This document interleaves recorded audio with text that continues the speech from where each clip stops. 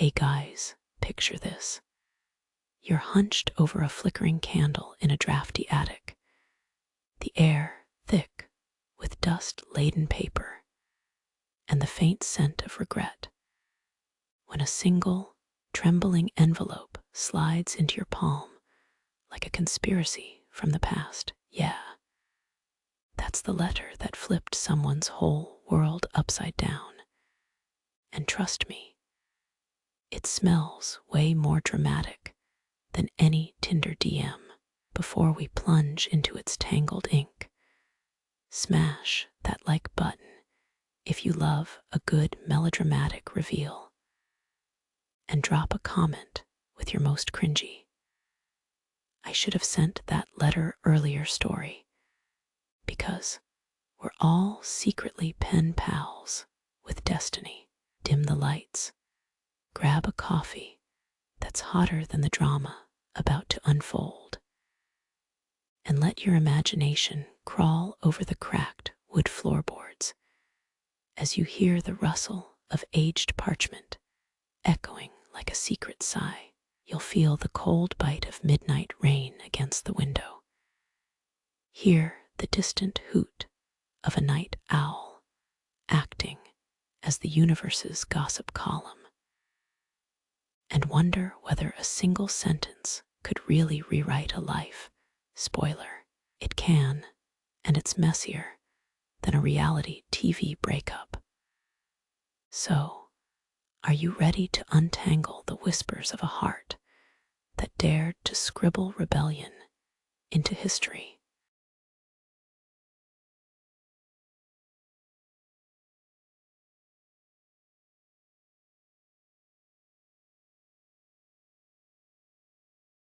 In the heart of Eldermore, where thatched roofs leaned close together, as if sharing secrets beneath the warm sunlight, life bustled with the charming quaintness of another time. Alina, with her wild auburn curls bouncing like a vibrant flame, danced through the village with brush and canvas ever at her side, her laughter ringing out like an enchanting melody. She painted not just the rolling hills and glistening streams, but the very whispers of her heart, a heart that beat fiercely for Rowan, the village blacksmith, whose hammer struck the anvil with a rhythm as steady as a lover's pulse. Their worlds collided like colors on her palette, yet an invisible chasm of class and duty stretched between them, igniting a yearning so fierce it could melt iron. Each glance exchanged was electric, a craving wrapped in a forbidden embrace, and thus began their secret saga, inked not in sky or stone, but in letters hidden away in an ancient oak's hollow embrace. As time slipped by like sand through fingers, the two lovers poured their souls into words, letters that fluttered like butterflies from the edges of their hearts. This old oak tree, gnarled and wise, became their confidant, a leafy sentinel that listened to all the sweet nothings and heart-wrenching confessions they dared to share. With every letter, they painted vivid dreams of a world where class could be shrugged off like an old cloak, where they could frolic freely amid fields and kisses. The tang of freshly forged iron mingled with the sweet scent of wildflowers in the air, while gentle breezes carried their unbreakable bond, a connection deeper than the roots of the ancient oak that housed their love notes. Oh, how they wrote of timeless art and endless passion, plotting a future where love could transcend the petty constraints of societal norms, if only for just a moment. However, life in Eldermore was as unpredictable as a cat on a hot tin roof, and danger loomed like storm clouds on the horizon. Rumors swirled through the village like a mischievous breeze, threatening to unearth their precious letters and the secret they held dear. Whispers danced through the marketplace, tainted with envy and judgment, as friends turned into curious onlookers, eager to pry into what lay behind closed doors, or rather, behind the rough bark of that ancient oak. Yet, instead of despair, Alina and Rowan found humor in their plight, crafting elaborate stories about their letters being a secret recipe for the world's most magnificent pie, or cherished tales of heroic knights. Through wit, they spun a web of laughter that wrapped around them like a warm summer day, momentarily shielding them from the cruel eyes of societal expectations. The evenings cloaked the village in a soft, golden glow, and under the watchful gaze of the stars, the lovers solidified their devotion through the flames of passion that flickered and danced within them. With each crackle of the fire, they declared their dreams in passionate prose, Alina yearning to travel beyond the hills, to capture the colors of sunsets from lands yet unseen, while Rowan's heart swelled with aspirations of building a forge that would create art, not just tools for the villagers. They scribbled visions of launching their own gallery, amid laughter and warmth, complete with wildflower bouquets as centerpieces and music that sang of freedom. Their hearts beat to the tune of defiance, laced with irony, crafting futures that stretched far beyond the inevitable chains of expectation. They believed in the power of dreams as fuel, and with each whispered promise, they stoked the fire of their quiet rebellion. But as any great tale warns, love, especially a secret one, often stands on the precipice of peril.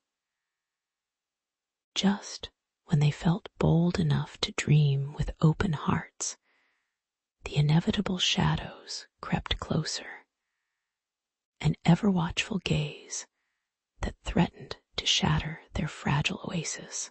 The weight of their unconfessed love pressed down like the weight of 1,000 anvils, heavy and relentless, reminding them that life was rarely a fairy tale, despite their best efforts to write one.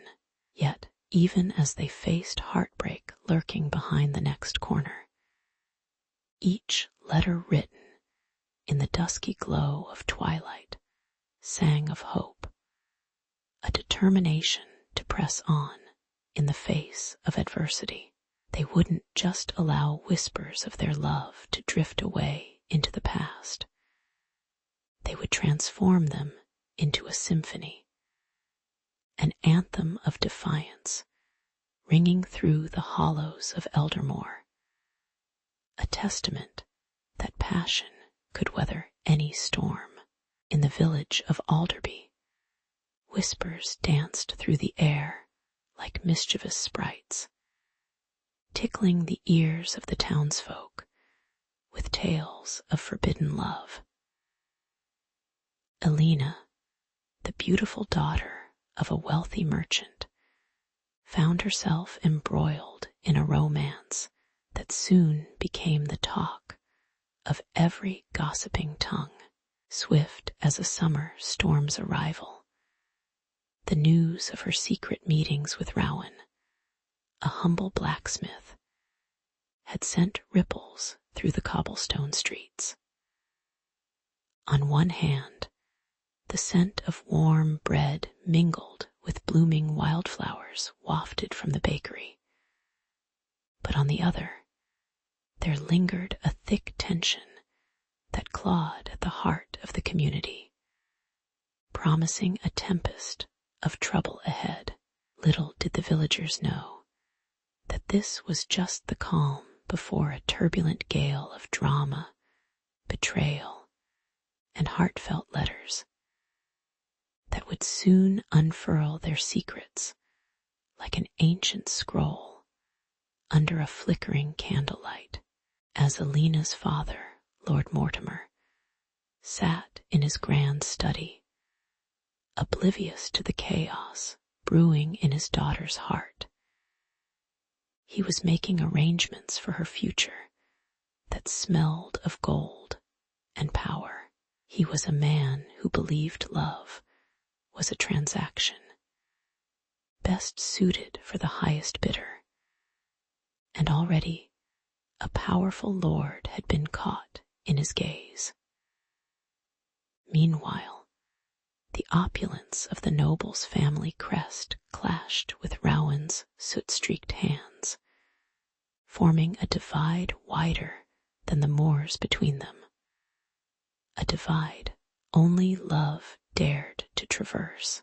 Rowan could feel the weight of judgment from his peers, each knotted brow a declaration of war against his quaint affections, and with each taunt or icy glare, it felt like a thunderclap echoing through his chest.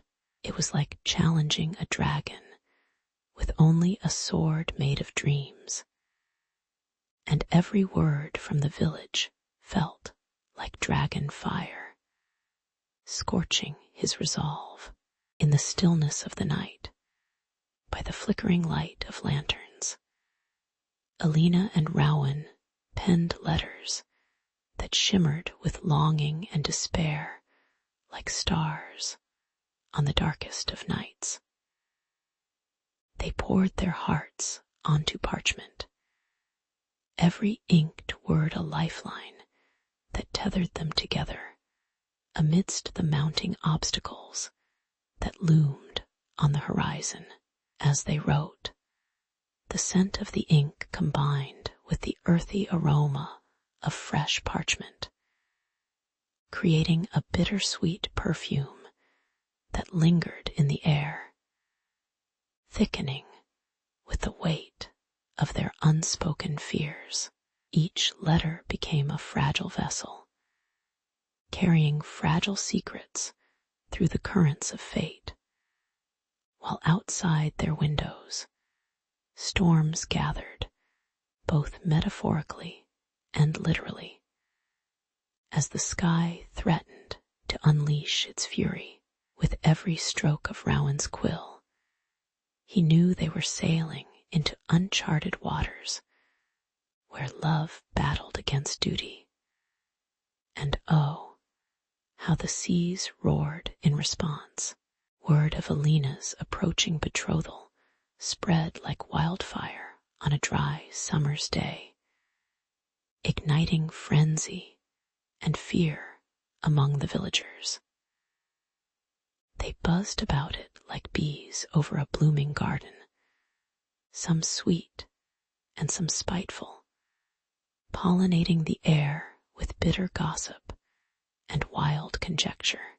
It was an irony sharp enough to cut, that a girl of such high status could fall for a simple blacksmith, much less one deemed unworthy by societal standards.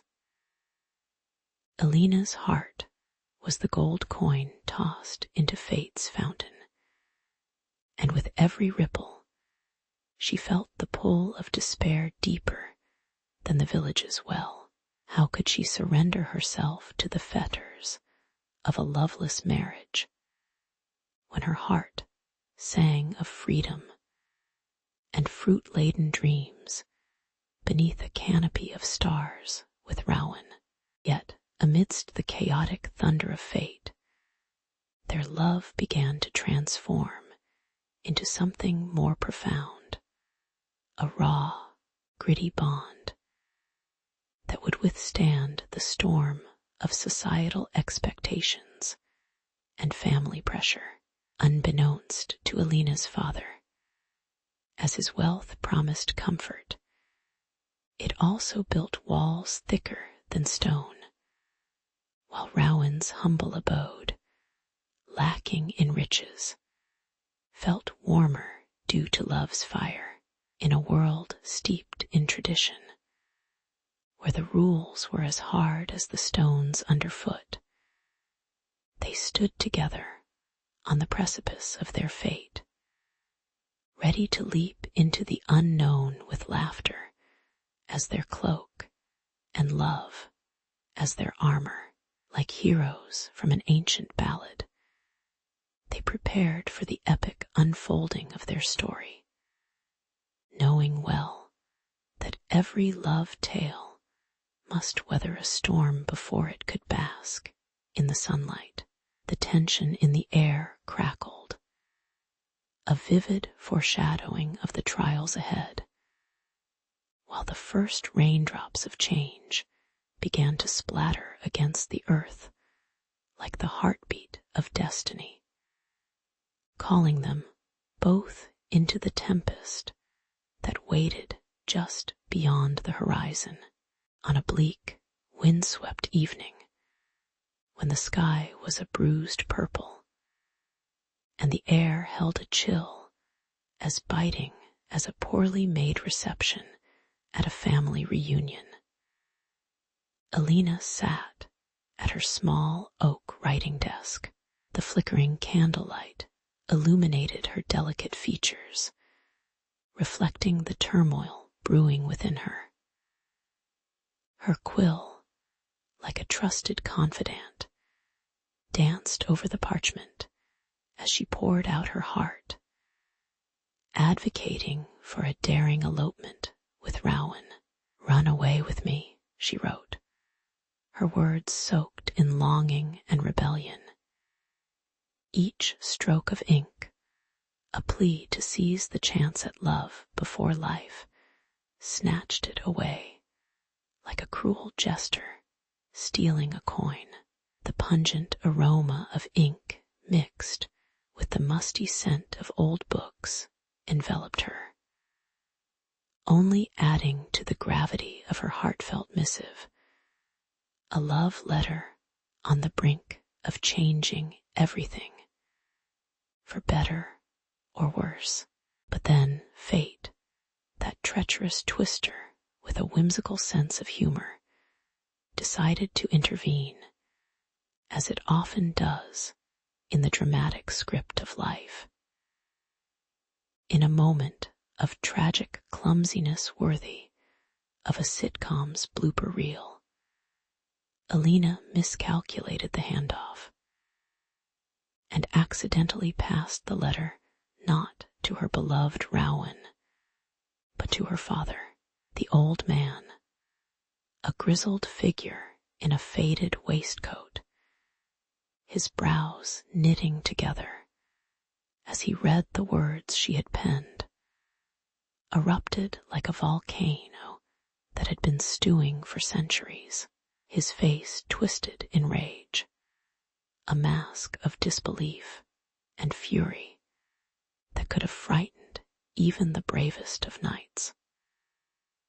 The stir of the wind outside seemed to echo his booming voice as he demanded to know how his daughter could even entertain such scandalous thoughts.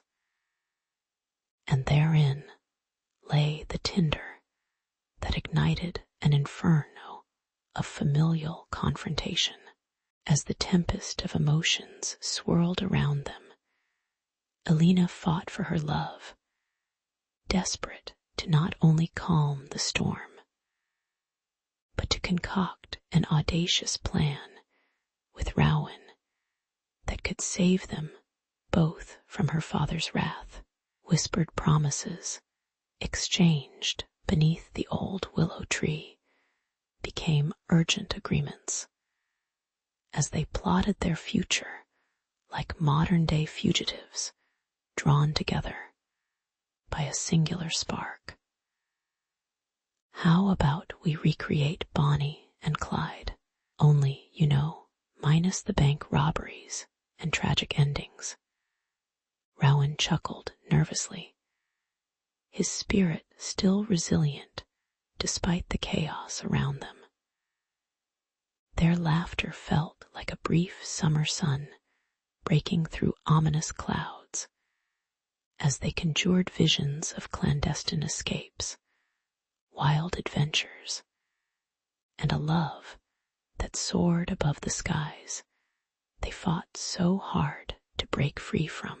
In the midst of youthful bravado and faint-hearted giggles, the weight of the impending confrontation loomed heavily in the air like an unwanted guest at a party who just wouldn't leave.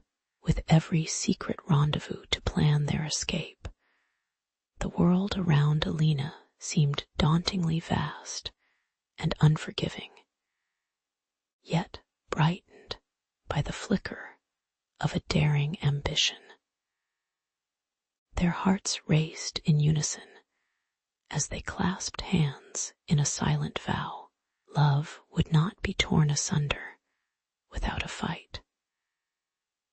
With the night air already thick with the scent of impending rain, it felt as if the universe was holding its breath, waiting to see how this tale of forbidden love would unfold.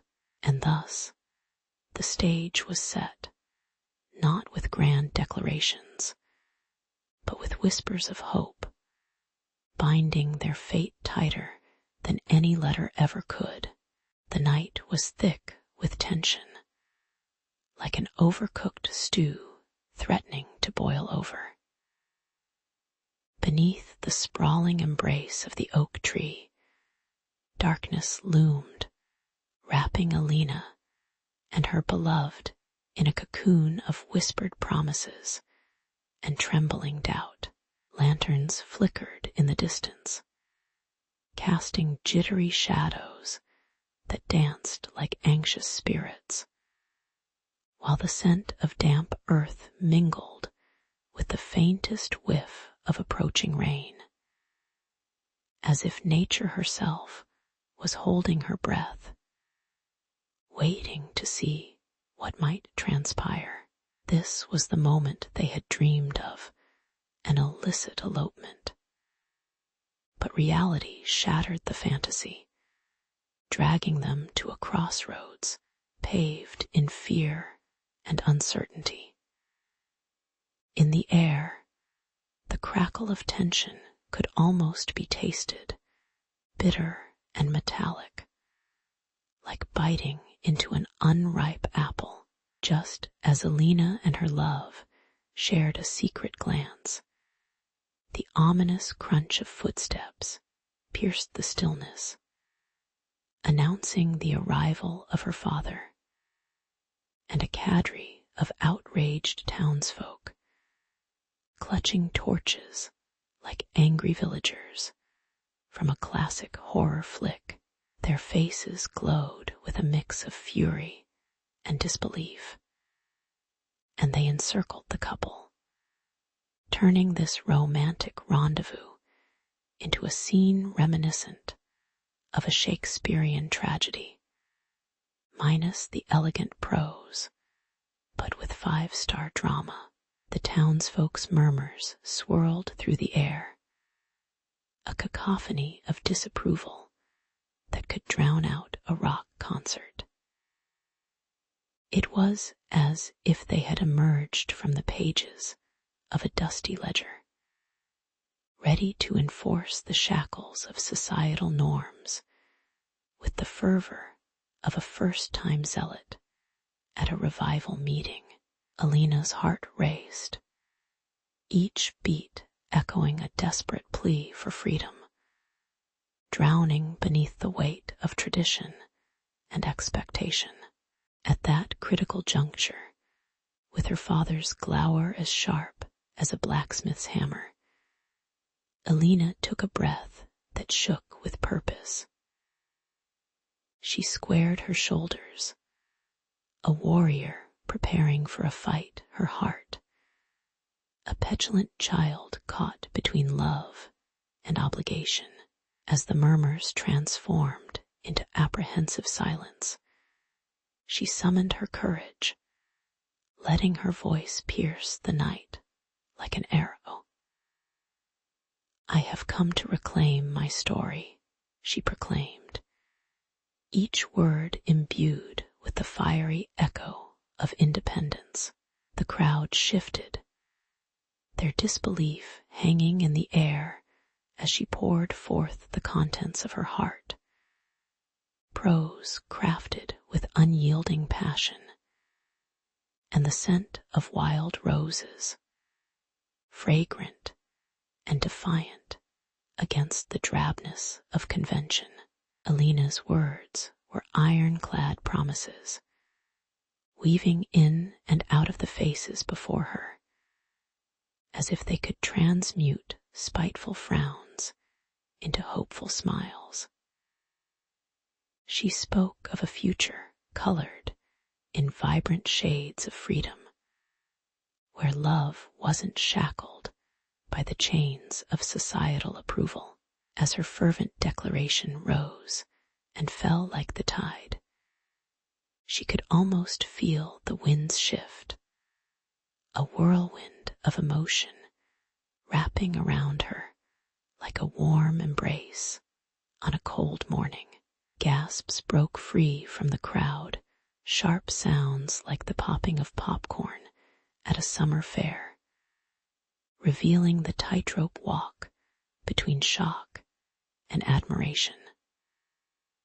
For that moment, she stood not just as a daughter, but as a voice for all suffocated by expectation. There was a hint of rebellion in the air, a fragrance of hope blooming amidst the fear.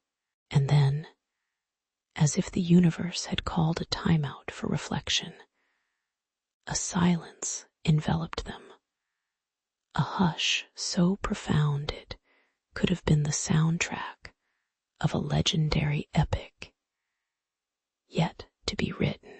The crowd shifted, unsure whether to rally against her or embrace the newfound possibilities she painted with her words.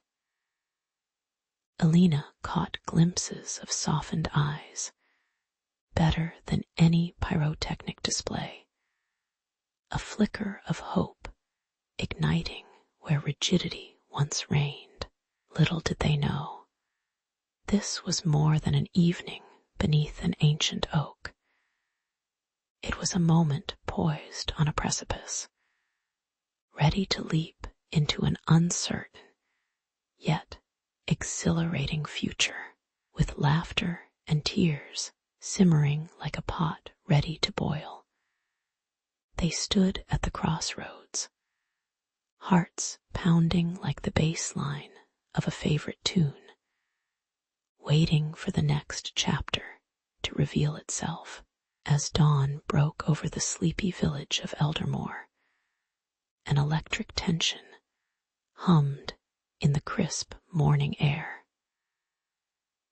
The confrontation that had unfolded just yesterday still echoed in the villagers' minds.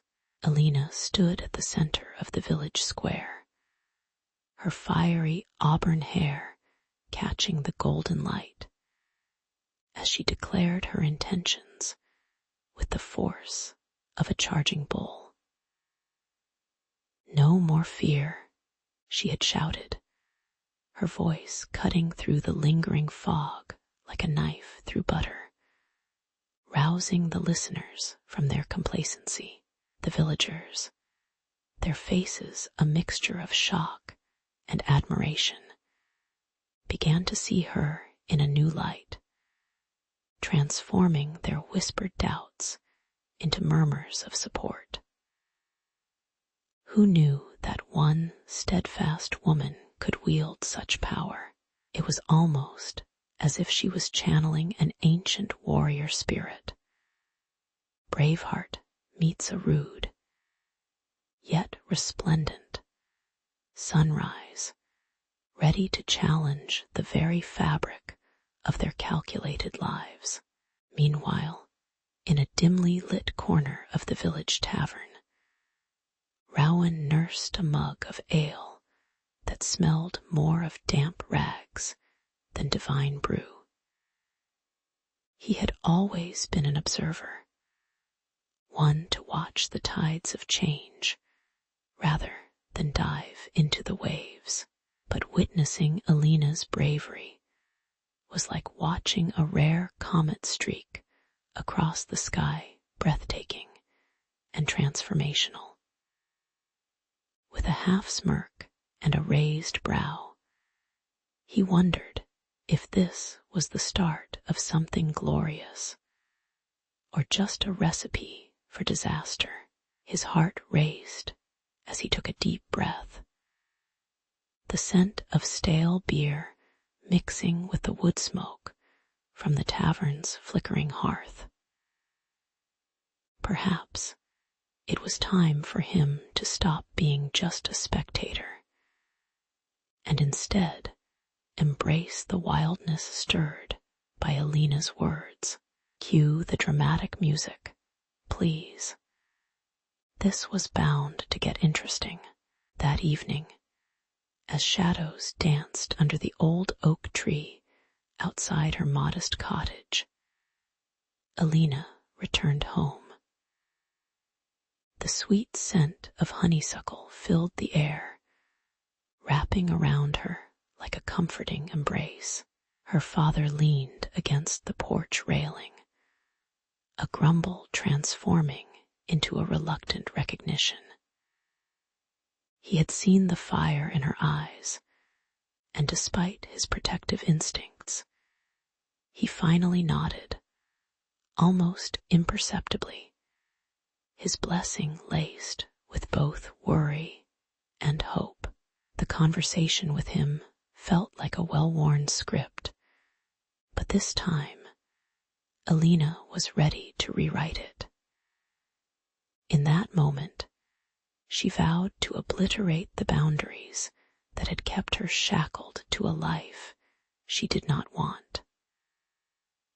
Love was her anchor. She would rise up, the dreamer turning into a doer, with her father's subtle approval echoing in her heart. Alina sought out Rowan that very night. Underneath a tapestry of shimmering stars, they met in a secret glade where the air danced with the laughter of unseen creatures and the scent of earth after rain, a heady perfume of possibility. So we really did it, huh? She teased, her eyes glinting like the fireflies buzzing nearby, electric with the thrill of what lay ahead.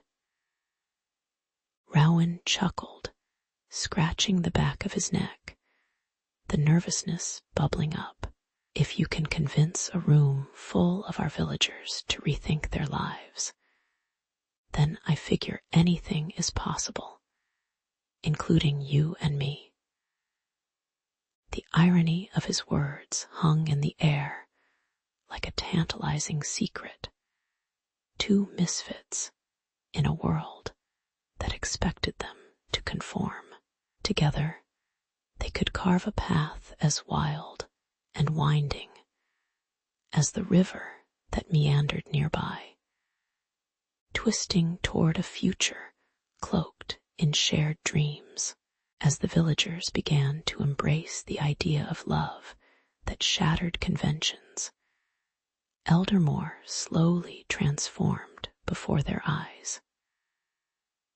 The cobblestone streets, once dull and mundane, now pulsed with whispered tales of passion and daring. The laughter of children rang out, mingling with the clanking of pots, as families celebrated newfound connections over hearty meals, smoked meat, and fresh bread, filling the air with tantalizing aromas that tempted even the most stoic of hearts. The village that had once clung to its traditions like a cat clings to a sunbeam was now daring to dance in the unpredictable wind of change, buoyed by the audacity of one girl's dream and the bravery of a boy willing to join her. And as the sun dipped below the horizon, painting the sky in shades of fiery orange and deep indigo, Alina and Rowan stood hand in hand, their hearts beating in rhythm to the magic of a new dawn. A love that not only challenged boundaries, but redefined them altogether. In the quaint and dusty town of Eldridge, where the air smelled faintly of hay, and forgotten stories lingered like cobwebs in corners. Young historian Clara swiped her hand across the surface of her late grandmother's attic. You'd think it smelled like mothballs and regret. But Clara had always loved the scent of old paper and bygone eras. As she rummaged through boxes filled with yellowed newspapers and knickknacks that looked like they dated back to the Stone Age, her fingers finally brushed against something strangely compelling. A diary. This was no ordinary diary. It felt like the kind of book one might find in a professor's secret stash, full of cryptic notes and oddities that made you suspiciously question everyone's motives. With a flick of the wrist, she blew off the dust, and her heart raced with the thrill of discovery, reminiscent of an Indiana Jones movie minus the whip and dramatic music. As Clara wiped the cover clean, the faded letters Eliza Hawthorne leaped out at her like an unexpected jump scare in a horror flick. She could almost hear the echoes of this revolutionary woman's voice, filled with determination and fiery passion, whispering that secrets lay beyond those fragile pages. Eliza, a name that danced on the edge of history, seemed to hold the weight of an entire nation's struggle against an oppressive regime. Clara's curiosity tingled at the edges of her consciousness, like when you eat too much candy and your fingers start twitching. Little did she know, within those yellowed pages sprawled an unseen world, ripe for exploration and revolutionary upheaval. As Eliza chronicled not only her personal battles, but the pulse of a nation's heartbeat as it rose against tyranny, with curiosity bubbling in her chest, Clara settled herself amidst the relics of the past and cracked open the diary. The musty scent that wafted into her nostrils was an intoxicating mix of ink and dusty memories, and she felt like she had just stepped into a time machine. Page after page, Eliza's words unfurled like a scroll of ancient prophecies, detailing clandestine meetings held under the soundtrack of creaking floorboards and hushed whispers. Each entry painted wild pictures of heroic faces determined not just to survive, but to thrive against all odds. Clara's heart raced faster than her Netflix binging sessions on a lazy Sunday. It was as if Eliza was not only speaking to her, but charging her with a mission, uncovering the truth that had been buried under layers of silence, like buried treasure, waiting for a savvy pirate wannabe to dig it up. As the sunlight danced through the attic window, illuminating motes of dust suspended in the air like tiny stars, Clara found herself not just an observer, but an active participant in Eliza's world. The struggles she penned were visceral scenes of desperation, and hope intermingled like sweet and sour sauce, leaving her heart heavy yet empowered. The diary unfolded secrets of a hidden movement, whispers of rebellion and camaraderie that had been all but forgotten. Until now, Clara felt a rush of irony wash over her. A historian digging through the past only to unravel something that could become the blueprint for the future. It was as if the universe had conspired to drop this treasure right into her unsuspecting lap, like the eccentric relative that shows up for dinner and ends up revealing the family's funniest anecdotes, a true gift wrapped in dusty paper. Realization struck Clara like a bolt of lightning. She wasn't just holding an old diary. She was clutching the key to a revolution, a catalyst for change sparked by Eliza's passionate penmanship. There, in the attic, surrounded by remnants of her grandmother's life, she felt the ghosts of the past whispering encouragement, insisting that her quiet town could rise to the challenge yet again.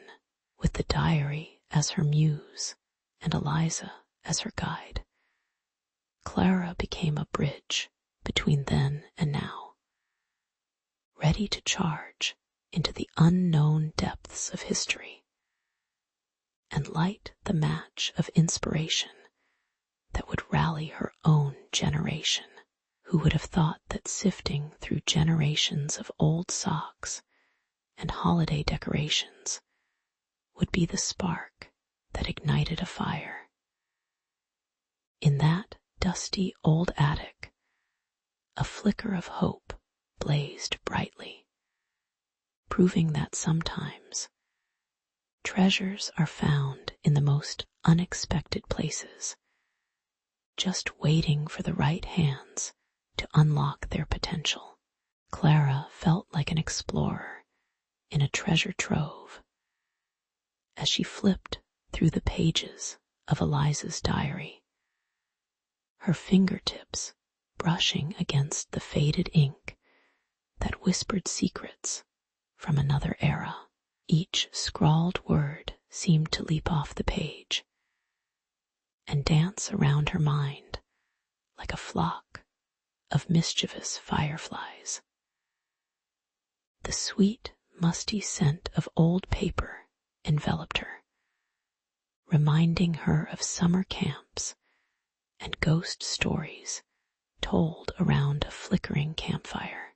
Eliza's tales of courage and rebellion caught Clara's imagination, igniting a spark that seemed too vibrant to be contained within the confines of history's pages. "This is no ordinary diary," she mumbled to herself, her heart racing with the rush of discovery. An Indiana Jones adventure minus the fedora, but just as thrilling, with her ever-enthusiastic sidekick Marcus, who always believed every good story deserved a messy adventure. They embarked on a mission to piece together the remnants of Eliza's revolutionary movement. After a few oversized cups of coffee that smelled like burnt rubber and tasted like hope, they bound together a plan that involved dusty libraries, crumbling archives, and a smattering of gossip from local historians who looked like they belonged in a Mad Max movie. Along the way, Clara's sense of purpose grew stronger than a caffeine high, especially when they discovered a community of descendants who felt the weight of Eliza's legacy on their shoulders. These passionate people, their voices echoing with the collective spirit of their ancestors, held vibrant rallies in dimly lit halls, crafting plans that made Clara's spine tingle. If only they could stop the bureaucratic buzzkills from squashing their enthusiasm like bugs under a boot. Yet, just as they began to brainstorm ways to resurrect Eliza's vision, the local authorities, who were about as welcoming as a bear with a sore tooth, caught wind of their project. Tension crackled in the air like static before a lightning strike, and Clara felt the shadows creeping closer, as though the ghosts of history were whispering warnings in her ear. The authority figures frowned upon whispers of rebellion, as if it were some sort of ancient curse they'd been sworn to guard against. Clara could almost hear their gruff voices sneering, "You kids, and your history lessons." It was ironic that the very people whose power depended on the past had become cultural saboteurs, terrified that change might rustle their neatly painted fences and perfectly manicured lawns. Despite the looming threat of the authorities, Clara and Marcus felt an intoxicating mix of fear and exhilaration swirling in their chests. It was the same feeling that gripped them during their late-night movie marathons, when superheroes triumphed over villains, but with fewer explosions. Except in this case, the stakes were real, and they were the unlikely protagonists, sneaking around like ninjas. If ninjas occasionally tripped over their own feet and laughed unceremoniously, they attended clandestine meetings fueled by pizza and passion. The descendants recounted tales of Eliza as if she were not just a name in a dusty diary, but a fiery spirit still dancing through their lives. Each story felt like a piece of a larger puzzle, and Clara clutched these fragments tightly, ready to assemble them into a battle cry that could echo through the ages. But with discovery came danger, and Clara soon realized that the authorities weren't just watching from a distance. They were sharpening their fangs, poised to strike if the rebellion began to gain momentum. The battle lines were drawn, and the stakes escalated beyond anything they had imagined, swirling around them like the whirlwind of 1,000 history books. Armed with nothing but their youthful idealism and a determination stronger than a double espresso, Clara and Marcus stood at the precipice of a fight that could redefine their community. The weight of Eliza's legacy pressed down on them, thrumming in their veins, daring them to take a stand for the invisible connections tethering the present to the past. As Clara tossed another glance at Eliza's diary, she felt the brush of an unseen hand urging her on. This would be more than a story. It would become their own chapter of rebellion. The air hummed with tension in Clara and Marcus's small town, a place where the echoes of revolutions past lingered like ghostly whispers, curling around cracked corners of old brick buildings. As they stepped into the dusty town hall, a fortress of forbidding authority, they felt as though they were walking straight into a lion's den minus the upbeat Disney soundtrack. Authorities armed with furrowed brows and clenched jaws prowled the halls, intent on shielding the past from the very people it once stirred to life. The warmth of their shared mission flickered under the icy glares aimed their way.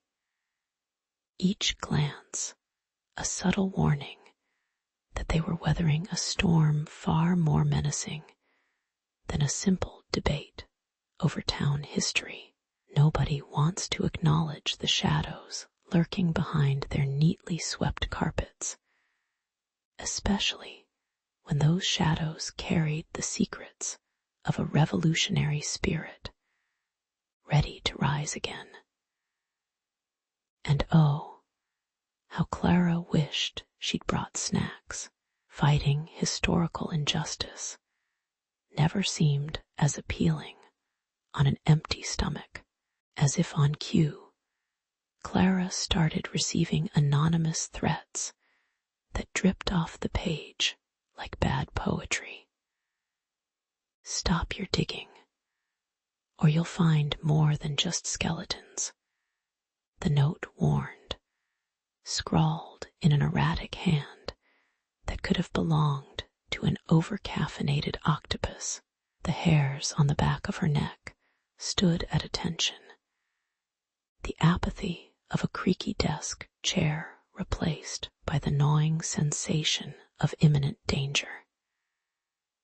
Yet, rather than deterring them, this danger only fueled their determination, like a superhero catching wind of a villainous plot. Clara, fueled by fiery resolve, began piecing together the fragments of Eliza's diary, a weathered artifact that seemed to hum with the energy of those who had fought before her.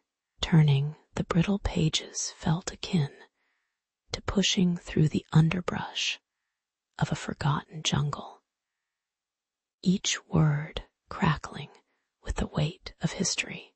Amidst the hostility, Clara and Marcus wrangled together a crew of descendant rebels. Muffled laughter filled the dimly lit basement they commandeered, a hidden sanctuary where the walls were adorned with flickering shadows and half-forgotten dreams. They gathered like a motley crew of lost toys from a dusty attic, ready to excavate long-buried truths and spark a new flame of justice. The smell of stale coffee filled the air, mingling with the electric buzz of burgeoning camaraderie, and for a moment the threats melted away like an ice cream cone in the summer sun. They spread Eliza's diary across a rickety table, each page revealing the forgotten voices of their ancestors that clamored to be heard.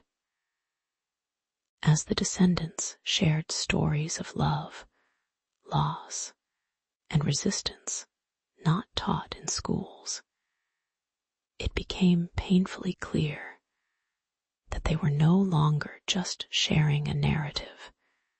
They were igniting a movement, one page at a time. The gravity of Eliza's words sank into the hearts of the attendees, stitching a collective fabric of resolve that pulsed with an undeniable beat. Like a band of misfit avengers assembling for one epic showdown, they drew strength from one another, knowing they needed to confront those who would rather bury their past than learn from it. "If you think this will scare us into silence," Clara declared, brandishing the diary like a sword in a medieval duel, "you clearly haven't heard our ancestors' battle cries." Each member's voice, steady and unwavering, became an instrument of change, blending together to compose a symphony of revolution, their blend of determination serving as the crescendo. With each passing moment, they shed their fears like autumn leaves, preparing to replant new seeds of hope for the town, and perhaps beyond. That night, they forged an unbreakable bond, echoing across the ages, a pact that whispered, "We will not be silenced." As Clara and Marcus surveyed their ragtag group, they felt as if they were steering the ship of history itself, one unwieldy, rusted vessel inching its way toward uncharted waters. A bittersweet taste filled the air, akin to how one might feel while sipping lukewarm cola. It was a strange mixture of hope and dread. The stakes were rising, and the irony was almost too rich to swallow. They were battling not just for their town, but for the right to resurrect a past that some wanted buried deeper than last week's pizza. But if Eliza's diary could hold the key to awakening their town's spirit, Clara had no doubt that they would labor until the morning sun broke the night, reminding them that shadows do not have to dictate the light. As the sun dipped below the horizon, casting golden hues that dangled like promises in the evening sky, Clara felt the weight of history press against her chest. The town hall stood before her like a sentinel, its wooden boards weathered yet steadfast, a silent witness to countless stories etched into its walls. Tonight was not just another meeting. Tonight, Clara and the descendants were ready to transform whispers of Eliza's past into a roaring shout of truth. With her heart beating like a drum roll of rebellion, she gathered her family, their faces a mosaic of apprehension and determination, each bearing the legacy of a woman who dared to speak when silence was golden. The scent of old paper and musty wood filled the air, blending with the tang of anxiety that shifted from one person to another. A palpable energy buzzing like unsettled bees in a hive. As Clara stepped up to the podium, the murmurs of the townspeople swelled and fell like the tide, anticipation crackling in the air. The room was packed tight, faces peeking from behind wooden pillars, eyes shining with curiosity and skepticism. With a deep breath, Clara began to weave Eliza's story, each word a thread, stitching together the past with the present. She spoke of the injustices her ancestor endured, the sweat and toil of lives skipped like stones across a pond of oppression, each splash resonating through the generations. The collective breath of the crowd caught in their throats as Clara painted a picture not just of wrongs, but of a community tied together by the scar tissue of shared experience, like a tapestry of wounds and healing.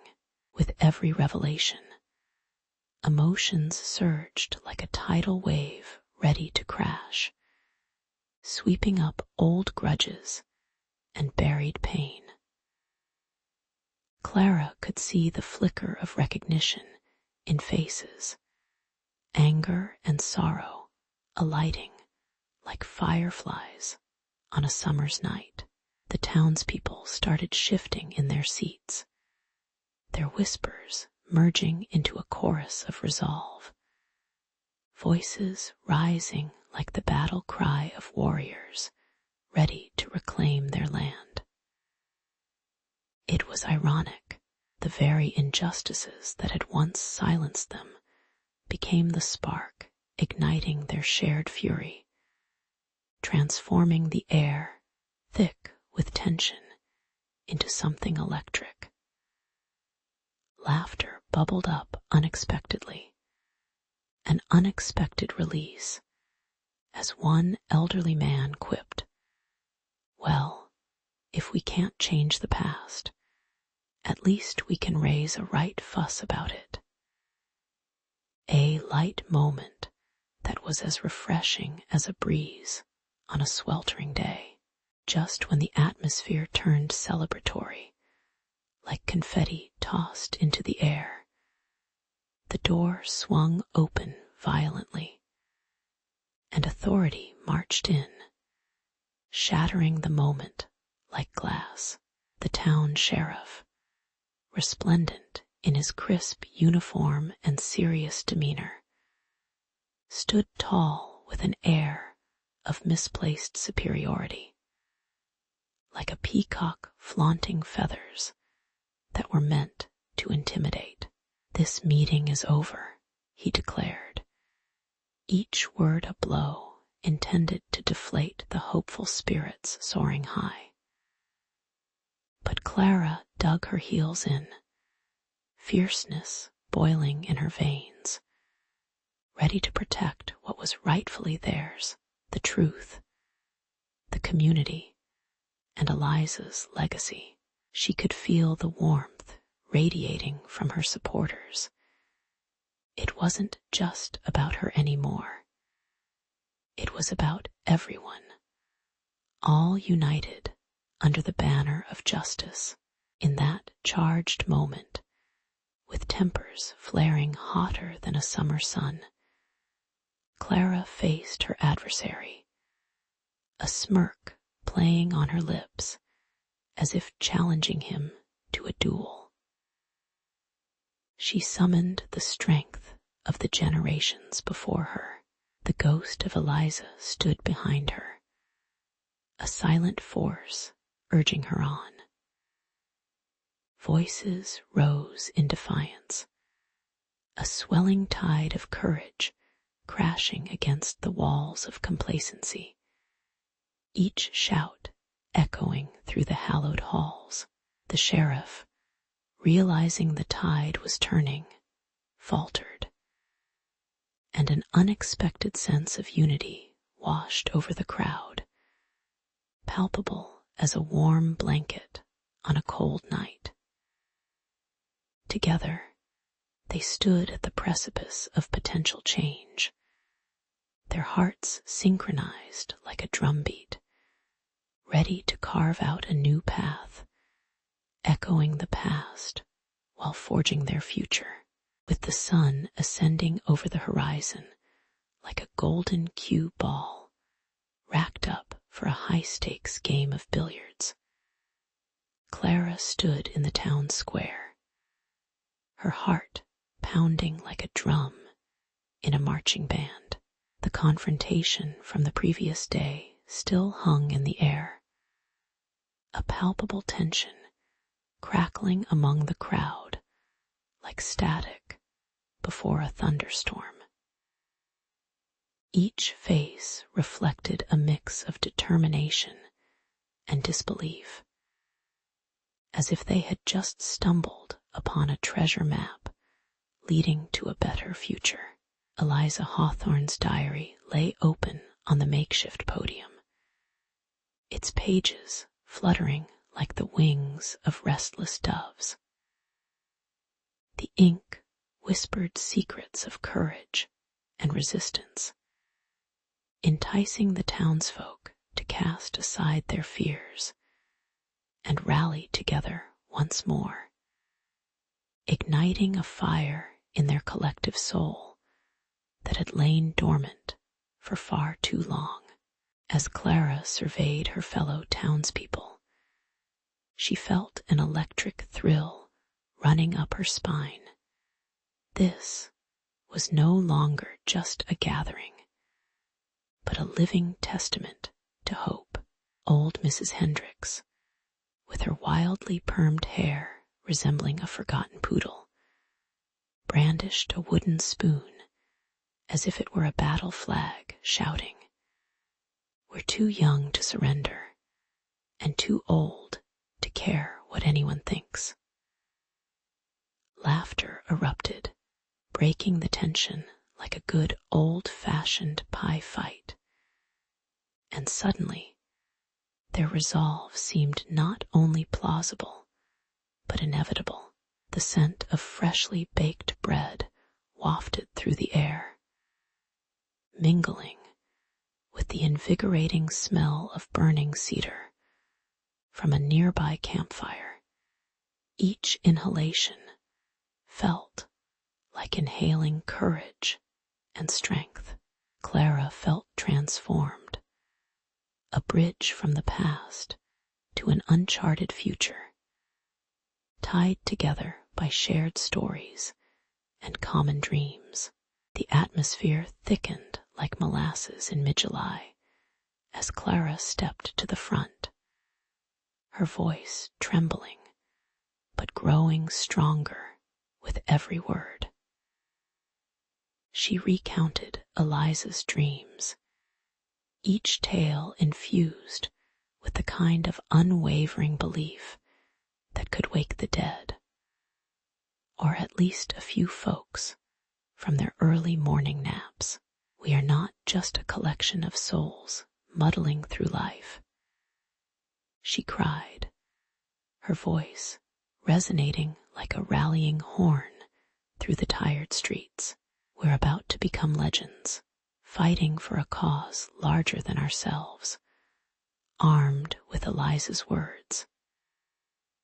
The townsfolk cheered, their voices intertwining into a beautiful chorus, each cheer blending together like various colors on an artist's palette, a vibrant tapestry of humanity ready to take a stand. In that moment of unity, Clara couldn't help but reflect on how far they all had come, and the wild frontier spirit they had reignited. The echoes of the past seemed to dance around them, swirling like autumn leaves in a brisk wind. As she looked at the faces surrounding her, she realized they were no longer just neighbors. They were warriors in this fight for justice. A child in the crowd, sporting a cape fashioned from a grocery bag, lifted a fist toward the sky and shouted, "To the future." It was almost comical, yet it underscored the gravity of their mission, each small voice contributing to a roar of hope that built up the walls of their resolve. Brick by brick, the movement that stirred to life that day was more than a fleeting rebellion. It was the beginning of a powerful wave, crashing against the old ways and carving a new shore for future generations. The town came alive with banners, songs, and laughter echoing through the streets like a symphony of chaos, a joyful uprising. As they marched forward, propelled by Eliza's legacy, Clara could feel the bonds of community wrapping around her like a warm blanket, keeping out the chill of doubt and fear. "Well, folks," Clara declared with a grin that could rival the Cheshire Cat, "let's make sure the only thing echoing around here is our laughter as we take a deep dive into the unknown." With that, the townspeople surged ahead, ready for whatever came next, fueled by the promise of a new dawn and the enduring spirit of those who had come before them. In the heart of Elder Grove, where the sun dipped low and painted the sky in shades of burnt orange and deep purple, lived Maylis, a queen of quilts. Her tiny cottage sat like a benevolent watchtower amidst the rustling trees that whispered tales of yore. From the moment the first frost kissed the ground, the air brimmed with the scent of freshly cut fabric mingling with the spiced aroma of cinnamon and wood smoke wafting from her hearth. Each quilt she crafted unfolded like a history book, where every stitch bore witness to the joys, sorrows, and the occasional scandal of the village. Picture this: a quilt with a bold, red square revealing the infamous love triangle of Farmer Rose and her goats. Oh, scandalous indeed. But maybe that's why it was his favorite quilt to snuggle under on cold nights. It kept the drama close to heart.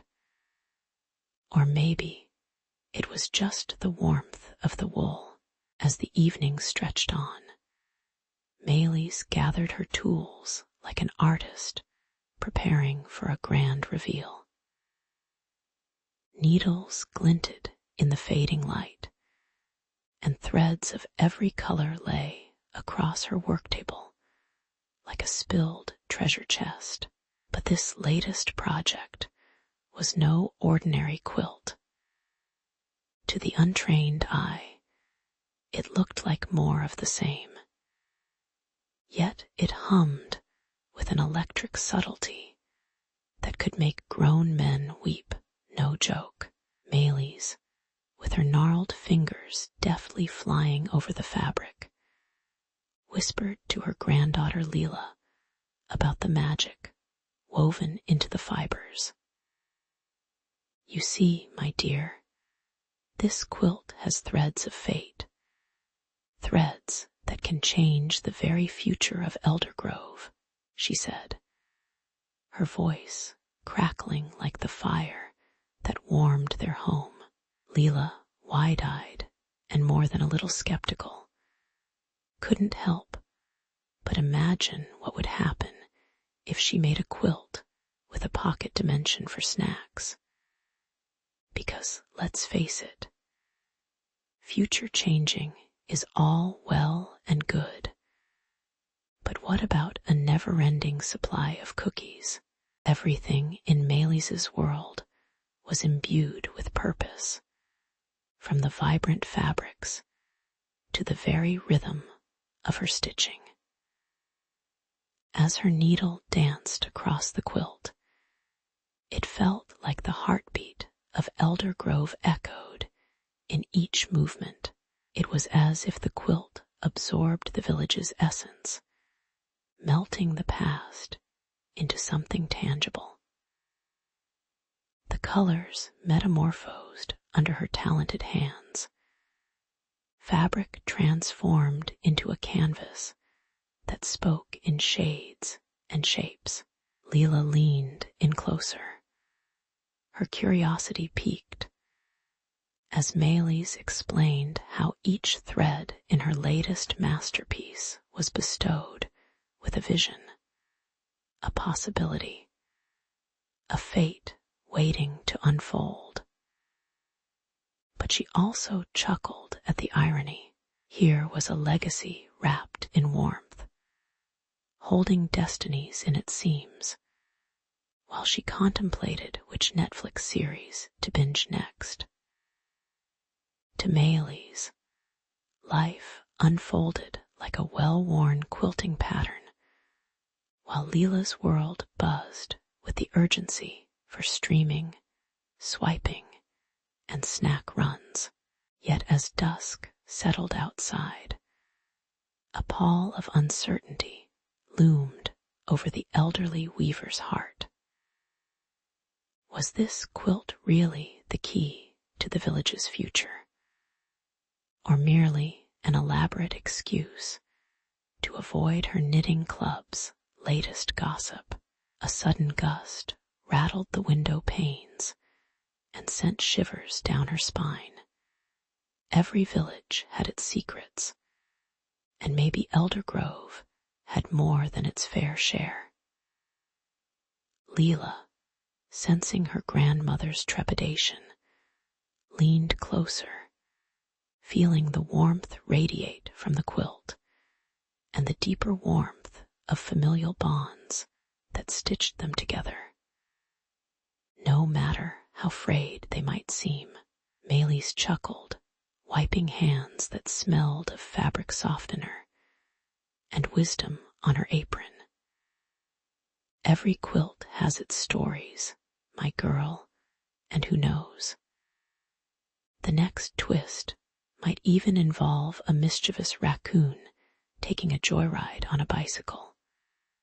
Because in Elder Grove, anything is possible. The quirkiness of small-town life framed their laughter, reaching out to cushion the weight of fate itself. As the fire crackled softly, sending tiny sparks dancing up the chimney, Maylies's hands continued weaving destiny into fabric, and Leela watched, entranced, like a kid watching their first superhero flick. Every moment packed with magic. With each stitch, the quilt grew into a rich tapestry of dreams and fears, aspirations and hesitations, the very essence of what it meant to be part of the vibrant tapestry of Elder Grove. Finally, the old woman paused, looking at her granddaughter with a loving gaze that danced like the flames in front of them. You will carry on this legacy, Leela. You will weave stories that only you can tell. Just remember, some threads are fragile, some are strong, and a few may even lead to the wildest adventures. So, create boldly, dear, and if you ever get bored, just add some funky dinosaurs. Their laughter echoed into the night, a promise of generations yet to come, as the weaver's legacy transformed into something entirely new, stitched with threads of fate and sealed with love. As Leela sat cross-legged on her grandmother Maylies's worn-out floor, the faint scent of lavender and aged wood wafted through the air. Sunlight streamed through the window, illuminating the quilting frame where colorful fabrics lay in disarray, reminiscent of a chaotic painter's palette gone rogue. Each piece told a story, woven together with threads of history, laughter, and of course, the occasional tear-soaked moment. "You see, Leela," Maylie said, her fingers deftly moving through the threads as if she were conducting a symphony. Each stitch captures a moment, a laugh shared, a storm weathered, a neighbor helped in need. Leela nodded, equally enchanted and overwhelmed, imagining her own clumsy stitches adding to this tapestry.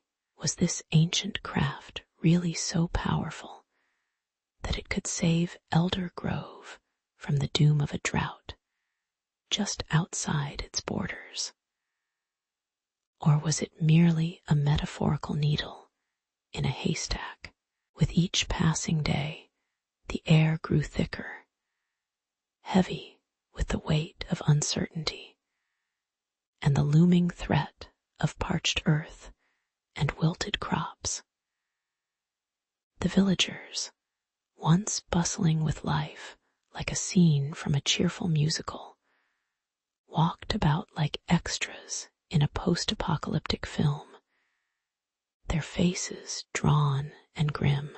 Leela's hands quaked as she threaded the needle, feeling the weight of generations pressing down on her. She had always assumed that sewing was a mundane task, akin to making your bed necessary, but not exactly inspiring. Now, as she worked the needle in and out of the fabric, it was as if she were conjuring the very essence of Elder Grove's fate with each swirl and twist of yarn, both a tribute and a burden. Why did it have to be so complicated? Couldn't they just sew a big happy smile over the whole mess? Maylie's, with her silver hair framing her wise face like a wise old owl's feathers, insisted that the quilt was no ordinary blanket. It was a protective charm, a warm hug for the village's soul. You see, Leela, this quilt, once finished, will whisper our stories into the very fibers of the earth. It will remind the skies to shower us with rain when the time comes, she declared, eyes sparkling with a blend of certainty and desperation. Leela couldn't help but think of her favorite superhero, battling against the odds to save the world. Except here, the weapon was a needle and thread, and the fate of Elder Grove hung in the balance like an old rusty sign creaking in the wind. Charging into battle against stubborn fabric was somewhat less exhilarating than wielding superpowers, but it seemed to be all they had. Her heart raced like a runaway stallion, caught between embracing this tradition and the intoxicating whisper of a normal 13-year-old's life. As the sun began its descent, painting the sky in fiery reds and purples, Leela found herself tangled not only in thread, but in the sticky web of emotion. Every stitch guided her through the intricacies of her village's tale, revealing eaves and whispers from her grandmother's past, the sweet laughter of neighbors, and the heartache of loss that shared the landscape of their lives. Do you remember the time we almost lost the market to that barnstorming raccoon? Leela exclaimed suddenly, her fingers clumsy as she tried to recall the funny incident that had everyone in stitches. Both metaphorically and literally, the tension broke momentarily, sunlight flooding the room with laughter as Maylis chuckled, her laughter echoing like the sweet chimes of a distant bell. Yet, with every giggle, Leela felt the gnawing anxiety creeping back like a villain, entering the final showdown. Would the very fragments of joy that connected her to her family's history be enough to stave off the impending darkness outside?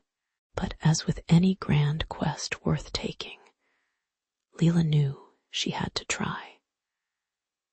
Clenching the needle like a knight gripping his sword, she took a deep breath, exhaling the remnants of doubt alongside the dusty air of tradition. She wouldn't just be sewing. She would be stitching together her dreams, her fears, and the hopes of Eldergrove, one tiny yet mighty stitch at a time. If the villagers could come together under the weight of shared burdens, surely she too could learn to weave both skill and spirit into this quilt. The rhythmic sound of the needle puncturing the fabric lined her thoughts like a drumbeat, urging her onward. Perhaps, just perhaps, completing this quilt was more than a task. It was the lifeline that would save her village from becoming just another faded memory in the annals of time. The sun danced through the window, casting golden rays over the cozy workshop where Leela had bundled herself in bales of colorful fabric.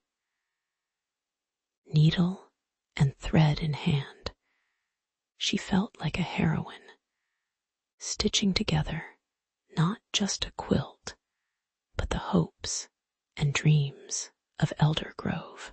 The sense of fresh cotton and lavender wafted in the air, a comforting embrace that stirred her imagination.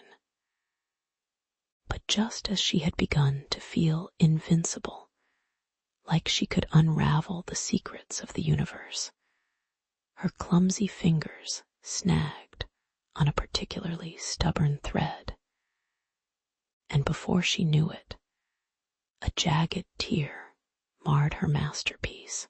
The sound was a soft rip, yet it echoed through her mind like a thunderclap, a herald of impending doom that seemed to laugh cruelly at her naive ambitions. As Leela stared at the gaping hole in the quilt, an ominous wind swept through Eldergrove, rattling shutters and carrying with it the whispers of misfortune. Farmers awoke to find their crops wilted, their once vibrant fields now a patchwork of faded despair. The neighbors, accustomed to laughter and camaraderie, began to squabble over petty grievances, their voices rising like the tempest outside. Leela couldn't escape the irony. One small mistake in her little workshop unleashed chaos, as if she had cracked open Pandora's box with the mere flick of her wrist. And the universe, it was laughing. She was just too busy trying to fix the quilt to catch the joke. In the town square, the scent of charred bread wafted through the air as the baker cursed the stubborn oven that had refused to cooperate. With each failed batch, the atmosphere thickened with frustration, making the townsfolk as irritable as hungry bears in springtime. Leela tried to explain her plight to her neighbor, Mrs. Hargrove, the resident knitting queen, who raised a skeptical eyebrow and huffed like a disgruntled pufferfish.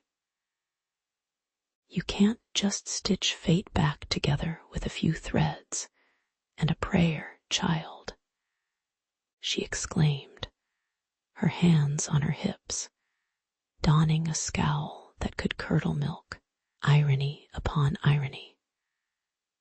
Leela felt as if her small tear had turned her vibrant world as gray as the storm clouds gathering overhead.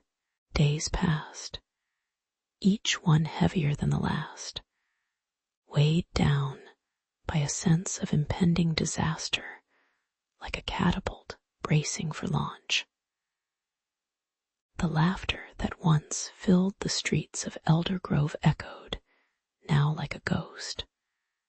The joy snatched away as the one-site community began to fray at the seams. Leela wandered through the town, the sights of empty stalls and furrowed brows cutting through her heart like sharp scissors, snipping away at her resolve.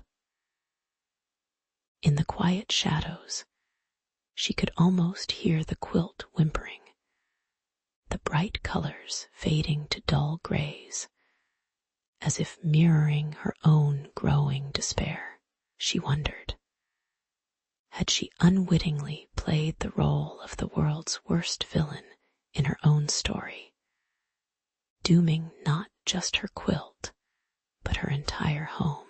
As Leela sat alone in her workshop, the weight of her misstep pressing down like an anvil, a spark of defiance flickered within her. Maybe she couldn't weave the fabric of fate back together perfectly, but perhaps, just perhaps, she could attempt to mend the rip in more ways than one. With renewed determination, she picked up her needle and a fresh stack of fabric, this time with threads of bold colors that spoke of resilience. The quilt would become not just a symbol of her mistake, but a testament to her strength, patching together the broken bits of Elder Grove, one frayed edge at a time. Amidst the chaos, Leela realized that sometimes even the torn fabric of fate could lead to a new story waiting to be stitched together. As the clock ticked towards midnight, Leela found herself standing before the quilt like a time traveler confronted by the tapestry of ages past. An aura of both dread and anticipation seeped into her bones. She could almost hear the whispers of her ancestors echoing through the threading, their stories waiting to be stitched back together. Panic bubbled within her. But this was no ordinary quilt. It was woven from the past, and it bore the weight of unfulfilled dreams and lost hopes. With each fraying edge, Leela felt the coil of responsibility tighten around her heart, urging her to face the daunting history of those who came before her. This is no fabric softener commercial, she thought with a wry smile. This is life, and life demands action.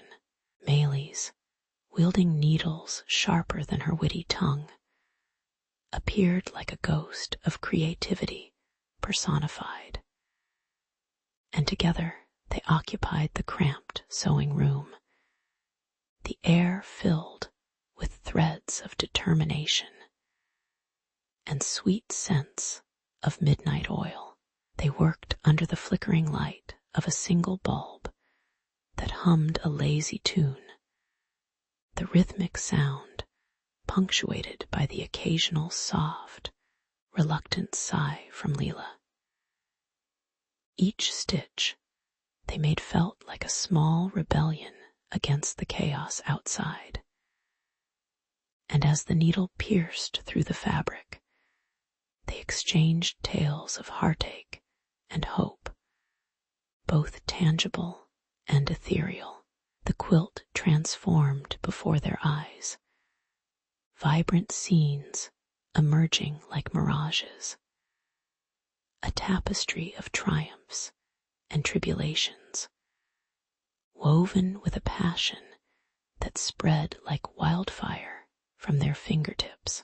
Who knew stitching could be this cathartic?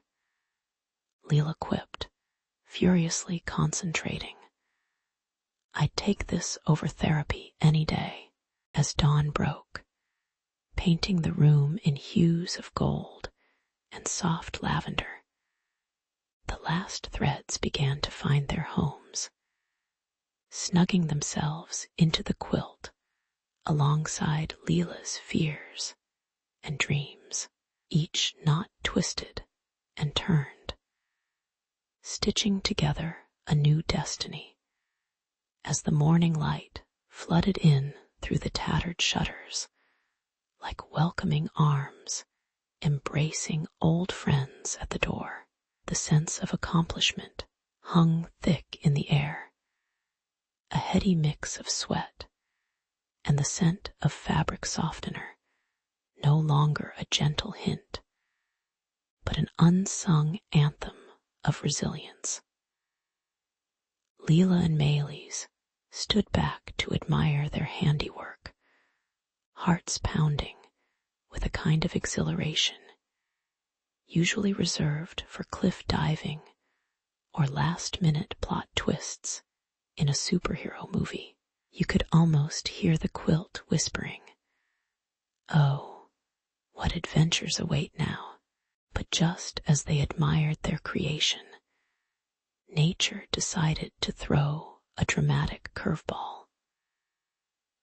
Suddenly, the storm that had lingered on the horizon surged forward like an overenthusiastic crowd at a concert, fierce and magnificent.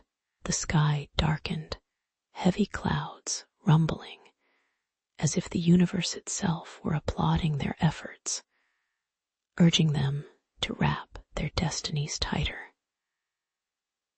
Leela felt the first few drops of rain splatter against the window, bringing the scent of earth and hope fresh and invigorating. The smell of magic on the breeze. What is this? A Weather Channel special? Maylis joked as they watched nature imitate art, desperately hoping their quilt was the star in this unlikely production, with thunder echoing like the drum roll of a cosmic fortune teller.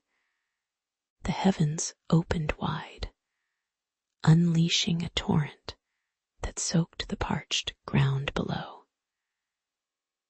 Leela felt the vibrations of hope surge through her like a shot of espresso on a Monday morning. The rain poured down as if it were conspiring with the quilt to change the very course of their village's fate. It's not just a quilt, Leela proclaimed with wide eyes, wonder igniting her spirit. It's a freaking time machine. As the droplets danced on the windowpane, She realized that sometimes, just sometimes, a patchwork of fabric stitched with love could lead to a transformation that even destiny could not resist. The storm outside was no mere coincidence. It was a sign, a proof that they had captured the very essence and spirit of their desires. And the world awaited eagerly to see what they would weave next. With the sun peeking over the horizon, casting warm golden rays on the village of Eldergrove, Leela stood before the newly completed quilt, her heart pounding like a drum at a festival. The vibrant colors, crimson reds, ocean blues, and sunset oranges, danced like flames in the early morning light, each square whispering tales of love, hardship, and triumph. She could almost hear the quilt hum a soft tune, resonating with the laughter and tears woven into its very fabric. This wasn't just a blanket. It was an entire saga stitched together, ready to be unfurled like a scroll of ancient wisdom. And right then, Leela fully understood that she was now a part of something bigger, a tapestry of lives, intertwining in rhythm, just like those comedic duos in buddy cop movies, where chaos often morphs into camaraderie, but with far more sequins and fewer explosions. As the villagers gathered around the quilt in the square, their faces glowed with a renewed spirit, each one radiating pride not seen in years. They crammed together like sardines in a can, all eager to take in the vivid stories told in fabric. Old Maylies, with her hair as wild as a thunderstorm, stood tall beside Leela, beaming with a fierce maternal pride. She gently placed a hand on Leela's shoulder with a weight that was somehow both comforting and immensely powerful. The quilt wasn't merely a symbol for the villagers. It was a beacon, a lighthouse guiding lost souls back to shore, where the tide of community could embrace them, even if they smelled a bit like last week's catch from the lake. Leela felt a flutter of recognition blooming in her chest as Maylies spoke about the art of weaving stories. The older woman was entrusting her with a legacy that had been passed down like an heirloom. But the weight of that promise was lighter than Leela imagined. Every thread tells a tale, my dear, and even a single knot can change the course of fate, Maylies chuckled, her voice reminiscent of gravel crunching underfoot as she gestured enthusiastically to the quilt. Leela couldn't help but laugh, picturing a thread as a conscientious life coach, coaxing stubborn dreams into action. Suddenly, each stitch seemed less like a task and more like a spirited dance, an invitation to shape destiny with colorful creativity. In the stirring kingdom of Eldoria, the air crackled with an intensity that could rival an overcooked thunderstorm.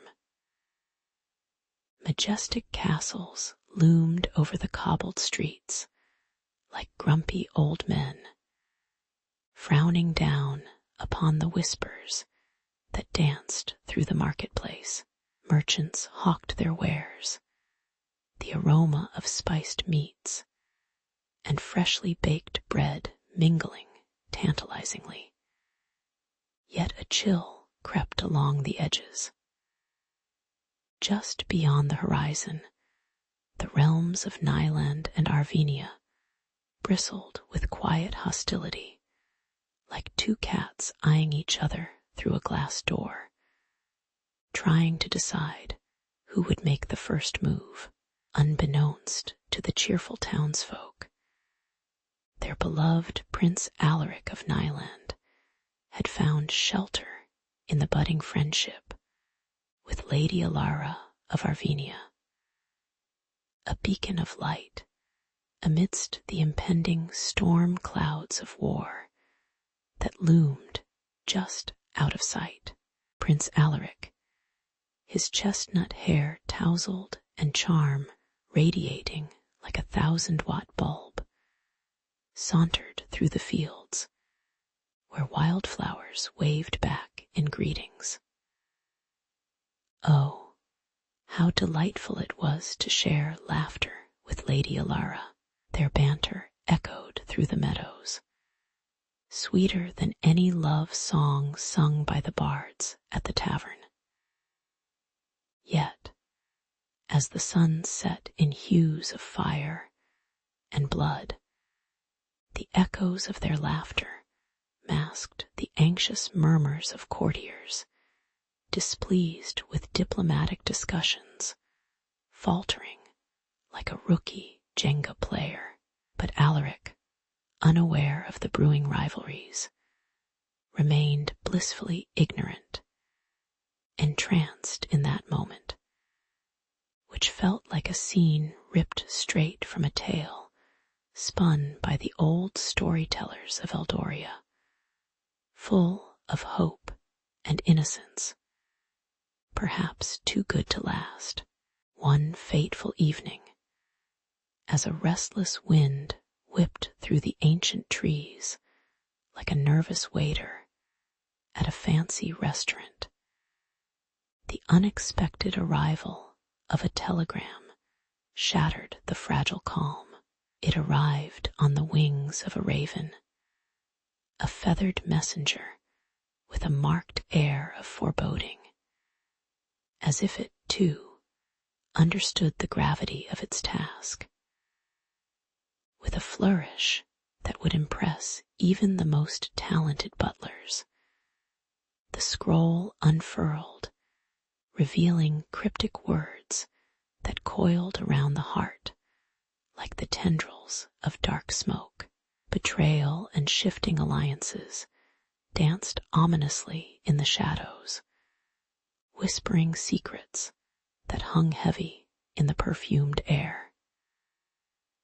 If gossip were a currency, the kingdom was rich, and the telegram was the catalyst that could turn allies into enemies faster than you could say, Game of Thrones. As Alaric read those weighty words, his heart plummeted like an unfortunate boulder tossed off a cliff. The mystery embedded within the telegram felt like a treacherous movie twist that none of the castle's residents could have anticipated. He looked at Alara, her golden hair shimmering in the dying light, and he realized that joy and dread now wrestled within him, as if they were two gladiators in a Roman arena. How ironic that the only solace he'd managed to find would now be the thorn in his side, and the growing rift loomed larger than a dragon's shadow. Their laughter, that once blended with the songs of joyous birds, transformed into a haunting melody, echoing in his mind as he searched for answers that slipped away like grains of sand through fingers. Thus began the tumultuous unraveling of bonds once thought unbreakable. tethered by mere human folly and the unpredictable nature of allegiances.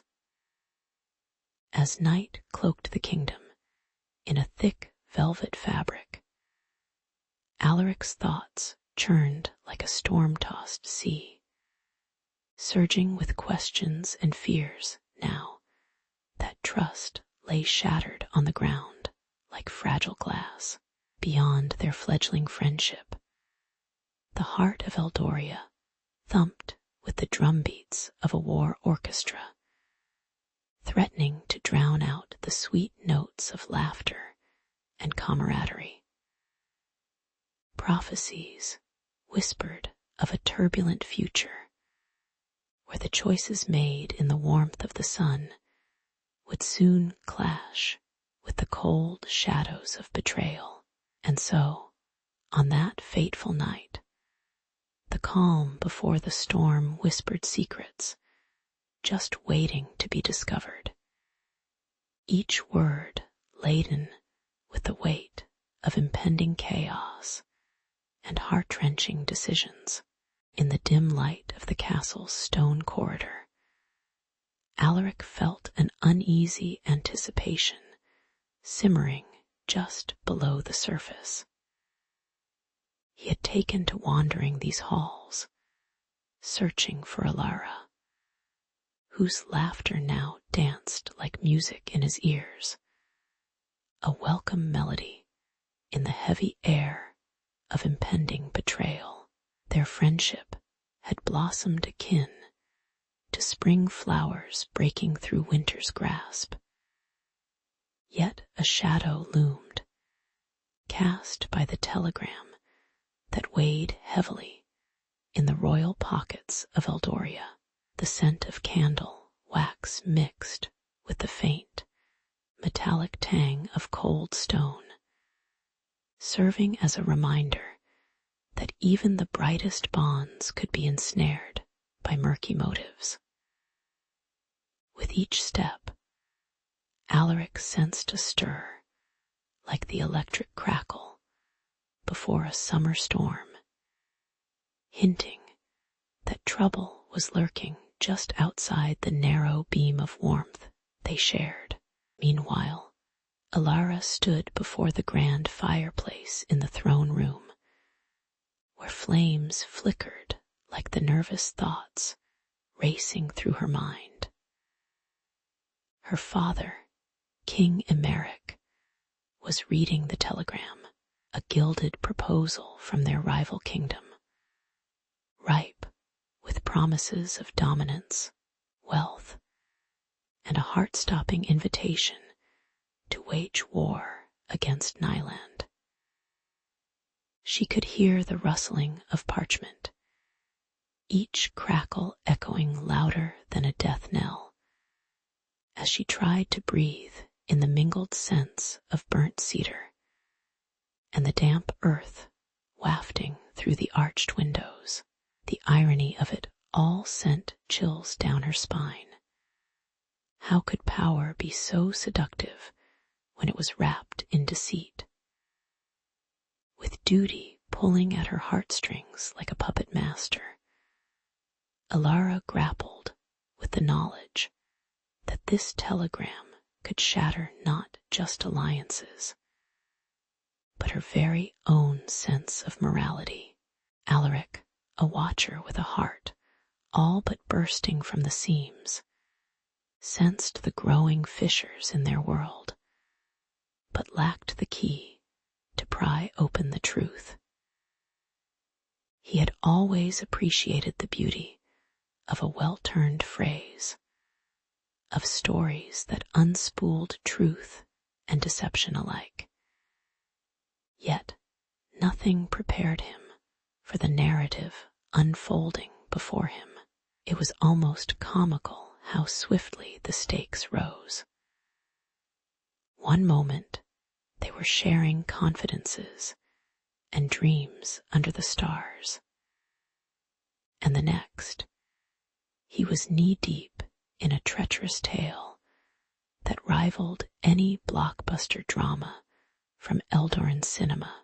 With every passing moment, He felt like the hero in a tragicomedy, destined to uncover a plot that could lead to a sort of Shakespearean chaos. The tension simmered. He could almost taste the remnants of burnt offerings on the air, the last vestiges of candor, consumed by the fire of ambition. Alara, torn between her heart's desire and the chilling weight of her father's expectations, wished to escape this web of political thorns that threatened to ensnare her. The throne room felt like a gilded cage, its opulence now a cruel reminder of the darker sacrifices expected of her. She envisioned a life away from the cold facade of duty, where love was not overshadowed by the looming shadows of alliance and war. In those moments, she fleetingly wondered if Alaric would want to run away with her, concocting ridiculous schemes like the protagonists from their favorite stories, escaping under the cover of night, perhaps even with a stolen horse or two, with a wink to fate. But alas, this was no fairy tale. She was ensnared in the cruel grip of loyalty, as unyielding as the stone walls surrounding her.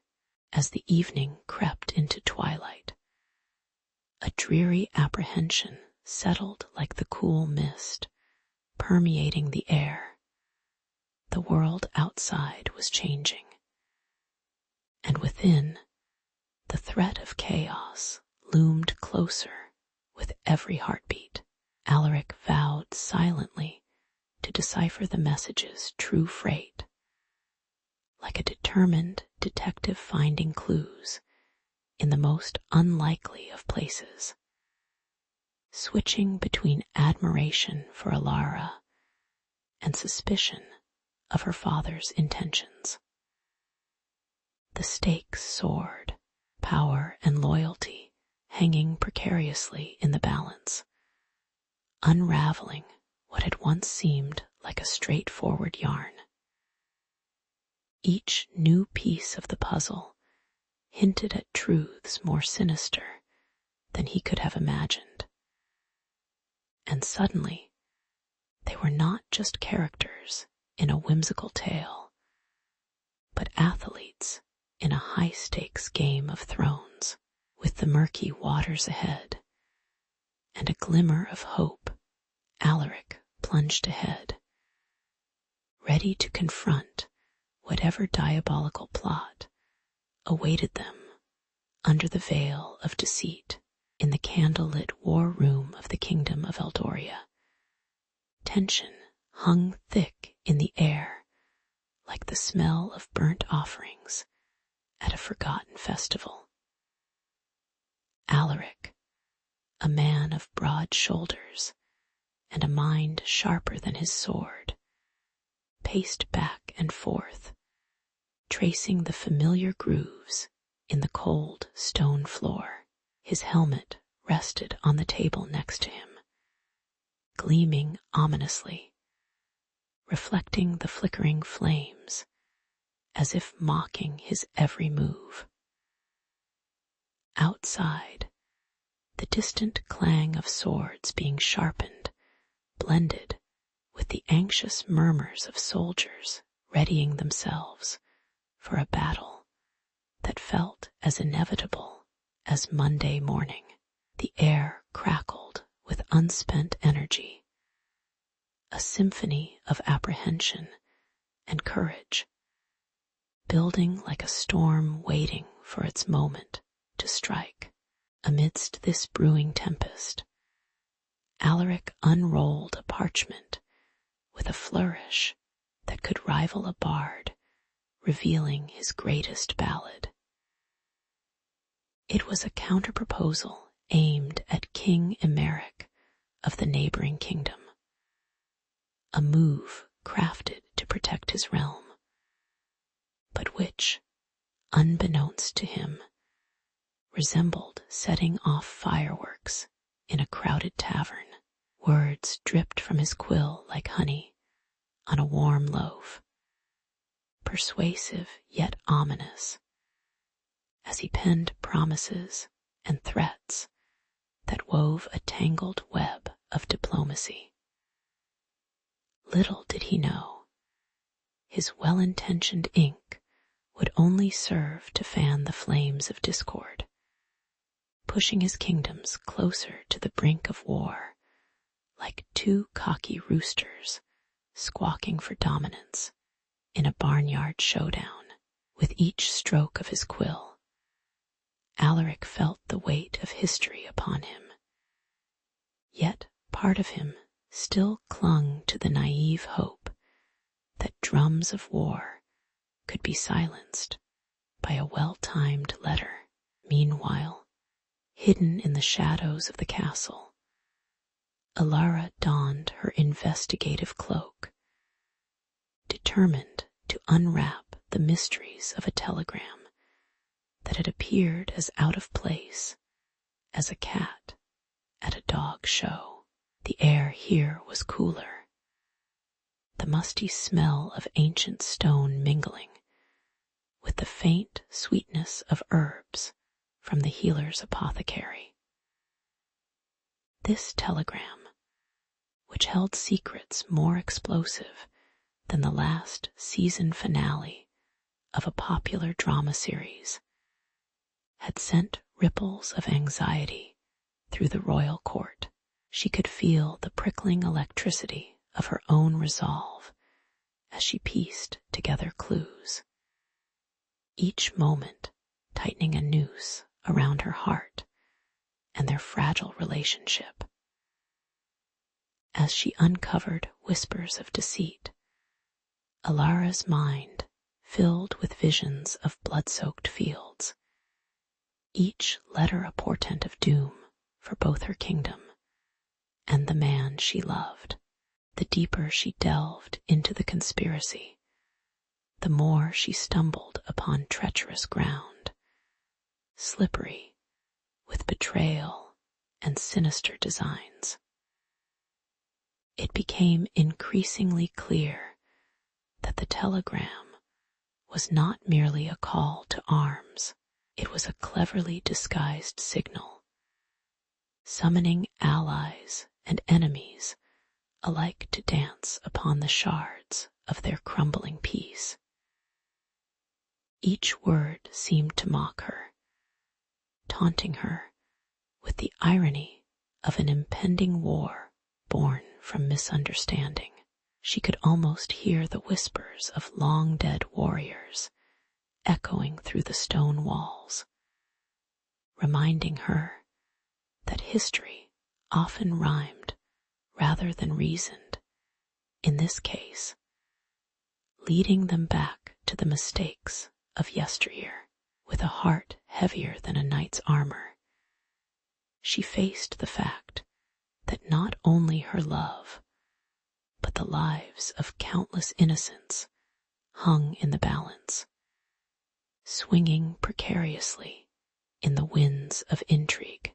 As tensions reached their zenith, Alara knew she had to act. Time was as fleeting as a shadow at dusk, and she could almost taste the iron tang of fear mingling with her desperation. If she didn't reveal the truth before the ink on Alaric's proposal dried, it could spell doom, igniting a war that would echo through the ages like poorly placed echoes in an empty hall. And so, with determination etched across her face, she steeled herself for the confrontation ahead, ready to tackle Alaric and his noble absurdity with armed words. Hopefully, before the castle doors swung open to the sound of clashing blades, the weight of the nation rested on her shoulders. But that day, it seemed, she would be the one to whisper the truth into the impending storm, hoping against hope that she'd find a way to calm the brewing tempest.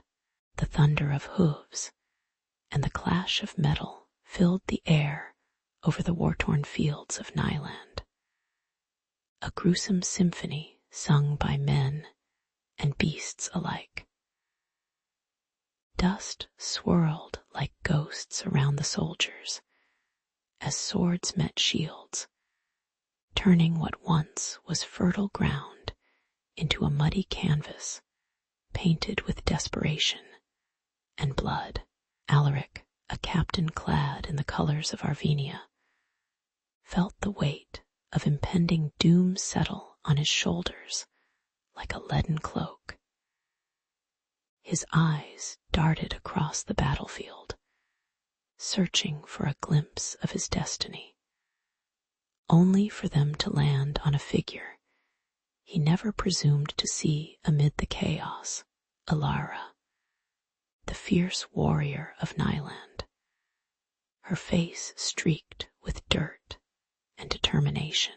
It was as if the universe had slammed two fragile pieces of glass together, both poised to shatter under pressure, yet somehow still able to gleam dangerously in the sunlight of the whirling carnage around them. In that fleeting instant, everything froze, as if the gods themselves paused the bloody ballet of war to let Alaric and Alara confront the twisted fates that had orchestrated their paths. The memories of laughter shared over shared meals now felt like a distant echo, drowned out by the rising tide of betrayal in their hearts. The telegram that had set their nations ablaze suddenly became a knife, stabbing deeper than any sword could, cutting through armor, through honor, through their very souls. How did it come to this? Alaric gasped, his voice cracking under the weight of revelations that had been whispered behind closed doors.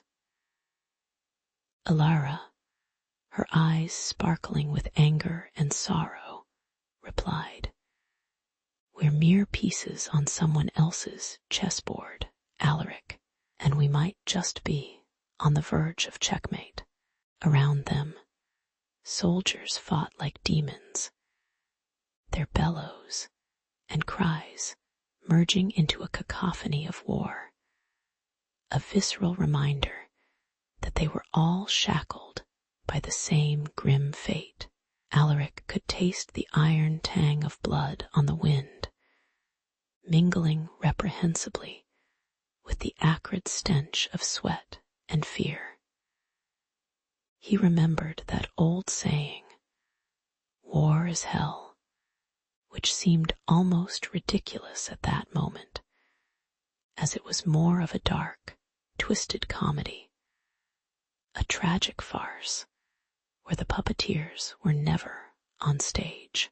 With each clash of swords, each scream of the fallen, the truth began to resonate, swelling against the tide of their despair. Uniting their forces, they realized, could rip down the curtain hiding the powerful puppet masters who had twisted their destinies into a macabre dance of warfare. "So, what now?"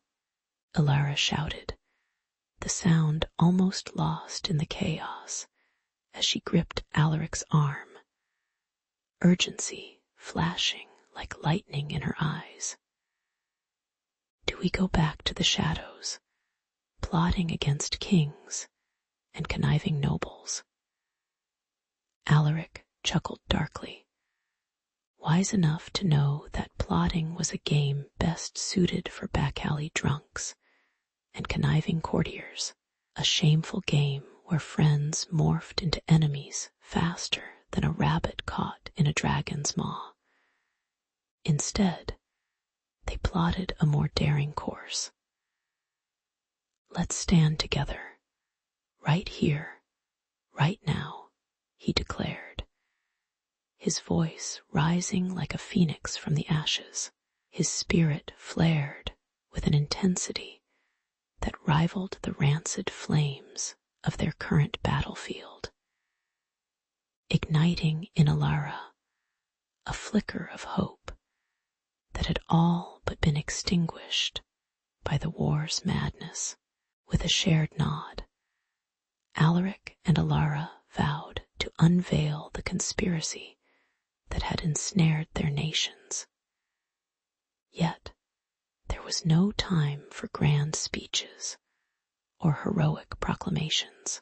The battle raged on. Blood still spilled across the fields, but they stood united against the tide. Two warriors against a backdrop of chaos. The scent of smoke hung heavy in the air. It choked them anew, a bitter reminder of the stakes involved.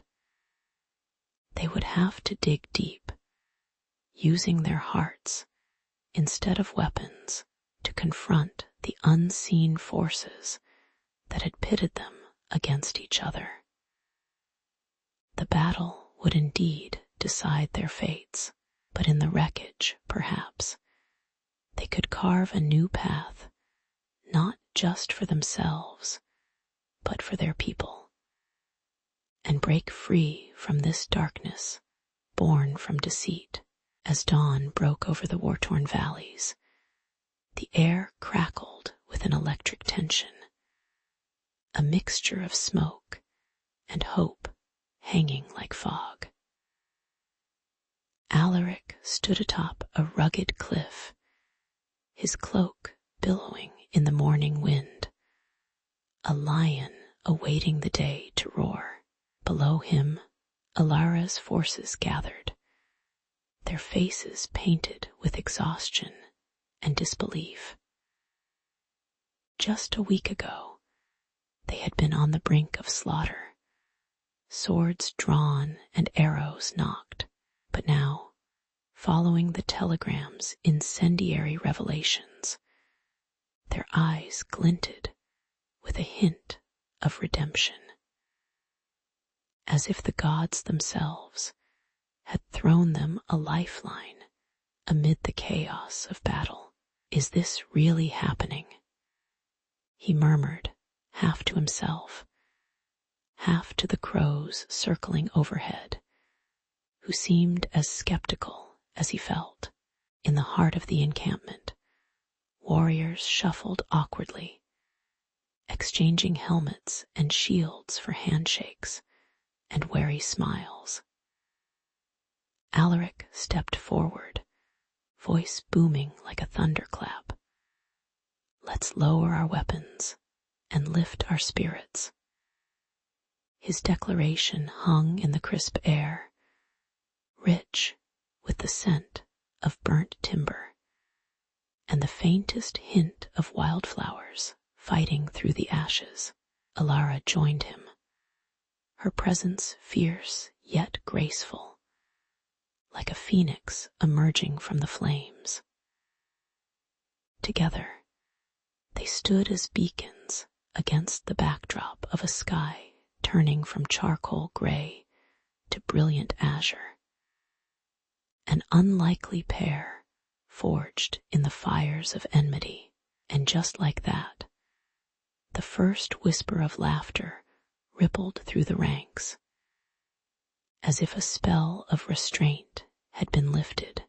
The telegram, once a bearer of doom, had transformed into a ticket for rebirth.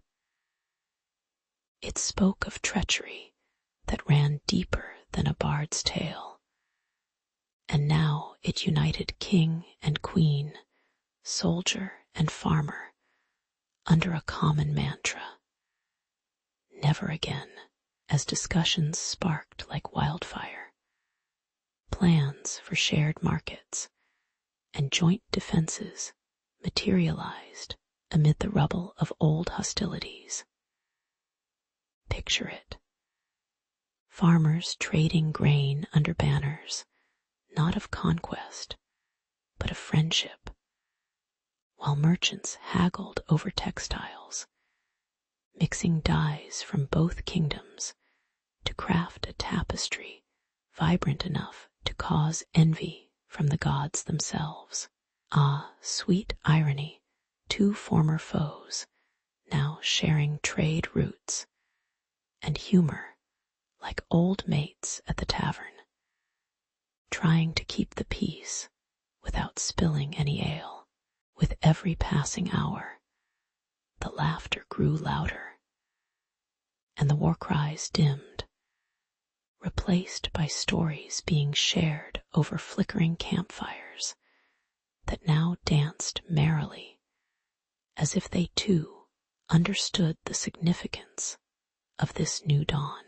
They sang songs of heroes, of battles hard fought, but now they added verses about understanding and unity, their melodies rising to the heavens, drowning out the memories of bloodshed.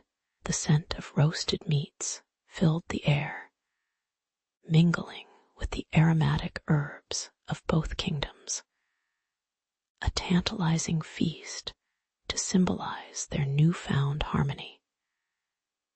Even the horses seemed to neigh with contentment, swaying side by side as if they, too, had agreed upon an unspoken truce.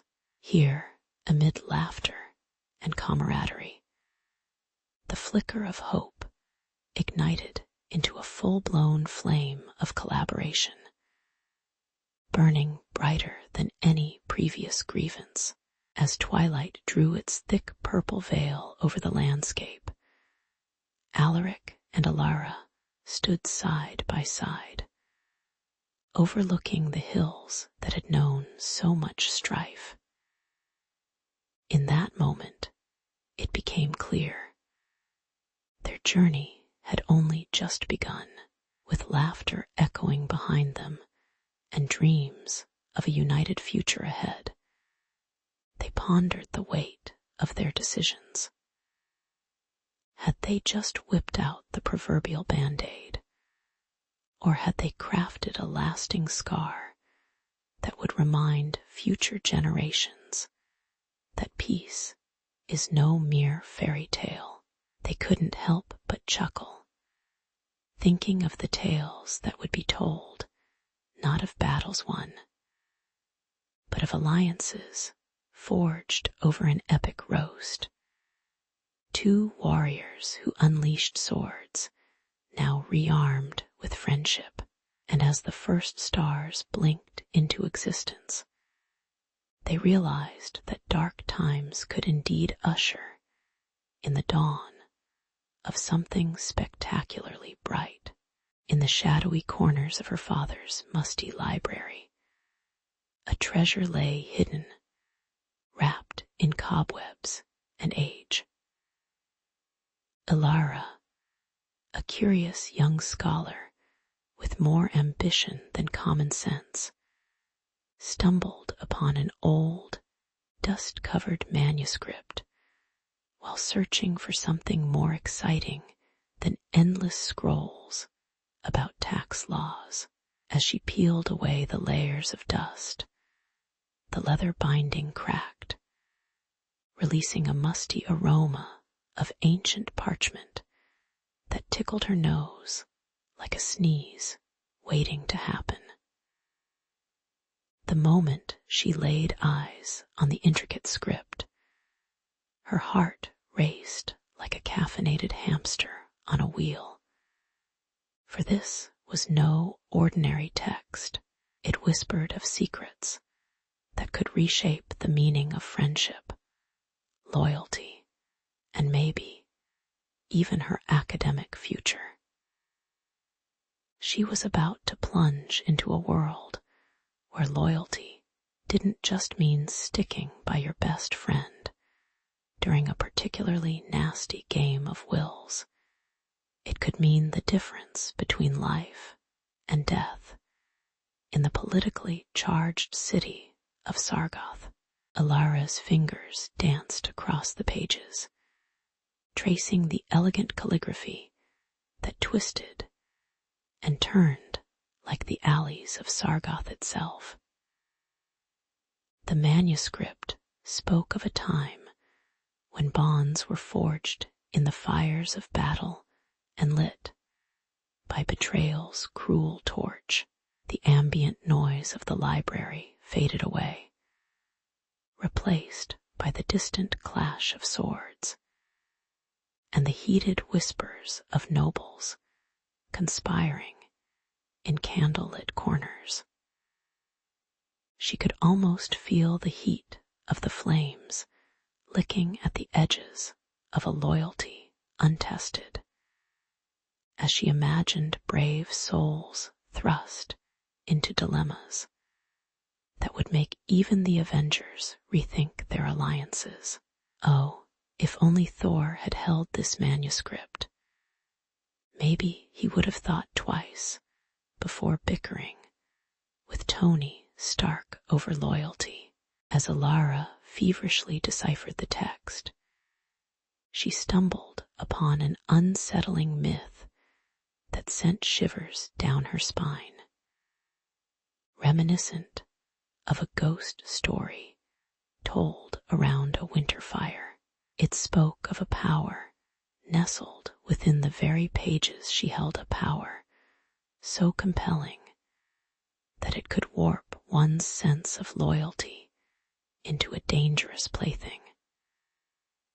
She could almost hear the ancient echoes of those who had wielded this knowledge, their voices a cacophony of pride and anguish.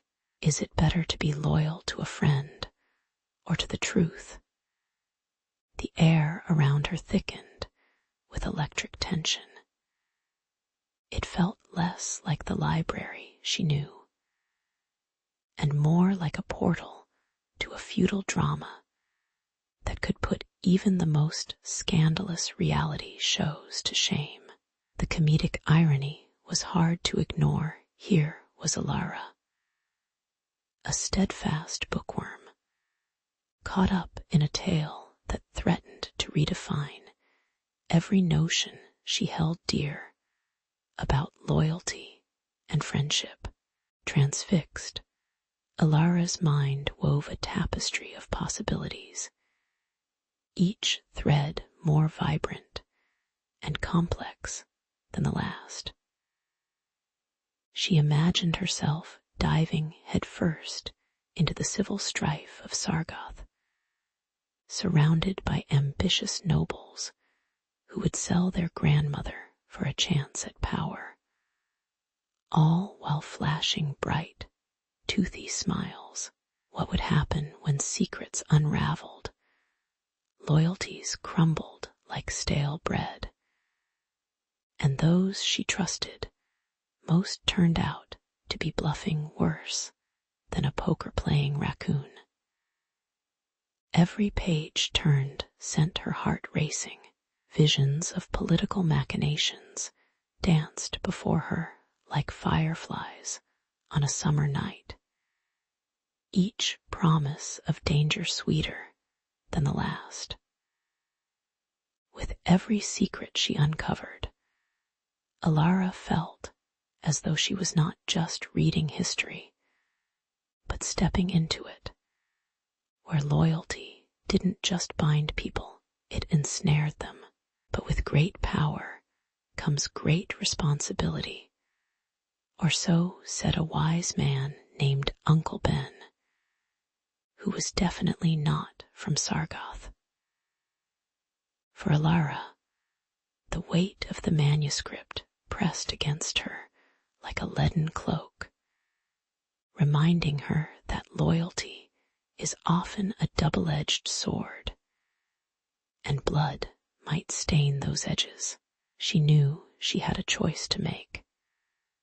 embrace this newfound knowledge and plunge headfirst into the chaos, or slam the book shut and cling to the simplicity of her well-ordered life, books and all, but deep down, among the feast of logic banning the chaos, a tiny spark of adventure beckoned, urging her to light that metaphorical torch of loyalty and see where it would lead her. With a resolute heart and the ancient manuscript pulsing with promise, Alara set out with the spirit of a true adventurer, ready to rewrite the pages of history, one nail-biting chapter at a time. In the flickering candlelight of her dimly lit chamber, Alara leaned over the ancient manuscript, its brittle pages whispering secrets of loyalty and betrayal. The scent of ink and parchment mingled with the musty aroma of age, creating an intoxicating atmosphere, one that wrapped around her like a familiar cloak. Yet, as she traced her fingers across the worn script, she felt a shiver snake down her spine, as if the shadows in the corners of the room were alive, inching closer with every word she read. Outside, the night roared, wind howling like a banshee, rattling the shutters and creeping underneath her skin. Little did she know, the specters weren't just of the past. They were lurking in her present, ready to pounce at the first sign of weakness. Malik, her devoted friend and erstwhile sidekick, had grown colder than the meat left out too long in the summer sun. No longer did their laughter echo through the halls. The light-hearted jabs had faded into tense silences, accompanied by sidelong glances. The realization struck Alara like a bolt of lightning. Ambition can turn even the truest allies into potential foes. Malik had dreams of his own, whispered behind closed doors, ambitions that could easily color his loyalty a deep shade of envy. As he sharpened his sword while staring into the distance, Alara couldn't shake the feeling that one day it might not just be her enemies he would be battling, but her as well. Then came the dreadful news. A rival faction of power-hungry zealots had caught wind of the manuscript's existence. They thirsted for control, seeking to use its mystical teachings to fuel their nefarious schemes and burn the world down in the process. Alara's heart raced like a wild stallion. Betrayal lurked like a hungry wolf at the fringe of her sanctuary. She could almost smell the smoke, hear the crackling fire of ambition in the distance, and it tasted bitter in her mouth. With every tick of the clock, the tension thickened like an overcooked stew, and the air hung heavy with danger that wrapped around her like a noose. Caught in this whirlwind of uncertainty, Alara wrestled with her fears, haunted by whispers of mistrust that echoed in her mind. What if Malik was the traitor? Or worse yet, what if she wasn't worthy of loyalty at all? The doubt gnawed at her insides, a putrid feeling that clung to her like damp clothing after a downpour. she found herself staring into the well of her own reflection, thinking, am I even the hero of this story, or just a hapless side character in a grand adventure gone wrong? The irony of her self-doubt struck her as both darkly comedic and terribly tragic, as if she were the star of a Shakespearean play, blundering her way through the script of life with little more than a half-baked plan and a dash of misplaced faith. But even in the depths of her despair, Alara felt the flicker of determination rise within her, like a phoenix daring to break free from the ashes of betrayal. She knew she couldn't stand alone. Allies might be fewer than she hoped for, yet she would forge a path through the shadows. With a quirk of her mouth, she reminded herself that even in a world where trust twisted like a vine, strength could still be found in the darkest places. Summoning her courage, she stepped forth into the unknown, ready to confront the fragile threads of loyalty that bound her to Malik, and the sinister forces lingering at the edges of her fate. The next chapter of her journey would not just redefine loyalty, but reshape it into something more powerful. For in the face of betrayal, loyalty could become a weapon more formidable than any sword. As the sun dipped low over the crumbling spires of Sargoth, the air crackled with tension, buzzing like a beehive disturbed by a clumsy intruder. Whispers of war danced through the narrow, cobbled streets, where shadows twisted like the minds of those who prowled them.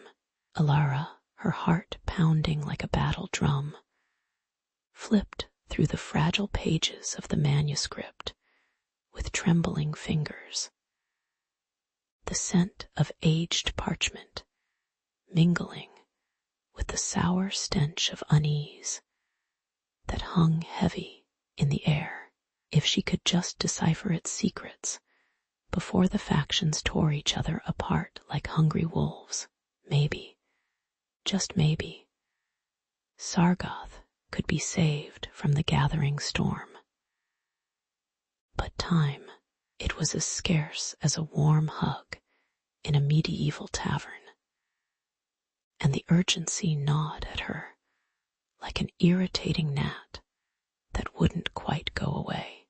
Meanwhile, Malik stood at a crossroads within himself, as conflicted as a cat caught between a sunny windowsill and a looming monsoon.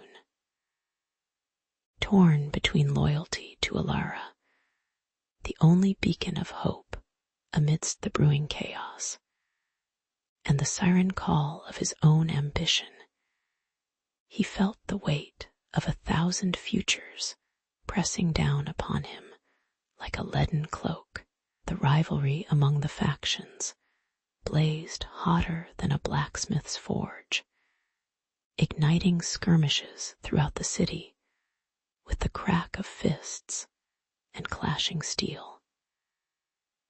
In alleyways where shadows lurked, echoes of shouts mixed with the sharp tang of blood, a grim symphony that reminded Malik just how quickly loyalty could turn into betrayal. Oh, how he yearned for the simplicity of tossing a coin. Now, the stakes felt akin to betting on dragon fights.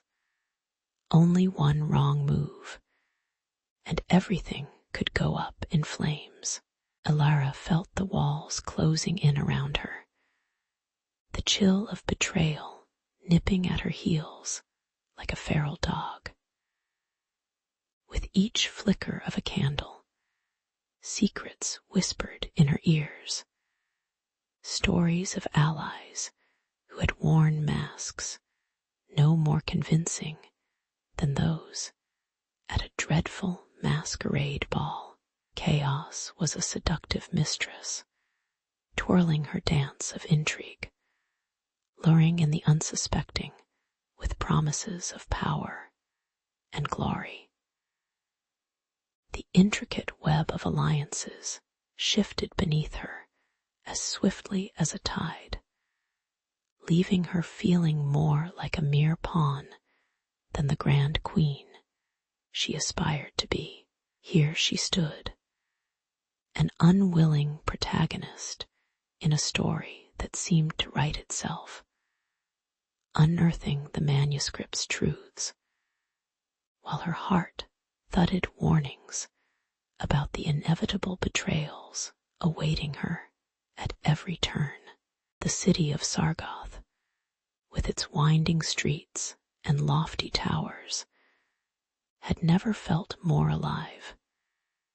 The air was thick with the heady scent of burning torches, and the acrid tang of sweat and fear. From her cramped little hideaway, Alara could hear the distant clash of steel, the sound reminiscent of a raucous sports match, where the referee had long since thrown in the towel.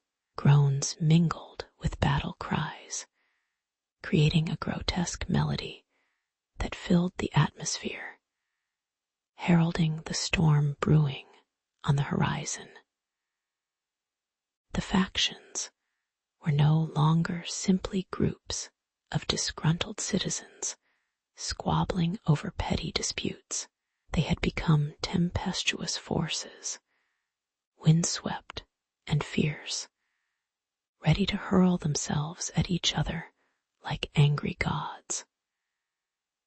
In this tempest of divided loyalties, Alara knew one thing for certain: every choice, every revelation could tip the fragile balance, sending Sargoth spiraling into an abyss from which it might never return. As the sun finally succumbed to the night, draping Sargoth in shadows, Alara made her choice, a decision heavy enough to render the strongest knight wobbling on his steed. With the manuscript clutched in her hands and her heart a battlefield of emotions, she prepared to step into the fray. Might as well jump into the deep end. That shark isn't going to bite itself, she muttered to herself, trying to bring a spark of humor to the palpable dread. Malik, sensing the shift in the air, could no longer stand idly by. Together, they would either unravel the tangled threads of treachery or send Sargoth hurtling into an era of darkness, where loyalty meant nothing more than a punch line in a grim joke, one that no one would be left to tell. The skies above Sargoth churned ominously as two armies clashed like titans, their battle cries weaving a tapestry of desperation and fury. Alara stood at the forefront, the ancient manuscript clutched tightly in her hand, its leather cover warm against her palm.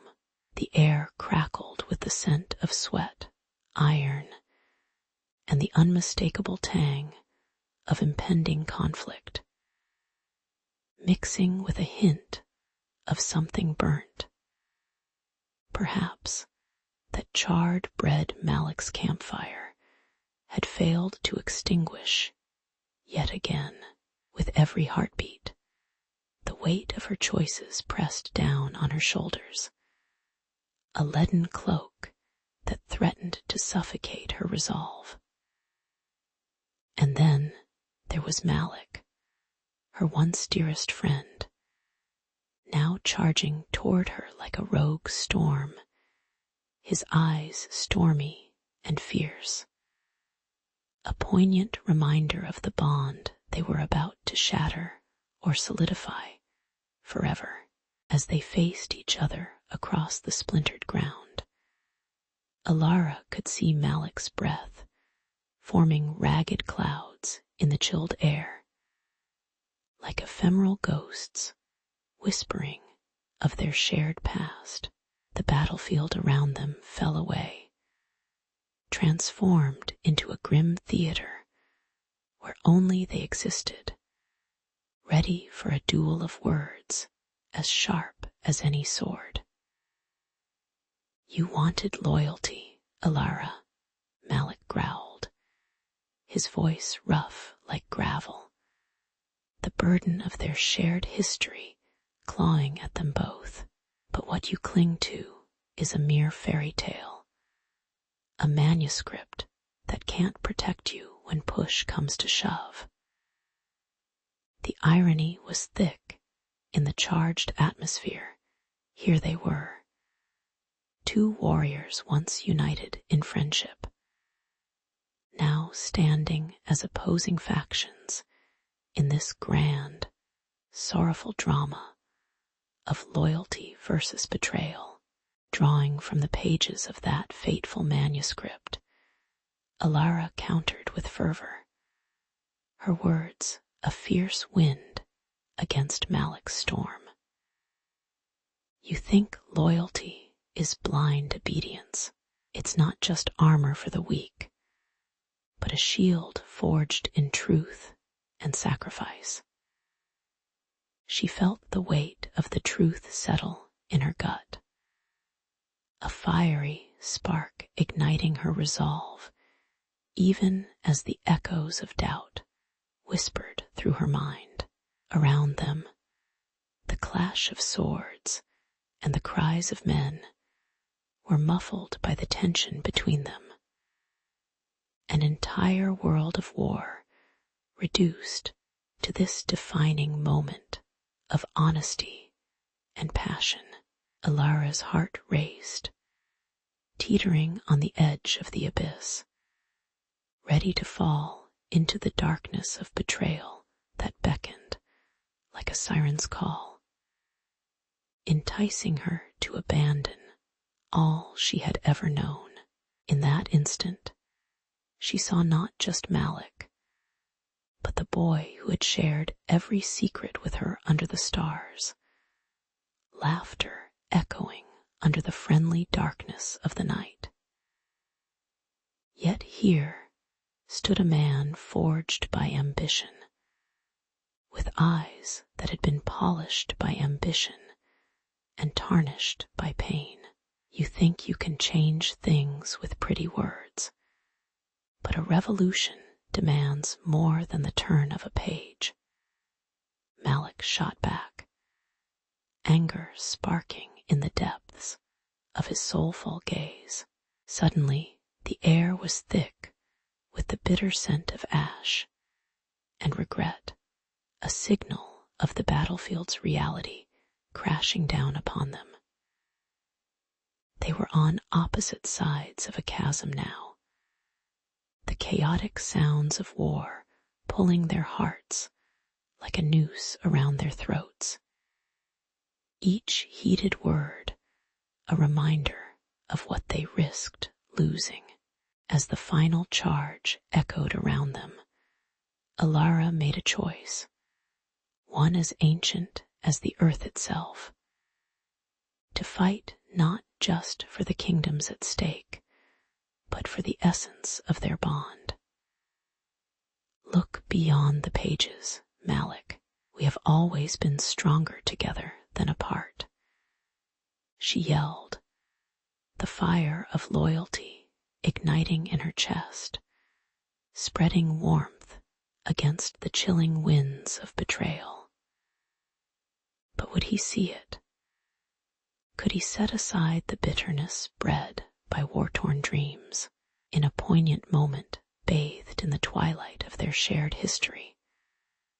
Alara knew they stood not just as foes, but as reflections of what could be, a grim reminder that true loyalty could sometimes rise from the ashes of betrayal, but never without sacrifice.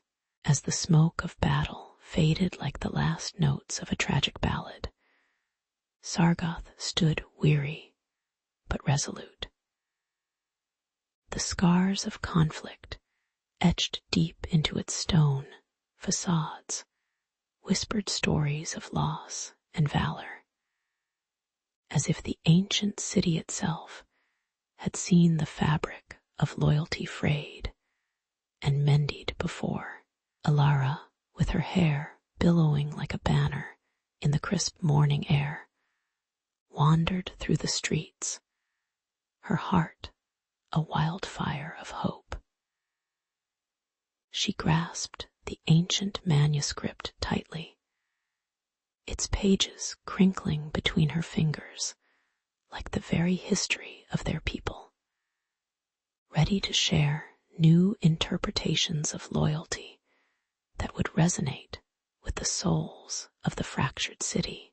The scent of freshly baked bread wafted through the air, mingling with the lingering metallic taste of battle, a reminder that life was both a feast and a fight, often intertwined like lovers on the battlefield of existence. Meanwhile, Malik trudged through the remnants of his shattered reputation, much like a knight searching for his lost honor. Redemption was a fickle friend, he discovered, but every brick he laid in the cities Rhysand felt like a step towards rebuilding the bridge of trust he had burned. The sun shone on him like a reluctant ally, casting long shadows that seemed to laugh at his efforts. I used to think loyalty was just a pretty word you throw around in nice speeches, he mused, Riley noting the irony of life casting him as the fool. But as he painted fences and mended roofs, the laughter in the streets echoed a promise. Perhaps even a fool could become a hero in the eyes of those he sought to win back. With Alara's inspiring narratives spreading like wildfire among the citizens, the air in Sargoth buzzed with renewed energy. Her words, infused with the wisdom of that ancient manuscript, began to shift the very essence of loyalty from mere allegiance to something deeper, rich and resonant. She spoke to crowds gathered beneath the sprawling branches of the great willow, its bark rough against her palm, and recounted tales of loyalty that transcended bloodlines.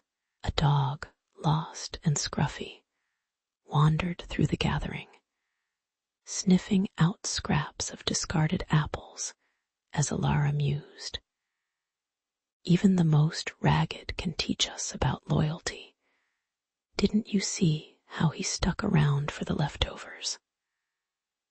Laughter broke out, and the crowd, once unsure, began to see loyalty as a tapestry woven from shared experiences rather than knotted by ambition or lineage.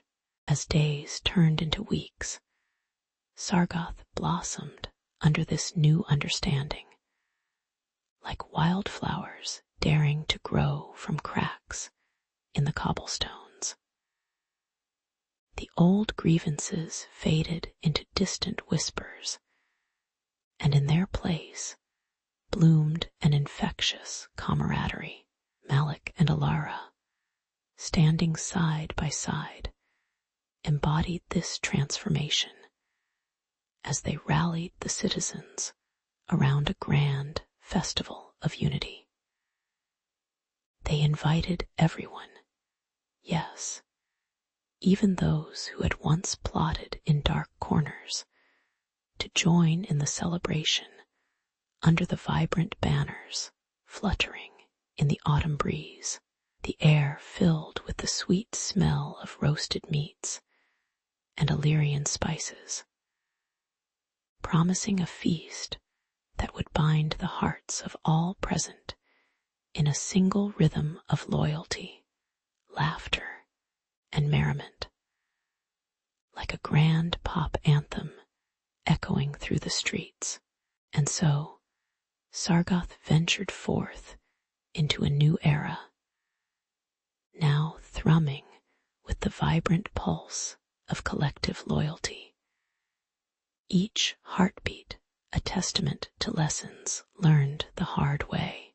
Alara and Malik had not only redeemed themselves, but had sparked a movement that illuminated the path to genuine allegiance. They understood that true loyalty wasn't about a bind of blood, but rather a bond of trust, forged in shared struggles and collective triumphs. As the stars twinkled above, casting a silver glow over the once fractured streets, Alara marveled. Who knew a city could be rebuilt stronger from the ashes of its own charred remains? The night resonated with joy and hope, an anthem for the ages, declaring that sometimes all it takes to redefine loyalty is a little laughter, a splash of courage, and a whole lot of heart. In the oppressive tension that filled the room like a dense fog, the air crackled with disbelief and anger. Alina's heart raced, pounding violently against her ribs, as if trying to escape a certain doom. The very life she envisioned with Rowan hung in the balance. She could almost taste the acrid flavor of fear on her tongue, mixed with a hint of desperation.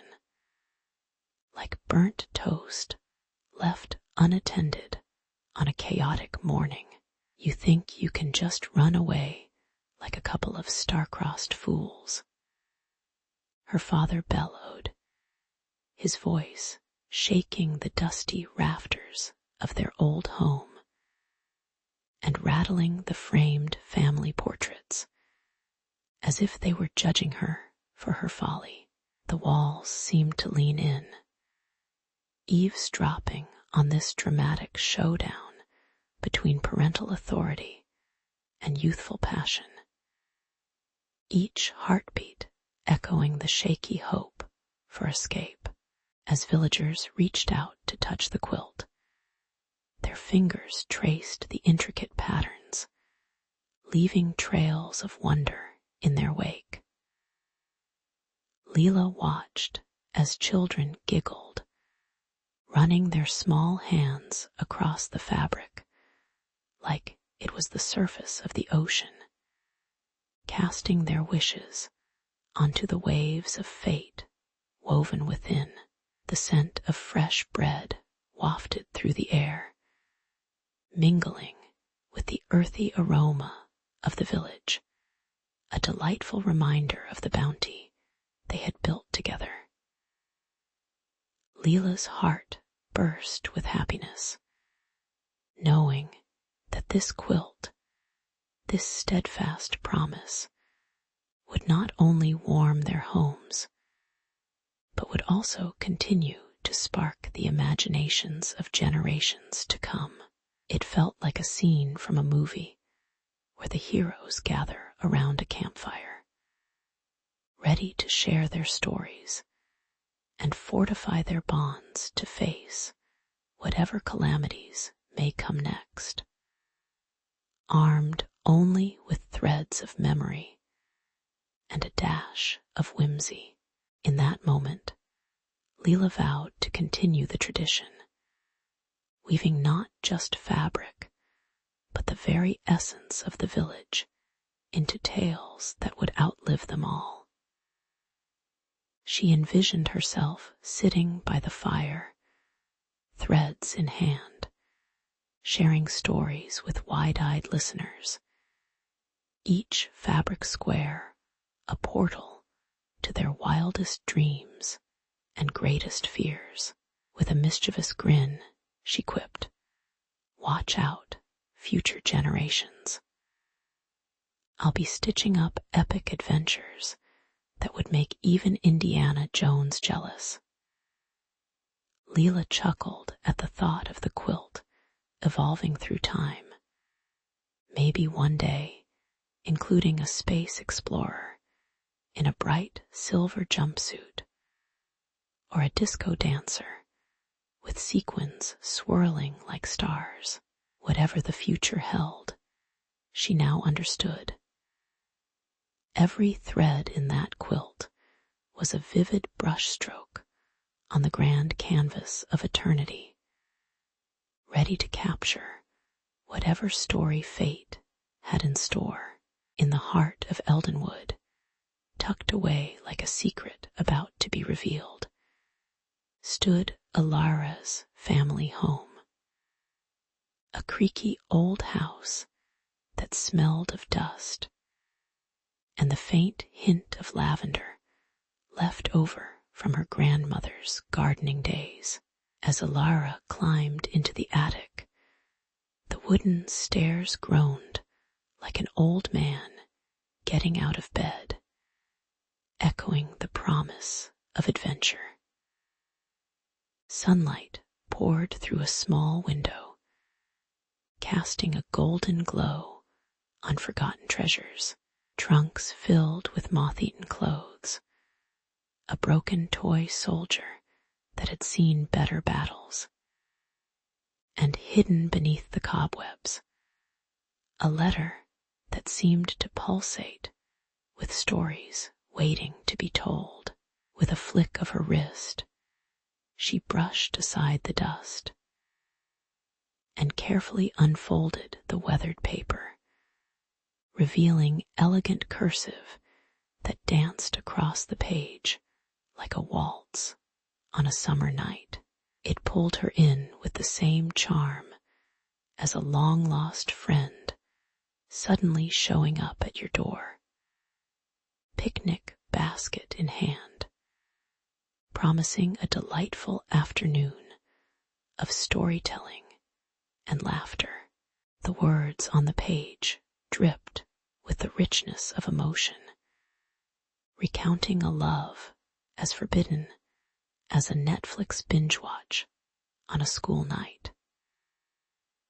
Alara's great-grandmother had penned this letter to Aiden, a name that felt as foreign as a superhero in a Shakespearean play.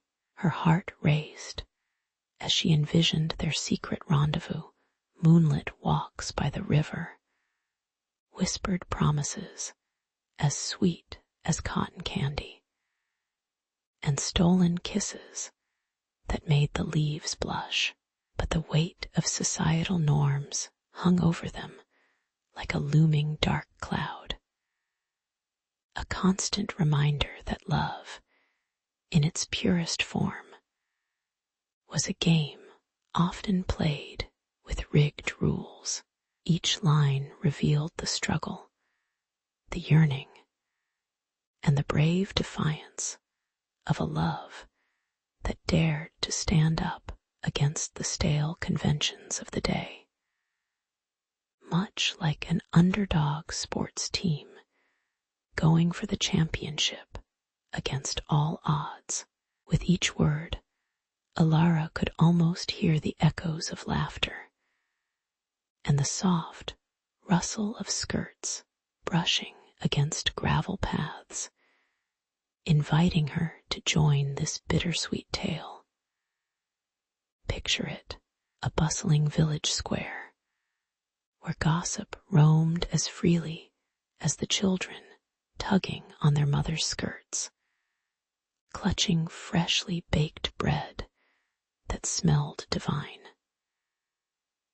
The very air crackled with the tension between love and duty, a tightrope walk that felt all too familiar.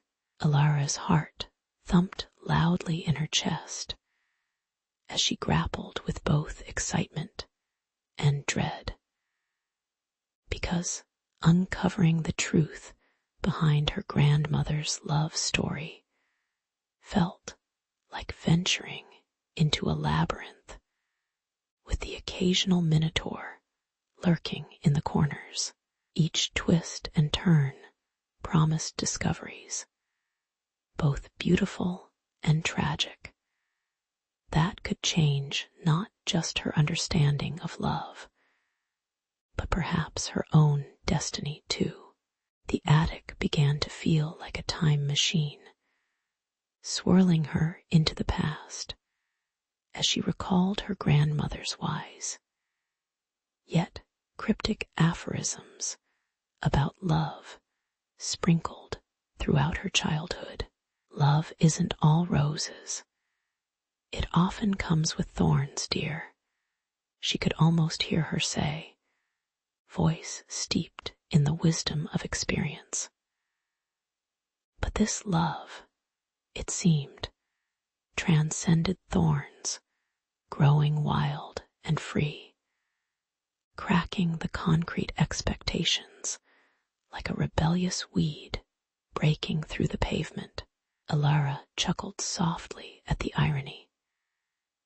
It was as if her unearthed journey could flip the script on her own life, challenging her own perceptions about romance and risk. Who knew a simple letter could pack such a punch, transforming her quiet village life into a vibrant tapestry of longing and heartbreak, with resolve hardening like the crust of an old loaf of bread. Alara envisioned herself on a quest, a modern-day Indiana Jones dawning. Hopefully, better fashion choices, and a real sense of purpose. She wasn't just a girl in Eldenwood. She was a thread in the fabric of a grander narrative, a narrative that wove together past and present like a masterful quilt. As she tucked the letter safely into her pocket, a tiny spark flickered deep within her, a call to adventure, to uncover the hidden threads of love that stitched her family's history together. This was more than just a search for answers. It was an initiation into the tangled, messy, beautiful world of love that had once flourished here. And in that moment, Alara whispered to herself, determined and maybe a bit sassy, let the hunt for Aiden begin. Alara stepped into the dimly lit archives of Windmere, a town steeped in legends and whispers, where dusty tomes lined the walls like ancient sentinels. The air was thick with the scent of musty paper and the faint hint of mildew, making her feel as if she had stumbled into a forgotten time capsule. As she embraced the coolness of the room, her heart raced, not just from the chill, but from the prospect of unearthing the buried secrets of her grandmother's life. Who knew what dusty pages held the key to a past she had always yearned to understand? With the clock ticking like a suspenseful film score, she felt both dread and excitement as she joined forces with the enigmatic Rowan, a local historian caught in the web of Windmere's intriguing past, like a character straight out of a quaint indie flick. Rowan was a creature of habit, sporting a tweed jacket that had surely survived the fashion trends of the last 50 years, paired with spectacles that perched on the edge of his nose like a persistent bird. His passion for history radiated from him in waves, making Alara both amused and slightly wary as he spoke with fervor about the town's history. As they combed through yellowed documents and brittle town records, Alara could almost hear the echoes of Aiden's laughter and her grandmother's wistful sighs drifting through the pages. The intensity of societal pressures and expectations painted in the texts felt palpable, like a dense fog that clung to her skin. Each revelation tore at her heart, threading her closer to the past, and she wondered if she was destined to repeat the mistakes made generations ago. It was like a soap opera minus the dramatic music, but with just as much emotional baggage. The deeper they delved, the more Alara began to experience peculiar feelings, an inexplicable connection to Aiden, her grandmother's lover, who had faced the world with more courage than Alara had ever mustered. It was as if a ghostly heartbeat pulsed within her chest, whispering sweet nothings across the decades. The irony wasn't lost on her that she was essentially playing the role of romantic detective as she pieced together the fragments of a life that had been shattered by the cruel hands of fate and society. The musty smell of the archive mingled with the sharpness of ink, igniting a fire in her soul, a quest to not just uncover, but to understand, to perhaps mend the rift that had caused so much heartache. She imagined herself as Nancy Drew, only armed with a vintage magnifying glass instead of a smartphone, navigating the myriad pathways of history with wide-eyed wonder and a touch of sass. Their late afternoon research sessions transformed into adventures of their own, scattered with bouts of laughter as Rowan regaled her with tales of local legends and mishaps, like the time a beloved statue of a town hero had mysteriously arrived at the mayor's door wearing a tutu. Despite the serious nature of their discoveries, Alara found herself unwinding in Rowan's presence as he became a steadfast ally in her pursuit.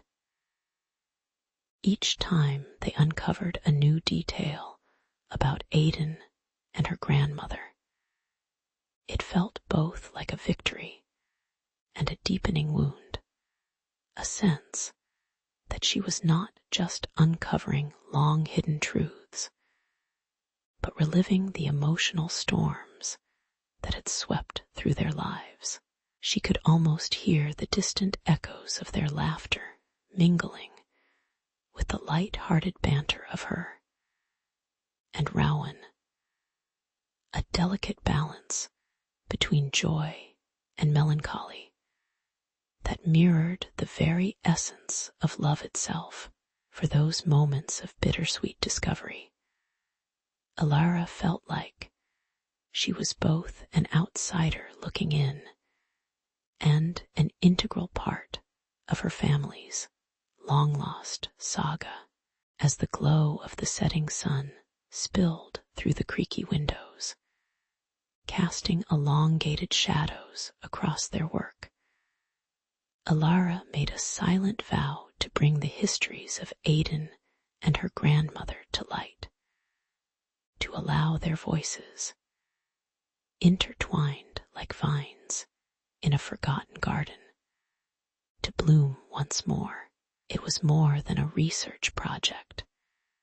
It had morphed into something far deeper and more personal.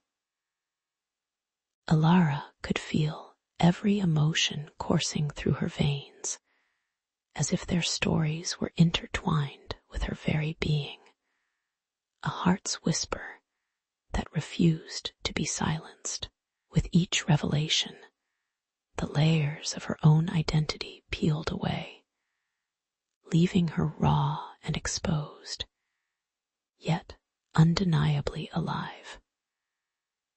Perhaps, in this dance with the past, she would also unearth pieces of her own heart that had been buried under familial expectations and societal norms, like a forgotten treasure waiting to be discovered.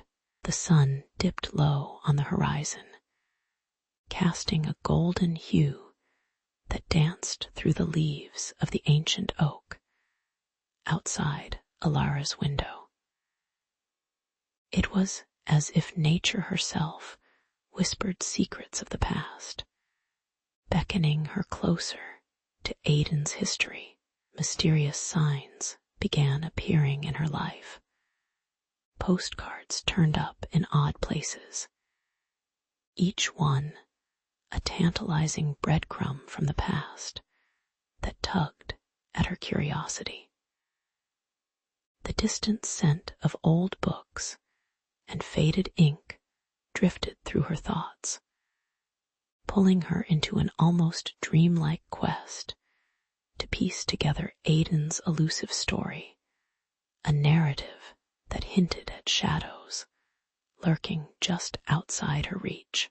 There was something intoxicating about the unknown, like freshly brewed coffee on a dreary morning, inviting her to delve deeper into his world, even if it meant stirring the ghostly remains of a love long lost. As she navigated these mysterious pathways, Alara found herself drawn inexorably closer to Rowan, a loyal companion whose laughter filled the gaps left by Aidan's haunting memories. Rowan's touch, warm and familiar, hummed like a favorite song on a Sunday morning, grounding her in the present, while the echoes of the past twisted like a vine around her heart. He was the kind of friend who understood when silence spoke louder than words. Yet there was an electric charge between them, an unexplored territory ripe for discovery. Ironically, as she unraveled Aidan's story, her feelings for Rowan sparked like fireworks against the night sky, beautiful, chaotic, and lighting up paths hitherto unseen. Would she risk igniting a romance with him to pursue a shadow of what once was? Or did she owe it to herself to prioritize the here and now? The deeper Alara delved into Aidan's past, the more complex the threads of fate seemed to weave around her. Each revelation about Aidan's life hinted at heavy burdens, unfulfilled dreams, and heartaches that weighed on his shoulders like a well-worn backpack filled with regrets. She read of stormy nights punctuated by silence, a love that fizzled out under the pressure of expectation and time. And all the while, the clock seemed to tick louder in her mind, reminding her that each choice pressed against her with undeniable urgency. Just when Alara thought she had reached the core of Aiden's struggles, a revelation hit her like a splash of cold water. The fateful circumstances surrounding his departure were intricately linked to a choice she now had to grapple with: stay or go, love lost or love found. The cacophony of emotions, a longing for the romance of yesterday clashing with the thrill of today, sent her spiraling into a labyrinth of doubts. As exhilarating and disorienting as a whirlwind romance in a trashy novel, on a particularly gusty evening, Alara sat cross-legged on her bed, journals sprawled out like the aftermath of a brainstorm gone wild, the smell of ink and half-melted candles filling the air. The flickering flames danced shadows across the walls, bearing witness to her tangled emotions. Each stray thought floated back to Rowan, whose easy smile and gentle persistence enveloped her like a warm blanket on a cold winter night. To him, she was a book filled with mysteries, enchanting and complex, while the murky depths of Aiden's past loomed like an unfinished chapter. It was a cruel twist of fate. The more she uncovered about Aiden, the more Rowan seemed like the solid ground she desperately needed. What irony! Here she was, caught in a whirlwind of feelings, stuck between the comforting embrace of the present and the intoxicating allure of a love that was never hers. As the hour grew late and the world outside fell silent, a weight settled heavily on Alara's heart, echoing with the bittersweet notes of her dilemma. In that quiet moment, she realized choices could feel like having the universe resting on your shoulders. Allah Atlas, if he favored a romantic comedy twist over a classic tragedy.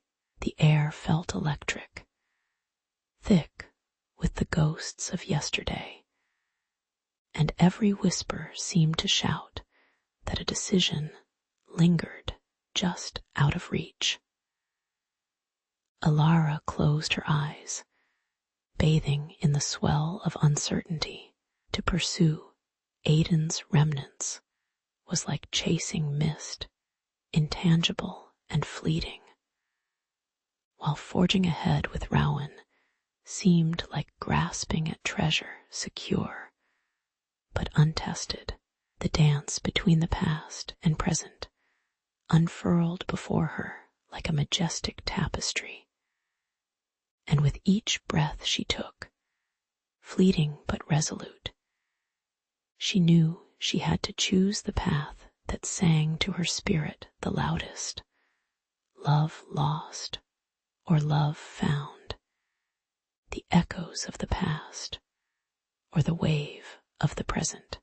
Compelled by that fiery determination, Alara clutched her handwritten letter, a letter filled with unfiltered emotions, swirling dreams, and secrets that danced like fireflies at twilight. Standing at the very spot where her grandmother and Aiden had once poured their hearts into promises, she felt the ground beneath her pulse with history.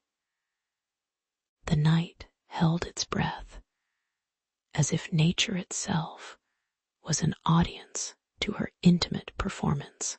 With each word she read aloud, her voice wavered like a candle flickering against the darkness.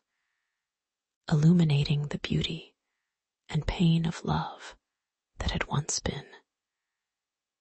Dear Aidan, I dare to love as fiercely as you did, even with the threats that loom like storm clouds over my head, she declared, her breath mingling with the chilly air as her words echoed into the abyss. Alara could almost hear the whispers of her grandmother and Aidan intertwining in a ghostly duet. A bittersweet melody, full of missed chances and burning passion, and just when the weight of vulnerability threatened to crush her spirit, a familiar scent wafted through the air, a sweet perfume mixed with the musty odor of old letters and love letters long lost. It wrapped around her like a cozy blanket, filling her heart with warmth and fierce resolve. I may stumble like a character in a rom-com, but I will not let fear corner me, she chuckled half-heartedly, easing the tumult in her chest, likening her situation to a scene straight out of a tear-jerking movie, where love somehow prevails against all odds. With the final heartfelt words escaping her lips, Alara felt a shiver of release, as if she had cast off a heavy cloak of sorrow. The air around her seemed to pulse with an ancient energy, the spirits of the past taking note of her fierce declaration. Though tragedy had defined Aidan's story, Alara vowed that it would not dictate her future. If love was a battlefield, she was ready to wield her pen like a sword, forging connections strong enough to transcend time itself.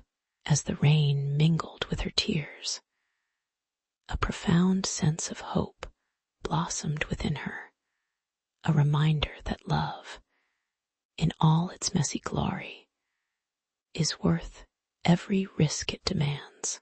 In the quaint village of Eldenwood, the dawn broke with the kind of light that painted the cobblestone streets in hues of gold, as if the universe itself had decided to dust the world with hope. Alara stood at the center of the town square, clutching the frayed edges of her letter, the scent of parchment and ink mingling with the earthy aroma of damp earth after last night's storm. The townsfolk gathered, their faces a mix of curiosity and apprehension, like they were expecting a surprise party where the guest of honor might just decide to leave early. Their whispers, hushed yet eager, filled the air, a soundtrack of anticipation, punctuated by the occasional clink of a milk pail, or the soft cooing of inquisitive doves perched nearby. But it was Alara's voice, steady and clear, that ultimately broke the spell, ringing through the square like a bell, announcing a new beginning, a resurrection of buried dreams and forgotten loves. As the words spilled from Alara's lips, they were infused with the echoes of time, as if the spirit of every brave villager who had come before her lent her strength. She spoke of courage, that often elusive companion that dances just beyond our reach, much like the sweet smell of fresh-baked bread, right when you pop in to grab lunch. But realize they've just run out. Her recognition of those who fought through heartbreak and despair resonated deeply within the hearts of her neighbors, stirring old wounds that had lingered like stubborn ghosts, refusing to depart. A few strong souls wept quietly, like real-life versions of those melodramatic characters from the movies who just can't catch a break, while others simply nodded knowingly, their spirits lifting like kite strings caught in a spring breeze. Alara wasn't just delivering a letter. She was stitching together memories and dreams with her words, threading love through the open wounds of the past. Alara looked to Rowan, his dark hair tousled as if it had emerged from a wind tunnel of tousled love. The way he stood there, rooted like the ancient trees in Eldenwood's lush outskirts, sparked something deep inside her, the knowledge that love, true love, is a blend of sweet chaos and grounding solace. With each line of her letter, she found clarity in the chaos. Each word pulled at the tendrils of her heart, wrapping them tightly around her newfound resolve. She realized that while the past had its grip on her, it wouldn't dictate her future. Not anymore. Just like that scene in every romantic comedy where the nerdy girl takes off her glasses, revealing she's been a knockout all along. Alara felt the veil of uncertainty lift, revealing the boldness she never knew she possessed. Eldenwood itself seemed to come alive as Alara embraced this transformation, the air buzzing with renewed energy like the first whispers of spring thawing. A long, bitter winter. The villagers exchanged glances that spoke louder than mere words, rekindling a sense of unity long overshadowed by grief and loss. A couple of kids, spattered in mud from a vigorous game of tag, paused to catch snippets of the moment. The laughter intermingled with awe, painting a picture of innocence, untouched by the heaviness of life's burdens. The vibrant colors of flowers blooming just outside the square were as jubilant as a party crashing the party. It was a reminder that life goes on, and it often flourishes in the unlikeliest of circumstances. A wondrous feeling wrapped around Alara, a warm embrace from her community, echoing the whispers of hearts long lost, now intertwined in this beautiful tapestry of shared experiences. With a heart full of promises, Alara turned to Rowan, her voice ringing with determination as she vowed to honor the memories of those left behind while forging a path of her own. The world may throw challenges like overripe tomatoes at a food fight, but she was ready to catch them and make sauce instead of dodging them like a contestant on a game show. She envisioned a future where love wasn't a shadowy figure lurking in the corners of her life, but a bright co-pilot on her journey. The promise she made echoed through the village, an unbreakable bond between past and present that stirred excitement and anticipation in every corner of Eldenwood. With each pulse of hope ignited, the village began to shine anew, revealing the vibrant community not just of the living, but also of the love that would forever whisper through their hearts. A heartbeat transcending time itself in the quaint town of Eldery, where cobblestone streets kissed the feet of passers-by, and gnarled trees whispered secrets on the breeze.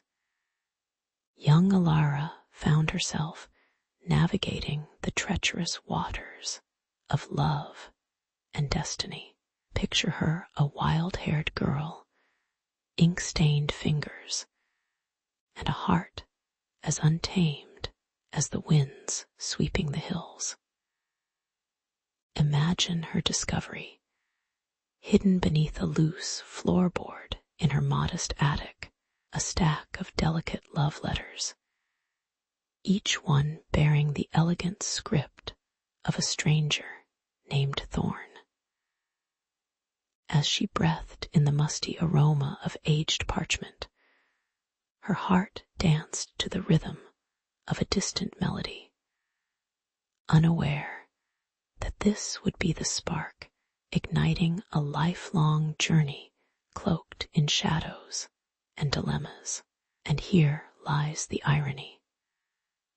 A love story unfolding in a town where divisions ran deeper than the roots of the oldest oaks, and the very air was thick with societal expectations and family feuds. Oh, the audacity of yearning for something forbidden, much like trying to sneak a kiss during a family dinner, right? Just ask Uncle Ned how that went for him. Thorn, on the other hand, waltzed through the corridors of privilege, sheltered by the towering walls of his family's estate. Cloaked in fine silks, he was the unfathomable enigma, the forbidden fruit that dangled just out of reach for the likes of Alara. He had no inkling that somewhere in the dusty corners of town, a dreamer was poring over his letters, her imagination conjuring images of wistful glances and stolen moments. You see, each letter was a pulse of his heart, littered with the musings of a young man trapped in a gilded cage, alive with thoughts of freedom, but shackled by the weight of his lineage.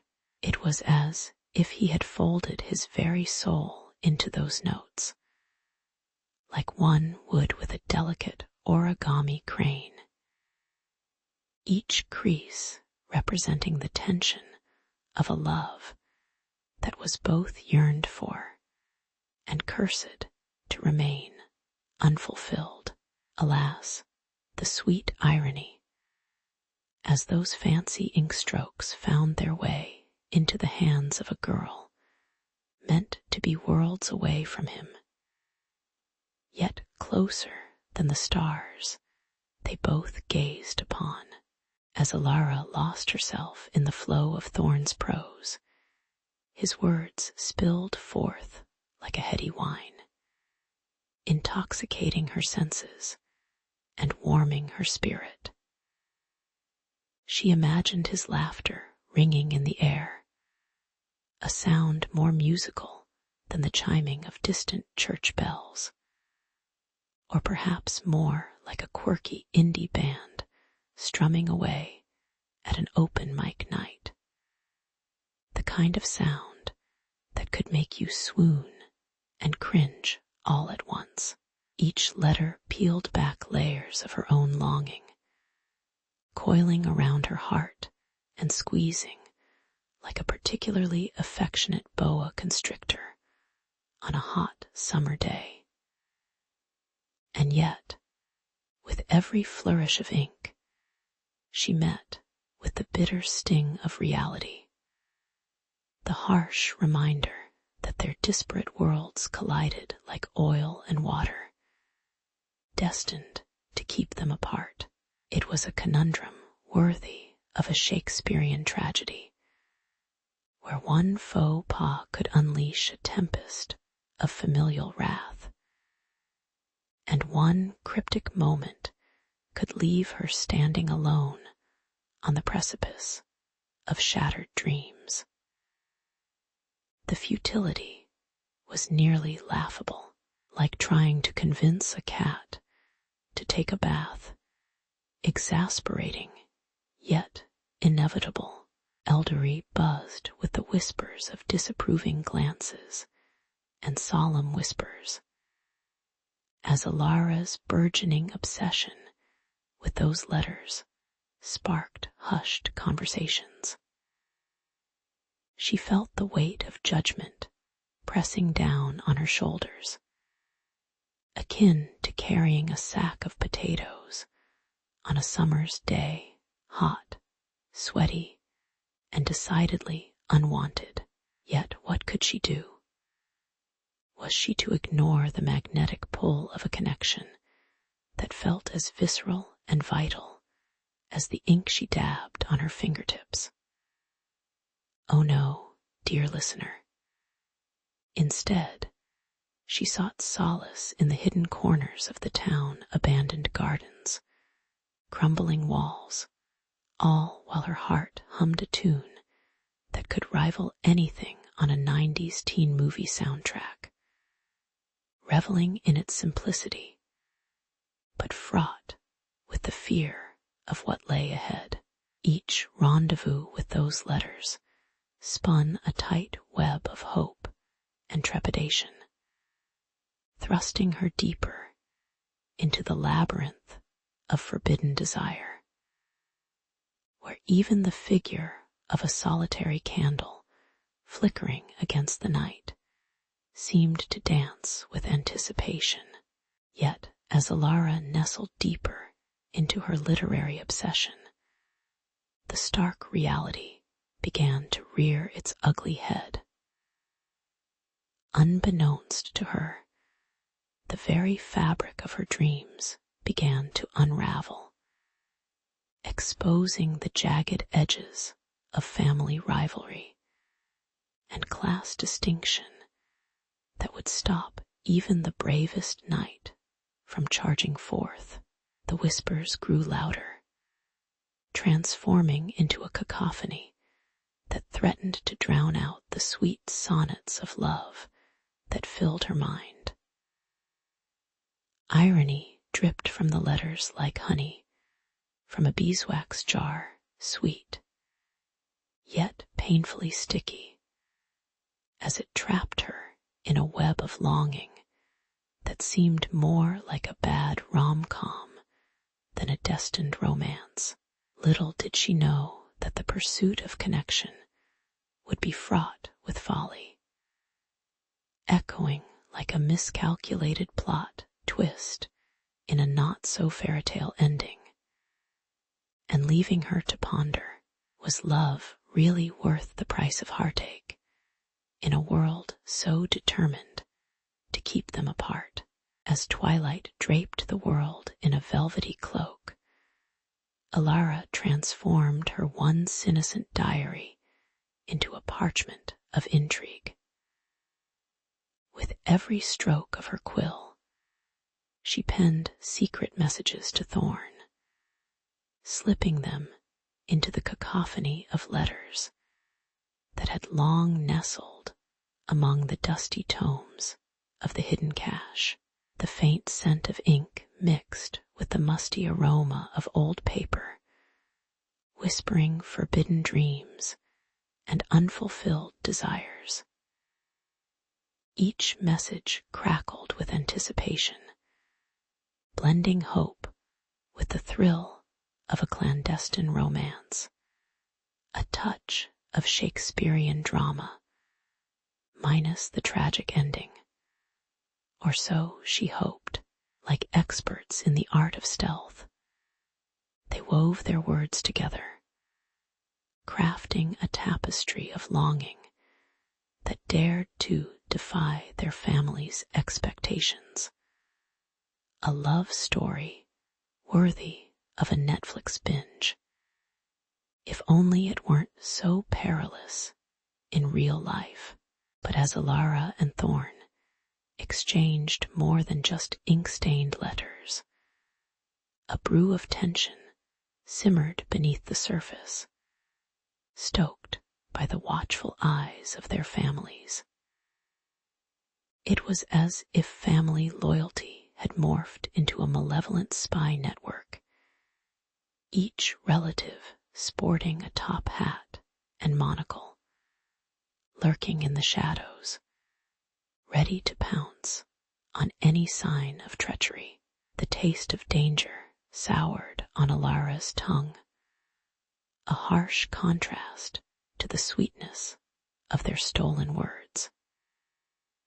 In secret meetings by the moonlight, she felt the adrenaline thrumming through her veins, each rustle of leaves sounding like the cries of eager onlookers at a medieval joust. The thrill of their correspondence became a high-stakes game, where every interaction was soaked in the scent of danger, both intoxicating and terrifying, like dating a vampire, with the added risk of familial backlash. Moonlit rendezvous beneath the great oak held a magic that felt as fleeting as a shooting star, where whispers traveled farther than the cool breeze, wrapping around them like invisible chains.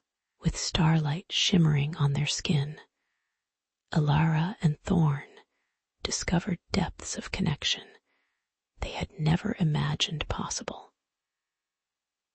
Oh, to sit together, hearts aflame with shared secrets and gazes that spoke louder than words, a moment stolen from time itself. Their laughter danced in the air, mingling with the sounds of crickets chirping, creating a heady symphony that threatened to drown out their worries. Yet, even the sweetest laughter could not mask the growing anxiety, the constant fear that perhaps their love was written in the stars, only to be extinguished by their well-meaning families, intent on crafting their destinies in firm molds of societal expectation. And so, amidst the backdrop of stolen joy, the harsh reality of family expectations loomed larger than life, leaving a bitter aftertaste. Conversations teetered on the edge of what was acceptable, probing at their hearts with the relentlessness of a game show buzzer signaling a wrong answer. Their families, ever so concerned with propriety, threatened to unravel the delicate threads that wove Alara and Thorn together. The irony. Here they were, two headstrong souls trapped in a world of duty, while outside, the winds of change whispered of rebellion, boiling over with every moment they spent apart. Suspicion flared like a village bonfire, casting shadows long enough to make anyone doubt the consequences of love beyond duty, turning their sweet midnight whispers into the stuff of scandalous legends. At last, the simmering tension reached a boiling point, and Alara's heart quickened at the thought that love's grand adventure might end in betrayal, not of the heart, but of familial allegiance. Every letter sent carried the weight of a delicate breaking point, like a tightrope walker balancing above a pit of snapping jaws. The open air, once filled only with moonbeams and hope, now felt thick with impending doom as she tucked yet another note into the cache, praying that it wouldn't be the last. How ridiculous, she thought, that the very construct meant to protect them should conspire to tear them apart like a poorly written soap opera twist. Yet, amidst the chaos, one thing rested clear in her mind. Love, even when wrapped in shadows, carried its own light. A truth she would fight for against all odds, even if it meant dodging family spies, armed with gossip sharper than any blade. The once innocent letters fluttered through Thorne's life like butterflies, a beautiful distraction that quickly morphed into a chaotic swarm of misunderstanding. Each penned word, originally filled with sweet whispers, somehow shifted to a clashing cacophony of doubt and turmoil. Thorne could almost hear the paper crinkle under the pressure of his father's wrath, a sound as sharp as a crack of thunder on an otherwise clear day. With each failed attempt to explain himself, Thorne felt like a castaway on a deserted island of confusion, the tide of accusations pulling him under. His father's face, flush with fury and disappointment, mirrored the storm brewing in Thorne's heart, charged with betrayal and lost chances, as dramatic as an over-the-top period drama on the silver screen, bound by invisible chains of family honor and expectations. Thorne found himself confined within the sprawling walls of their estate, a gilded cage masquerading as home sweet home. The air grew thick with tension, a suffocating haze that carried the scent of varnished furniture and the ghostly echoes of laughter long past. Days bled into nights, the only escape being the creeping shadows along the corridors, taunting him with the freedom he longed to grasp. Outside, the world was alive with color, the vibrant flowers dancing in the breeze, children's laughter ringing like sweet bells. Inside, however, the silence buzzed with the weight of secrets waiting to be uncovered, like hidden treasure begging to be found. Alara, her heart, an intricate tapestry of hope and longing, roamed the familiar gardens once touched by Thorne's laughter. Each petal brushing against her fingers felt like a gentle reminder of their stolen moments, now hanging by a thread, much like the last episode of a suspenseful Netflix show, determined to unravel the family secret that entwined their fates. She walked with purpose, fear, and yearning battling for dominance in her chest. The wah-wah of a nearby lawnmower echoed, a reminder that life continued its relentless march, even as her emotional world tilted dangerously off-kilter.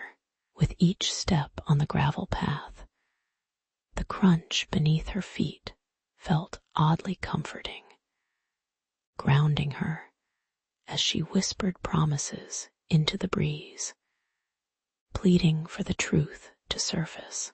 Yet, as she followed the trail of hidden letters, each piece of parchment became much more than mere words. They history, woven with the scent of ink, mixed with the sweetness of nostalgia. The letters unfurled secrets like layers of a well-worn onion, each layer revealing a new depth of love, regret, and heartache. With every revelation, the shadows of her ancestors seemed to gather, looming larger and more foreboding, as if saying, "Are you sure you want to know what lies beneath?" Alara chuckled bitterly, imagining them like ominous figures in a spooky ghost story, while she, the brave protagonist, tried to confront the mysteries of centuries before she even knew her own heart's fate. Danger crept closer with every revealing sentence, as if the very words laid a trap, ready to ensnare her in their tangled web. In this chaotic dance of letters and secrets, Thorn and Alara were like marionettes, pulled in every direction by unseen hands. They stood on the precipice of a love that could either liberate or destroy them, with their fate as unpredictable as a plot twist in a summer blockbuster. Heartrending nostalgia washed over them, as each letter became a thread stitching their hearts together, even as it threatened to unravel at a moment's notice. With the looming presence of danger and misunderstanding, the stakes were impossibly high, like acrobats on a tightrope, balancing precariously between sorrow and joy. In this rich tapestry of emotion, they were bound to discover that love often resides on the very edge of chaos, waiting, just waiting for a brave soul to leap into the unknown. Under the vast expanse of shimmering stars, Alara stood in the clearing, the gentle night breeze stirring her raven hair like fingers entwined in a lover's embrace. This was the moment she and Thorn had been waiting for, a climactic confrontation that felt more like a setup for a rom-com gone horribly wrong. The scent of wild jasmine clung in the air, sweet yet tinged with the sour notes of impending chaos. With each tick of her heartbeat, her hope spiraled into trepidation, for she knew not what the night would bring, but sensed the threads of fate tangling tighter by the minute. As the stars winked down at her, they were not merely witnesses, but conspirators in this tangled web of love and family feud, the kind that would make even Shakespeare raise an eyebrow and mutter, "Get a grip, folks." Meanwhile, Thorn was a tempest wrapped in shadows, his defiance crackling like electricity in the air. Ignoring his father's thunderous command to stay put, a typically jovial father-son bonding moment transformed into a near-unfunny farce, he bolted through the night like a rogue superhero sprinting to save the day, armed only with a heart full of reckless love and a crudely drawn map on the back of a pizza box.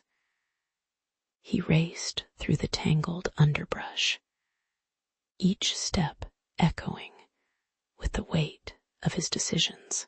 But as he neared the designated spot, foreboding chills crept down his spine like his mother's disapproving gaze when he forgot to clean his room.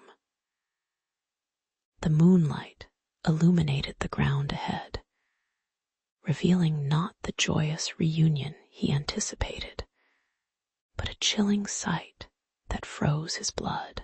Alara was nowhere to be found, and the forest floor was stained with desperation. Just great, he thought. I should have brought snacks instead of a map. At least pizza never disappoints. As panic surged through his veins like a turbocharged car on a reckless joyride, Thorn's instincts kicked in. With a primal roar that even his baritone voice would envy, he launched himself into the shadows, desperate to seek Alara's warmth, her laughter, anything to tether him to reality. He barreled through the darkness, his heart pounding a chaotic rhythm, all the while imagining the triumphant film score that would accompany his heroic rescue, only to trip over a root and land spectacularly face first into a dew-soaked patch of grass. Mud-covered and wildly undignified, he floundered to his feet like a clumsy penguin, shaking off the leafy debris. But no time for embarrassment. He had a girl to save.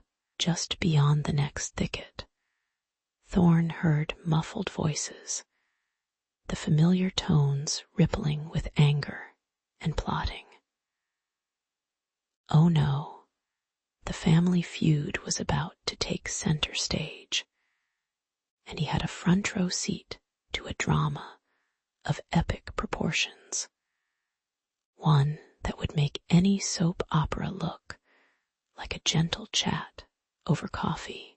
Bursting into the clearing, Thorn's heart sank as he spotted them, Alara surrounded by her vengeful kin, faces twisted with grim resolve. The sight struck him like a punch to the gut, shooting daggers of betrayal. Their eyes darted between him and her, a literal metaphor for the standoff that had plagued their families for generations. Is this a family gathering or a Shakespearean tragedy?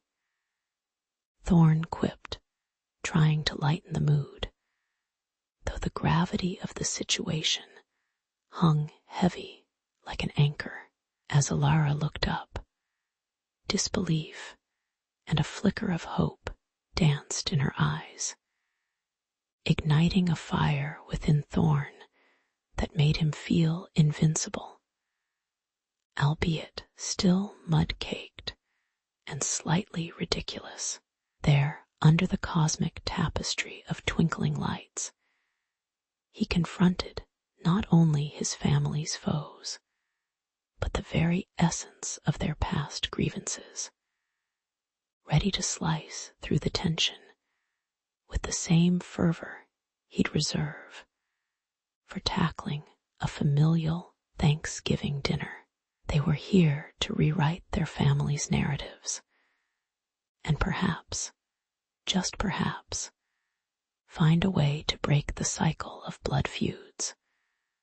Like a truly epic movie sequel searching for redemption and a smidge of comedy, the air crackled with tension as the hidden truths poured forth.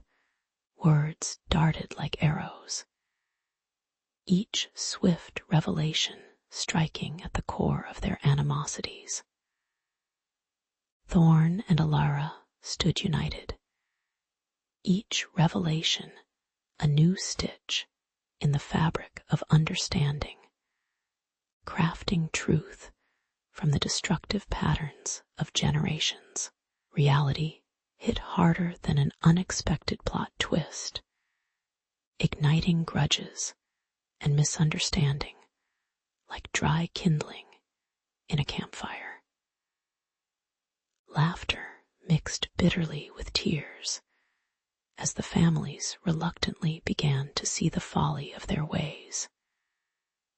And in that explosive moment of vulnerability, Thorne's quip about calling for takeout for the family dinner suddenly felt like a beacon of hope. With shadows fading into the vestiges of the night, they stood not as adversaries, but as a patchwork of reconciled hearts ready to forge a future unchained by past grievances, illuminated by the stars above like the ultimate cosmic blessing. It's funny how the stars seemed to giggle among themselves, whispering, "Finally, someone got it right." As dawn broke over Eldery, the sky donned a fiery cloak of oranges and yellows, casting long shadows across the land. The air, crisp like a freshly opened bag of potato chips, crackled with the tension of truths yet to be spoken. Elara stood at the window of her family's estate, absorbing the view as though it were a long-lost friend. All around her, the scent of blooming wildflowers mixed with the faint aroma of morning dew, a stark contrast to the bitterness that had brewed between their families. It seemed impossible yet palpable that love could flourish in such a fractured garden, ripe with resentment and fiery tempers fueled by years of rivalry. But here it was, dawning on her, that no matter what had been or what might come, this morning felt different. Meanwhile, in the shadow of her family's fortress-like manor, Thorne could feel the weight of generations bearing down on him like an overpacked backpack. He had spent many nights staring into the starlit sky, dreaming of a future where love reigned supreme over petty grudges. Today, however, the fragile peace that lingered in the air felt as delicate as a spider's web, glistening with dew in the early light. A single wrong move could unravel it all. Despite the fear clenching at his throat like an iron vice, he pondered the irony of it all. Their families were at war, yet he found salvation wrapped in the arms of the enemy's daughter. And as he stepped outside into the warmth of the day, the birds chirped a melody of hope, promising that even the most intricate disputes could bend, if only they dared to rewrite the script. With hearts pounding like drumbeats, Elara and Thorne seized the moment to meet, right in the hidden woods that whispered secrets of their love affair. They exchanged letters that were no longer written in sorrow, but infused with optimism and dreams like the new green shoots pushing through the earth. The feeling of their fingers brushing under the canopy of leaves was electrifying, igniting something deep inside them that had long been dormant. Gone were the days when each hidden note spoke of longing. Now they brimmed with laughter, shared ambitions, and wild plans that defied tradition.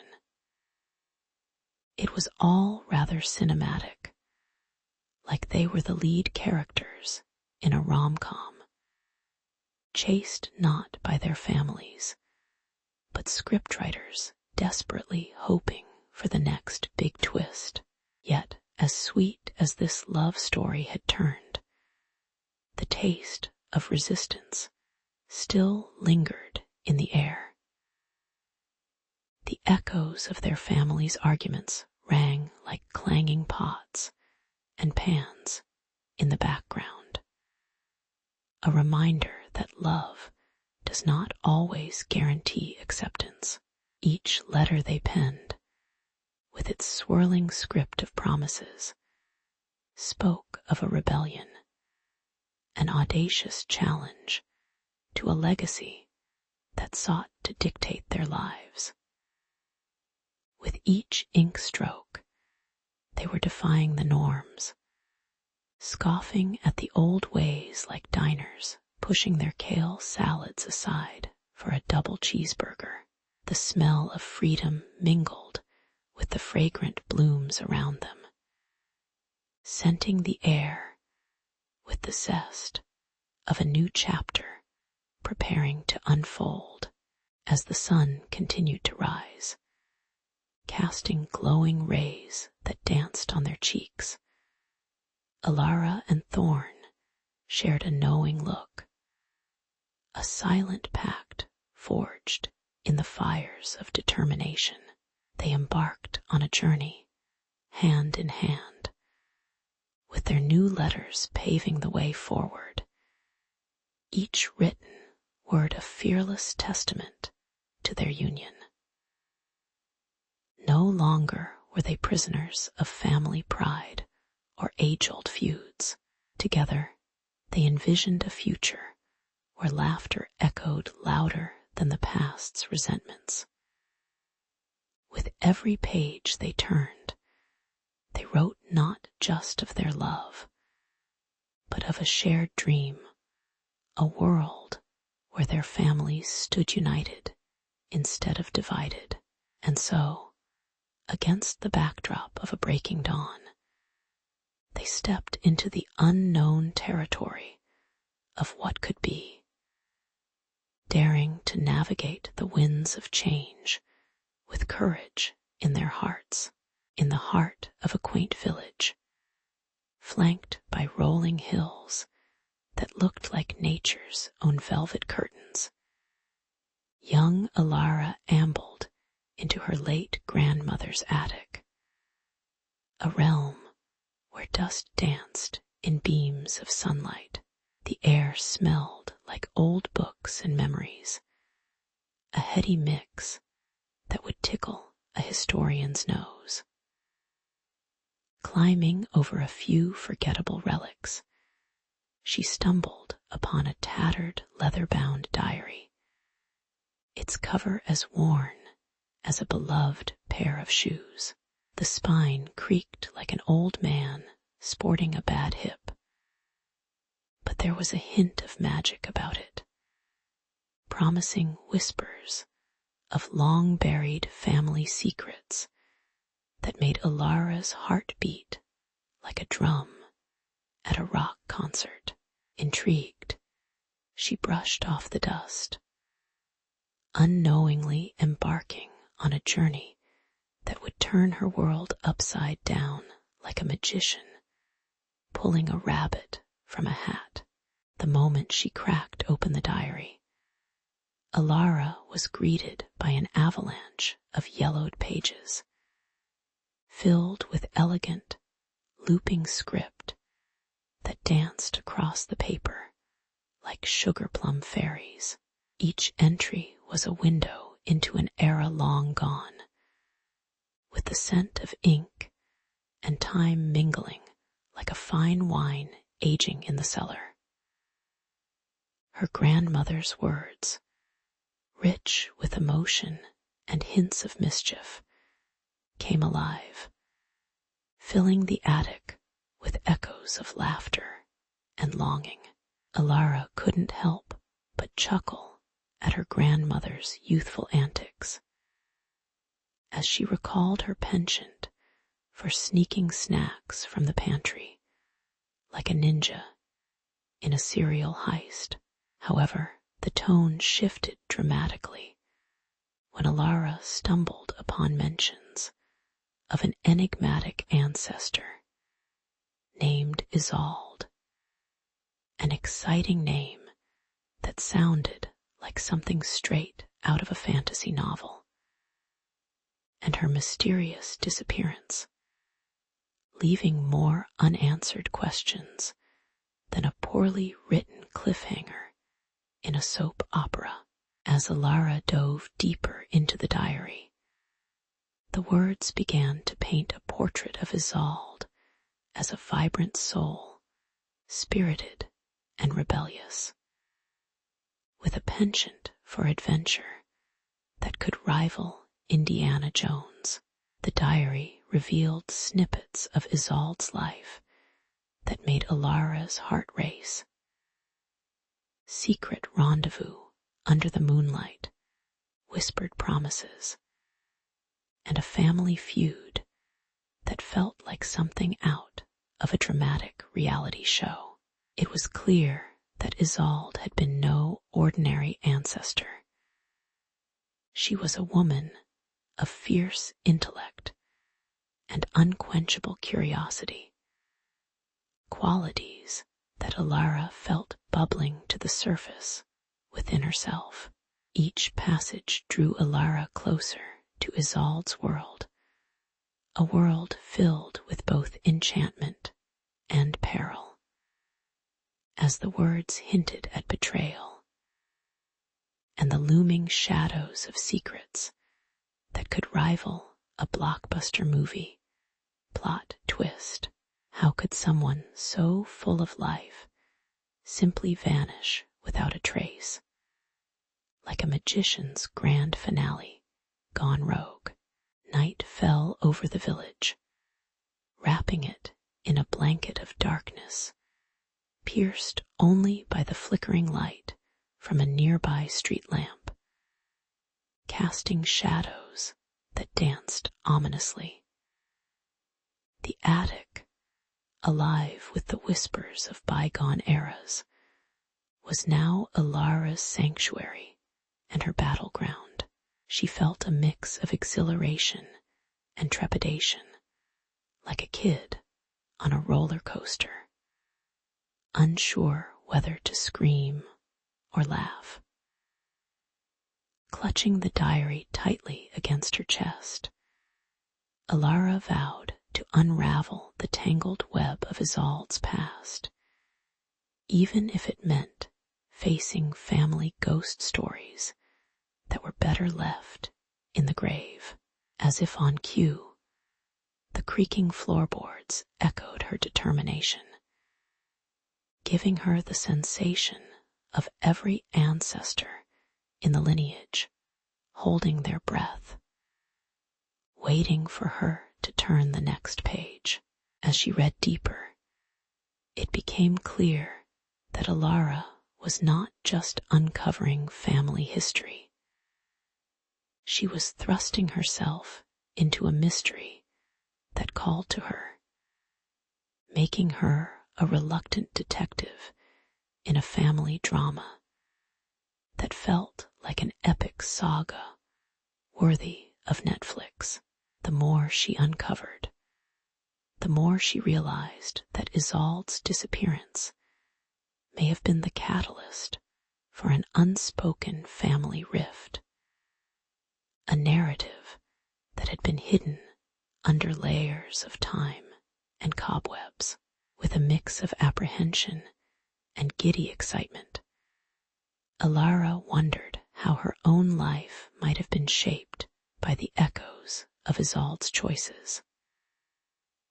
Little did she know, the quest to uncover these secrets would lead her to question not only her family's past, but also her own identity, like a plot twist that leaves your jaw on the floor.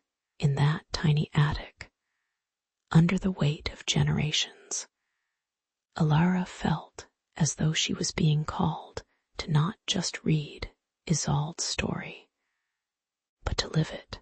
With determination glimmering in her green eyes, Alara stepped into the embrace of her quaint village, a place where history clung to the cobblestones like stubborn weeds. She armed herself with a notepad and a stubborn curiosity that would put even the most nosy gossip to shame. Elders, those reputed keepers of secrets and tellers of tales, were her first port of call. Each crackled voice told a story that echoed through the ancient streets, recounting the haunting lore of Isolde, a name whispered among the generations, like a spell born of both reverence and fear. Alara could almost taste the dusty air, thick with the scent of forgotten tales and the unmistakable musk of time itself.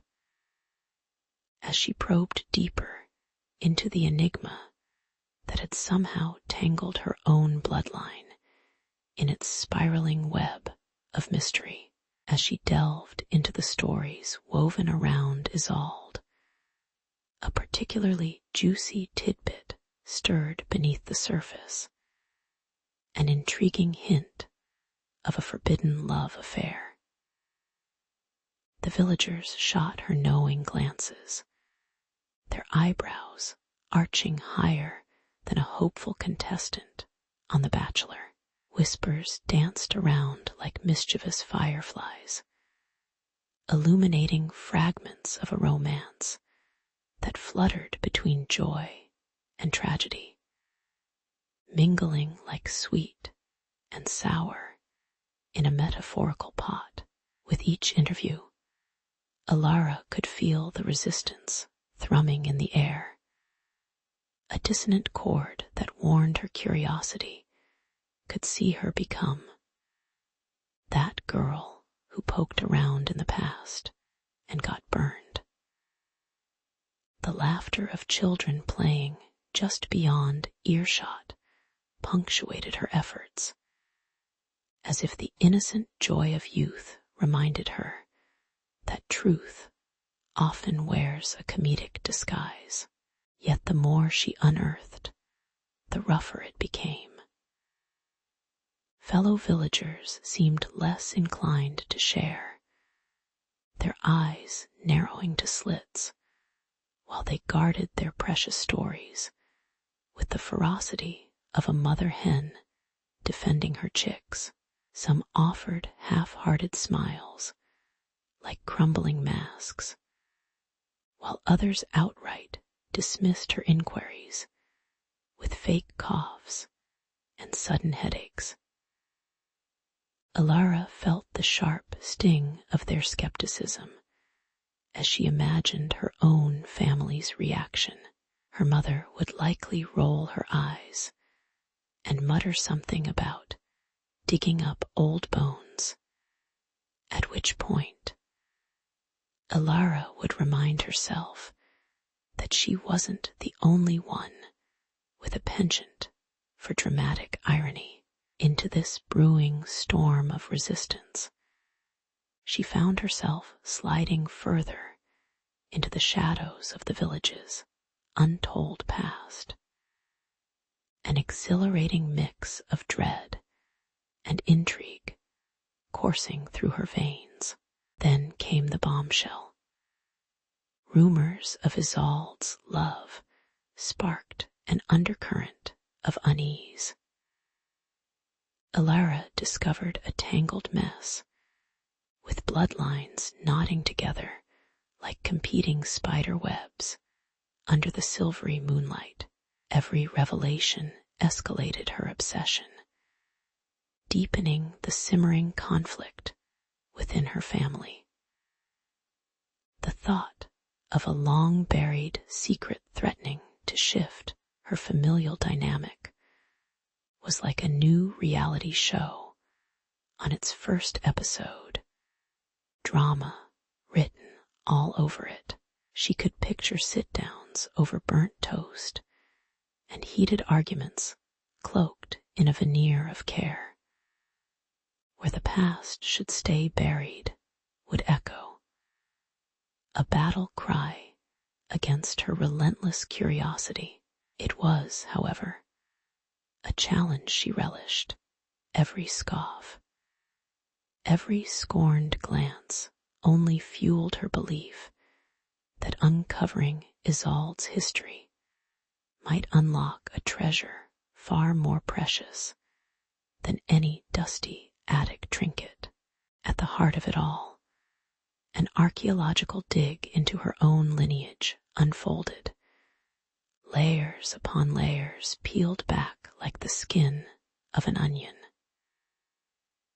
Alara braced herself, knowing she was digging deep into the bedrock of whispered secrets, the sort of truths you'd expect in a telenovela or a particularly spicy fantasy novel. With each piece of history she unraveled, she felt the weight of Isolde's story pressing against her, a force pulling her through the heart of a village that had long accepted silence as its refuge. Yet there was a spark of defiance within her, a voice capable of saying, "I refuse to let the tales of old become mere echoes." And as she sat among time-worn relics of the past, she wondered how far she could go before those echoes turned into a full-fledged symphony of revelations. As Alara thumbed through the yellowed pages of the diary, a faint smell of aged parchment enveloped her like an old friend's embrace. The scrawled ink seemed to pulse with secrets, whispering from the past, but it was the brittle sheet that fluttered out like a wounded bird that made her heart race.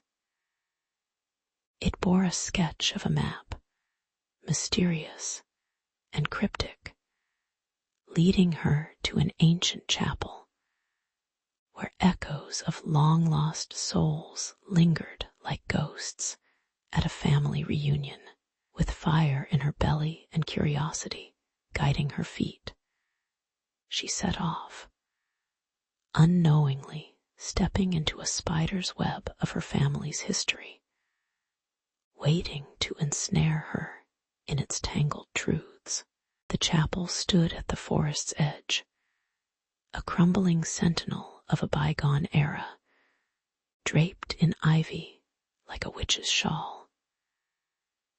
The air was thick with the earthy scent of damp moss and wood rot, a heady mix that made her nose tingle.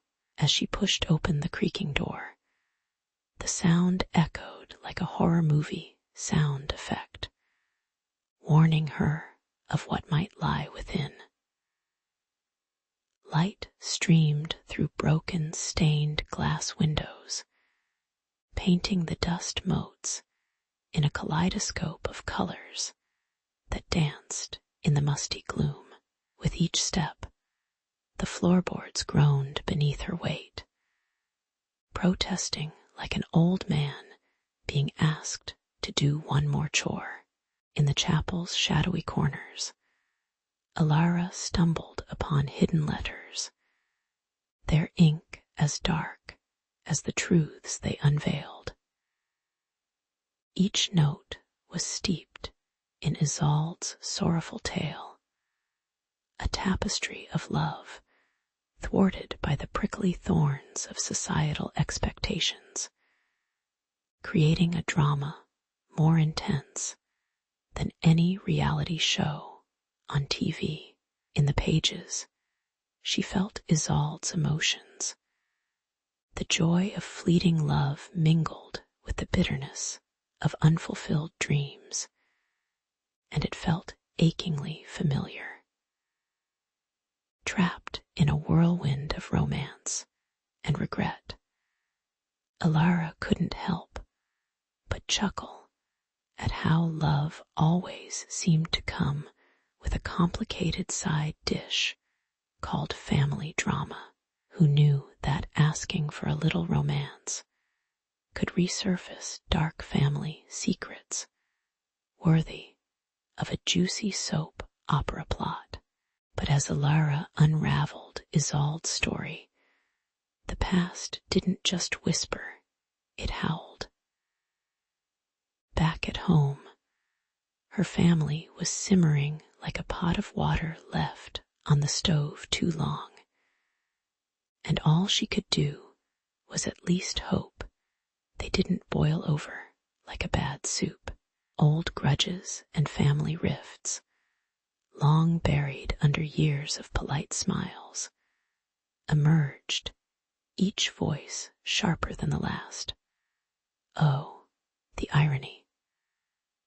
What started as a quest for understanding morphed into a battle of wills, with accusations flying like confetti at a wedding gone wrong. It was both a heartbreaking and laughable sight.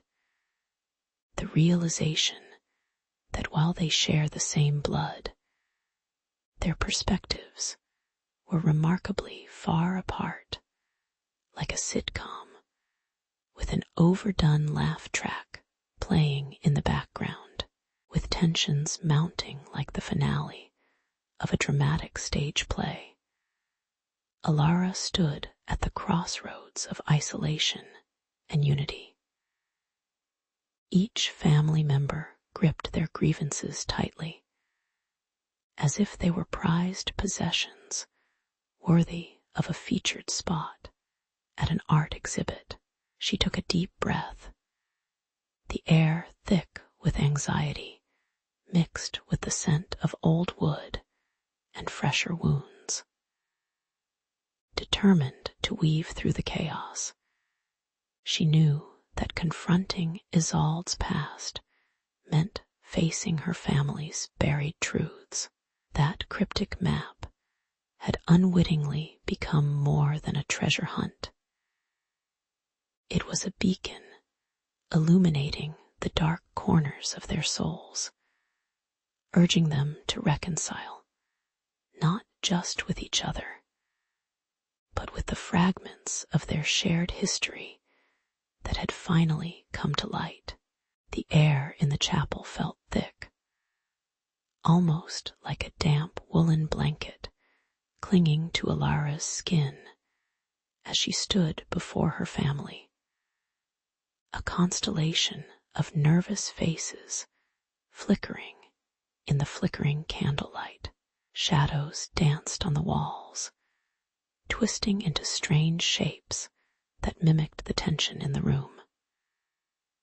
This was it, the moment she had envisioned and dreaded in equal measure.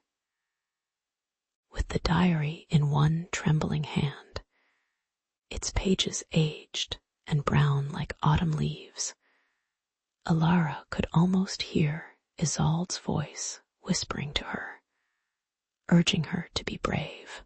Time to pull the curtain back on these family secrets, she thought, a flicker of determination igniting within her.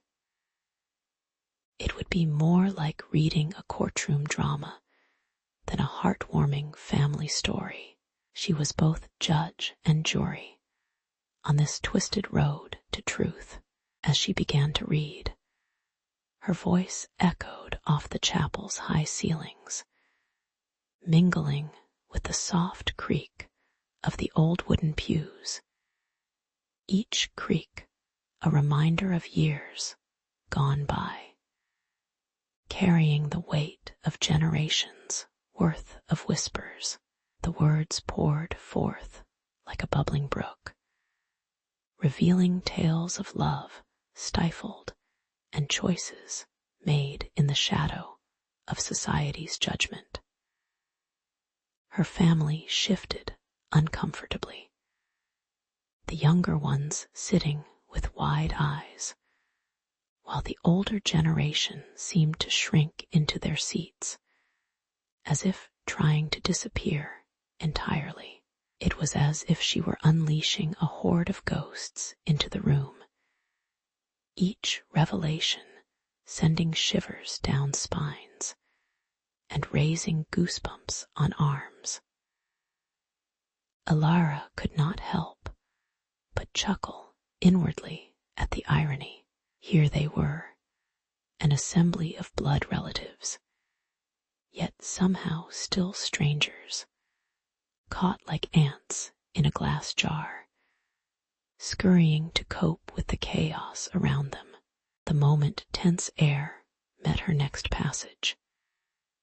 It was as if someone had popped a balloon. The unexpected revelation of Isolde's hidden affair sent a ripple through the crowd. Gasps, sharp and collective, hung in the air like the smell of burnt toast, a bitter reminder of what they had long tried to ignore. Faces flushed, eyes darted like pinballs, and suddenly walls that had stood firm for decades began to crack. Old rivalries resurfaced, layered with resentment, as secrets were unwrapped like unwelcome gifts. It was a family gathering that had taken a sharp turn into a Greek tragedy, complete with cries of disbelief and sides forming faster than a high school cafeteria food fight. Everyone's biases and unresolved fears came to light, as if the past had been waiting in the wings for this very moment, ready to take center stage. Aunt Matilda's face turned a shade of crimson, her pearls shimmering ominously in the dim light, as she clashed with Uncle Harold over long-buried grievances that felt fresh and pungent, like week-old fish. "How dare you lift that curtain?" she spat, her voice dripping with venom, while Harold shot back with a laugh that sounded more like a growl. Alara couldn't help but think of reality TV shows where families scream and cry, but here none of it was scripted. It was raw and real, the kind of drama that made the ancient Greeks proud and could win an Emmy for most dysfunctional unit. This was the moment they had dreaded, the moment their hearts would be bared, raw and bleeding, with all the ugly truths laid out for everyone to see. As the final words echoed in the haunted chapel, something shifted among them. A reluctant understanding began to weave through the air like a fragrant incense swirling into existence. Each family member wrestled with their newfound truths, grappling like gladiators in an arena of emotions. The echoes of Isolde's choices reverberated, forcing them to reconsider what it truly meant to love and sacrifice. Alara felt a strange sense of kinship amidst the chaos, as her family unraveled before her, yet united in their shared dilemma. The diary, cradled in her arms, became more than just a collection of ink on fragile pages. It transformed into a bridge, a metaphorical time machine sending them back to the heart of their lineage. Perhaps, she mused as the air lightened just a touch, this was the beginning of a new chapter, not just for them, but for the legacy of Isolde that they would carry forward, however messy that might be.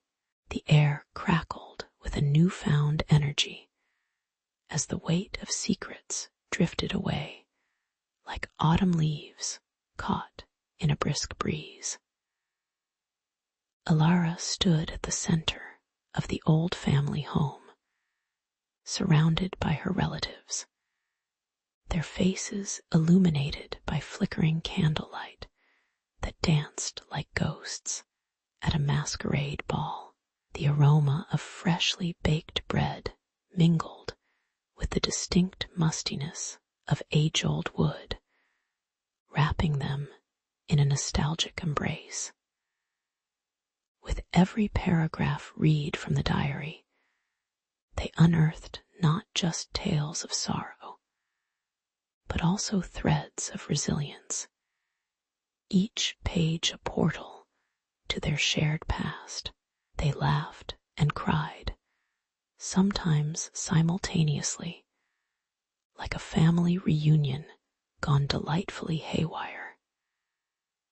As they peeled back layers of misunderstanding that had festered for generations, transforming bitterness into connection and conflict into compassion, Isolde's legacy, once shrouded in shadow, emerged like a phoenix flapping its wings, vibrant and unapologetic. Alara marveled at how the old diary, initially resembling an ominous tome of family drama, began to resemble a treasure map, guiding them toward a brighter horizon. Her heart soared as she watched her mother embrace her estranged brother for the first time in years, their laughter ringing through the house like a familiar tune from a long-lost favorite movie. The room filled with warmth as they gathered around the kitchen table, retelling Isolde's spirit, a grandma who had skills rivaling a TV chef, capable of turning even last night's cold pizza into a gourmet meal. It turned out that family could be more than just a collection of genetic relatives. It could indeed be the epic ensemble cast of a heartwarming sitcom, one where every episode brought hope and healing. Yet it wasn't all sunshine and daisies. Some moments were bittersweet, as uncomfortable as finding a stubborn piece of spinach stuck in your teeth during the first date. Alara felt the sting of unresolved feelings, remnants of hurt that lingered in the corners of the room like dust motes in sunlight. The diary, too, served as a reminder of the pain, but also of the strength required to confront it. They tackled tough subjects like boxing champions in a ring, ready for reparations, but with love as their protective gear. As each story unfolded, Alara realized that vulnerability was not a weakness, but the glue binding their frayed relationships together. A revelation sweeter than the chocolate cake cooling in the oven. As the night stretched on, the house transformed into a canvas of nostalgia, where laughter mingled with the ghostly echoes of the past. Like a well-loved vinyl record spinning on repeat, the family began to share their own memories, weaving a tapestry of tales that captured the essence of who they each were. There was Uncle Marcus recounting his infamous mishap at the family barbecue, a disaster involving flaming ribs and a garden hose that still had them in stitches, and Aunt Clara's stories about Isolde's wild adventures that played out like a playlist of classic road trips. In that The old newspaper clippings and dusty photographs took on new life. No longer relics, but vibrant snapshots of love, laughter, and sometimes hilarity. With every shared laugh, the family grew closer, solidifying bonds that would weather future storms, no matter how turbulent. With dawn creeping up on the horizon, the family gathered to make a vow, their voices intertwining like a melody, pledging to honor Isolde's legacy by preserving their history. The echoes of the past emboldening their hearts. Alara, feeling the weight of her ancestors' love, was determined to keep the diary close, not as a vault of secrets, but as a wellspring of wisdom and guidance for the generations to come.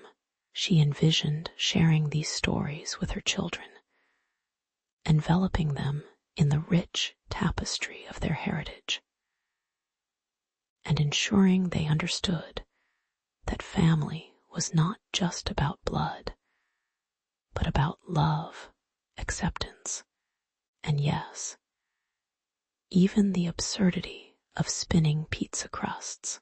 Laughter erupted once more as they joked about future family gatherings, promising to keep the recipes and the stories alive. After all, no one wanted to sign up for another burnt ribs scenario. As the sun rose, casting golden hues over their faces, Alara whispered a silent promise to the past, grateful for the echoes that now resounded in unity, hope, and an undying sense of love. Determined to uncover the story behind that postcard, Alina turned to the village's most spirited historians, its elderly residents. Armed with her notepad and a spark of youthful enthusiasm, she embarked on her quest. Time-worn faces etched with wisdom and laughter greeted her, each one a storyteller ready to weave together the vibrant tapestry of the village's past. Old Man Harris, with his beard that looked like the remnants of a shipwreck, recounted tales of fish, so big they could practically swim away with your grandmother's knitting. Her heart raced as she listened, imagining the bustling docks filled with the salty, tangy scent of the sea, and the camaraderie of fishermen leaning on their nets, swapping stories like trading cards on a playground. As the days passed, Alina wove her way into the old rhythms of the village, soaking up the tales of feasts where fish were pulled straight from the ocean's embrace and served with a side of laughter and love. Each story dripped with nostalgia, a bittersweet reminder of joys lost to time, much like her grandmother's once vibrant paintbrushes gathering dust in a corner. The irony tickled her mind. Here was a village that had fished for hope alongside the bounty of its waters, now mired in quiet despair, as if time had rolled back like a poorly rewound VHS tape. As she painted scenes inspired by the stories shared, Alina felt a spark igniting within her. It wasn't just a canvas she was brightening, but the spirit of the very village that had nurtured her dreams. Would she be the one to orchestrate a renaissance, to paint over the gray with bold colors of hope and revival. Armed with her newfound knowledge and an endless supply of determination, Alina organized a gathering, a hearkening back to the village's glory days, complete with fishing nets, and the scent of grilled seafood wafting through the salty air. While setting up, she humorously compared herself to a captain leading a crew to regain lost treasure. Only this time, the treasure was tradition and community spirit. The villagers chuckled, their faces lighting up like fireflies as they reminiscing about time spent solidifying bonds over shared meals and laughter before the tides changed. The sounds of laughter filled the air, blending with the crashing waves, a chorus that sang of perseverance. Alina sensed an awakening, a shared heartbeat rising, a promise that the waves wouldn't be the only thing to dance with joy again. It was that very night, as lanterns glowed like stars above, that the village buzzed with an energy Alina had only seen in movies, where the heroes unite against all odds. Fishermen old and young joked under the moonlight, telling tall tales and twirling fish about the ones that got away, while the scent of spicy stew curled around the corners of socializing souls. Alina beamed at her work, feeling not just the pulse of the tide, but the warmth of community, rekindled like an old fire that simply needed a bit of fanning. It was as if her brush had stirred the very essence of the village, provoking laughter, chatter, and a renewed sense of belonging, like launching a blockbuster hit after years in development hell. And for the first time in ages, the village was alive with the promise of a future that respected the whispers of its past, ready for waves of change to roll in. But this time, they would ride it together. Alina stood at the edge of the cliff, wind whipping through her hair like a wild stallion galloping across an open plain. The salty sea air filled her lungs with the promise of adventure, a tantalizing blend of seaweed and memories that tugged at her heartstrings. It was here, amidst the gulls' raucous calls and the crashing waves, that she felt the stirrings of change. Her enthusiasm, bright as the sun bouncing off the waves, caught the attention of her childhood friend, Marco, with the rugged lines of worry etched on his sun-kissed face. He looked like he'd been wrestling with a sea monster, rather than merely trying to make a living fishing in these storied waters. But it was that very enthusiasm that sparked a fire in him, a fire that might just shine through the gloom of their village's decline. As the sun dipped below the horizon, casting the sky in shades of orange and purple, they gathered at the village square. Laughter and raised voices bounced off the cobblestone streets as the aroma of grilled sardines wafted through the air, a scent both inviting and nostalgic. The villagers huddled close, eyes bright with hope and a little bit of trepidation, as Alina and Marco laid out their plans. They weren't just gathering for another boring town hall meeting. They wanted to revive the community spirit, to bring life back to the dilapidated shacks that once bustled with laughter and solidarity. Each new face added to the gathering was a drop in what felt like a rising tide of camaraderie, lifting their spirits higher with every shared story and dream. It was almost like a scene from a feel-good movie, where the underdogs band together, but without the glossy Hollywood finish. But just as the villagers were starting to feel that spark of renewal, a shadow loomed on the horizon, quite literally.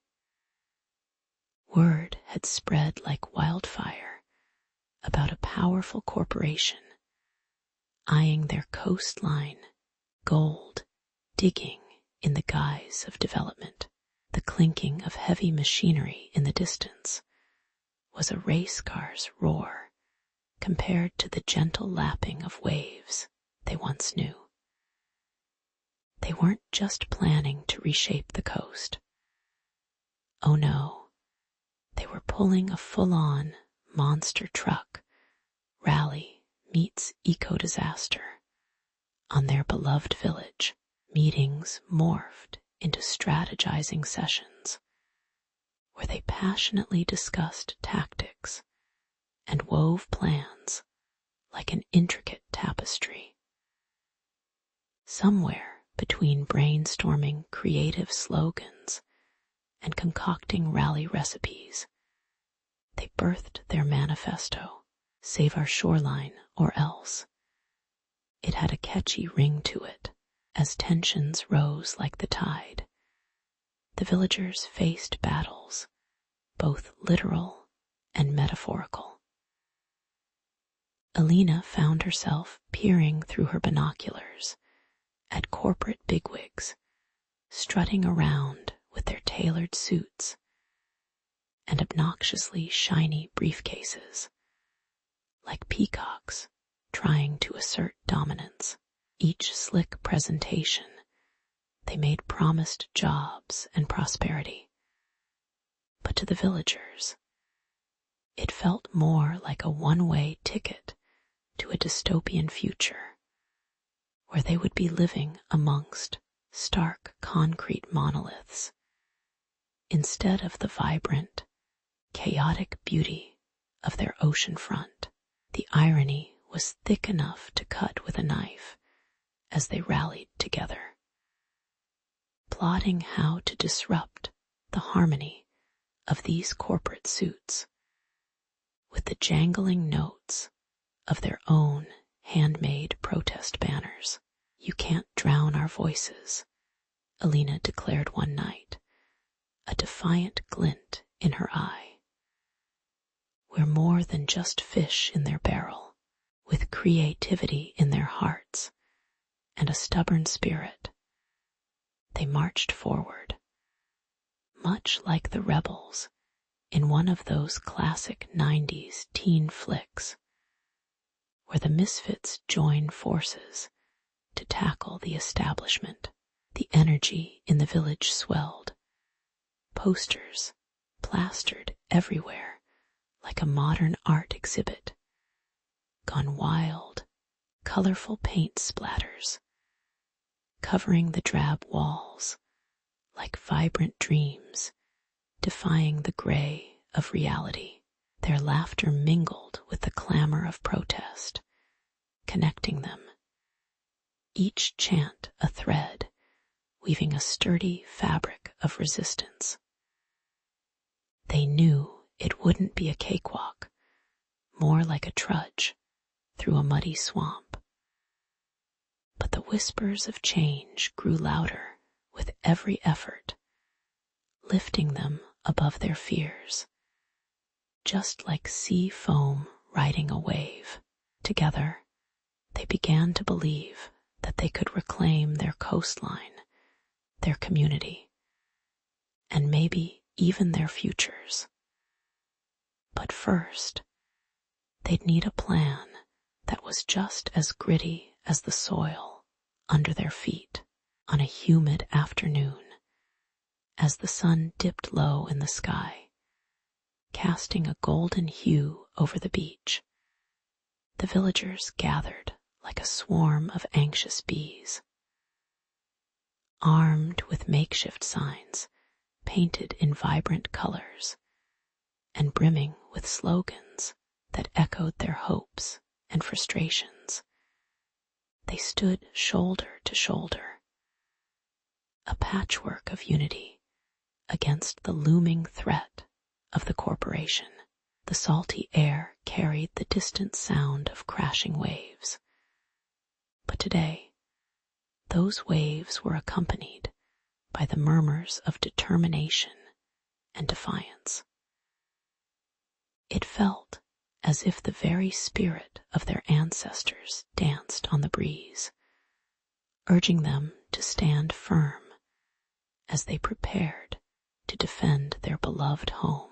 Tides of change were indeed upon them, but they weren't about to let the tide sweep them away quietly into the night. No, sir. As the sun dipped below the horizon, casting a golden glow over the weathered rooftops of the town, villagers flooded the streets with an energy that crackled like electricity on a summer night. Banners flapped in the warm breeze, each one emblazoned with painted pleas and passionate slogans, shouting their intent louder than any megaphone. Save our heritage, read one sign adorned with a hand-painted heart. Another proclaimed, this land is our story. The atmosphere buzzed with the raucous laughter of children and the determined chants of adults, a chorus of voices that mingled with the scent of fresh bread wafting from the nearby bakery, creating a cacophony of hope and desperation. Little did they know, their collective spirit would soon collide head-on with an iron curtain of blue uniforms waiting for them with solemn, unyielding expressions. As the villagers approached the corporation's headquarters, their hopeful hearts raced against the grim reality of police officers forming an impenetrable wall. It was as if the town's pulse had been confronted by an impenetrable fortress, and the officers, standing shoulder to shoulder like a band of stoic robots, seemed ready to enforce the planet's most ridiculous grown-ups only rule. Murmurs swept through the crowd. Was this how far they'd go to protect corporate greed? The air was thick with tension and the tangy scent of sweat. A lone butterfly fluttered past like a tiny rebel, zigzagging between fists, holding tightly to their convictions. Just as the villagers contemplated retreating, feeling more outgunned than a group of toddlers in a game of dodgeball against seasoned pros, they caught a glimpse of something glimmering on the horizon, an unexpected curveball that could change everything. It wasn't just a mirage. A media crew, complete with cameras and bright lights that made it feel like every participant had suddenly been thrust onto a Hollywood red carpet, crashed the scene like a rock band at a library, with a professional swagger and the gleam of opportunity in their eyes. They locked onto the villagers with their lenses, ready to shoot the raw footage of the grassroots uprising that was unfolding before them. The sound of whirring cameras blended with the villagers' raucous chants, creating a symphony that signaled they were no longer alone in this fight. Voices once muted by authority began to amplify. It was as if a magic spell had been cast. And suddenly, these passionate locals were transformed into the heroes of their story. Sounds of hope bubbled to the surface like the very best kind of carbonated drink, fizzy and invigorating, promising a spark on the horizon as the camera crew zoomed in for close-ups, capturing raw emotion etched across faces flushed with passion. The tide of public opinion began to shift more dramatically than a plot twist in a soap opera. Images of the demonstration flashed across screens, capturing eyes and hearts far beyond the dusty streets of their town.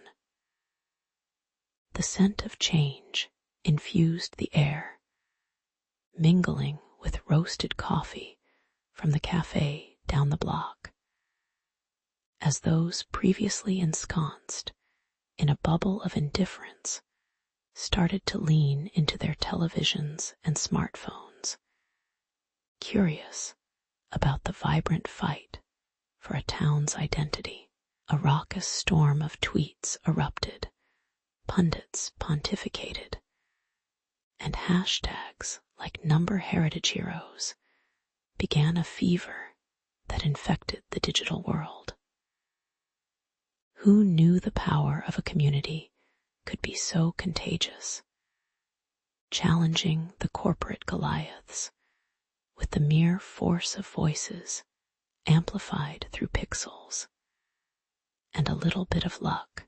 With the world watching, the corporation began to sweat under the relentless pressure of public scrutiny, like an ice cream cone left out in the scorching sun. A delightful treat melting away before one's eyes. Tension cracked like a dry twig underfoot as executives scrambled in their glass offices, realizing that a bunch of angry villagers armed with heartfelt conviction could dismantle their carefully laid plans for profit. The irony dripped from the air, thick as honey. A community once silenced by fear had turned into a thunderous choir of resolve, each note reverberating far beyond the narrow streets of their town. And so, amidst laughter, determination, and the odd cry of a rogue seagull, a revolution was brewing. With an audacity as powerful as any blockbuster finale, the tides of change crested, ready to redefine what it meant to fight not just for roots, but for a future that could finally take flight. The sun peeked over the horizon, casting golden rays like a painter's brush across the tiny, resilient village. The air buzzed with a mix of excitement and disbelief as locals gathered, still reveling in the aftershocks of their unexpected victory. You see, just a few sunsets ago, they'd been preparing for a corporate bulldozer invasion, the kind that makes David versus Goliath look like a friendly wrestling match, but with the corporate giants retreating faster than a cat in a bath.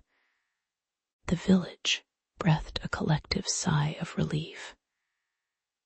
As sweet as the scent of homemade pumpkin pie wafting from Grandma Rose's kitchen next door, who knew a simple mural and a stubborn artist could launch such a tidal wave of change.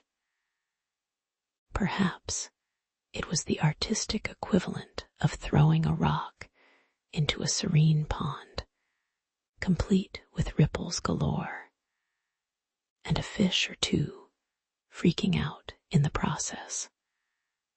Much to everyone's delight, Alina's mural now towered like a vibrant fortress, a kaleidoscope of colors swirling together to tell the story of their struggle and triumph.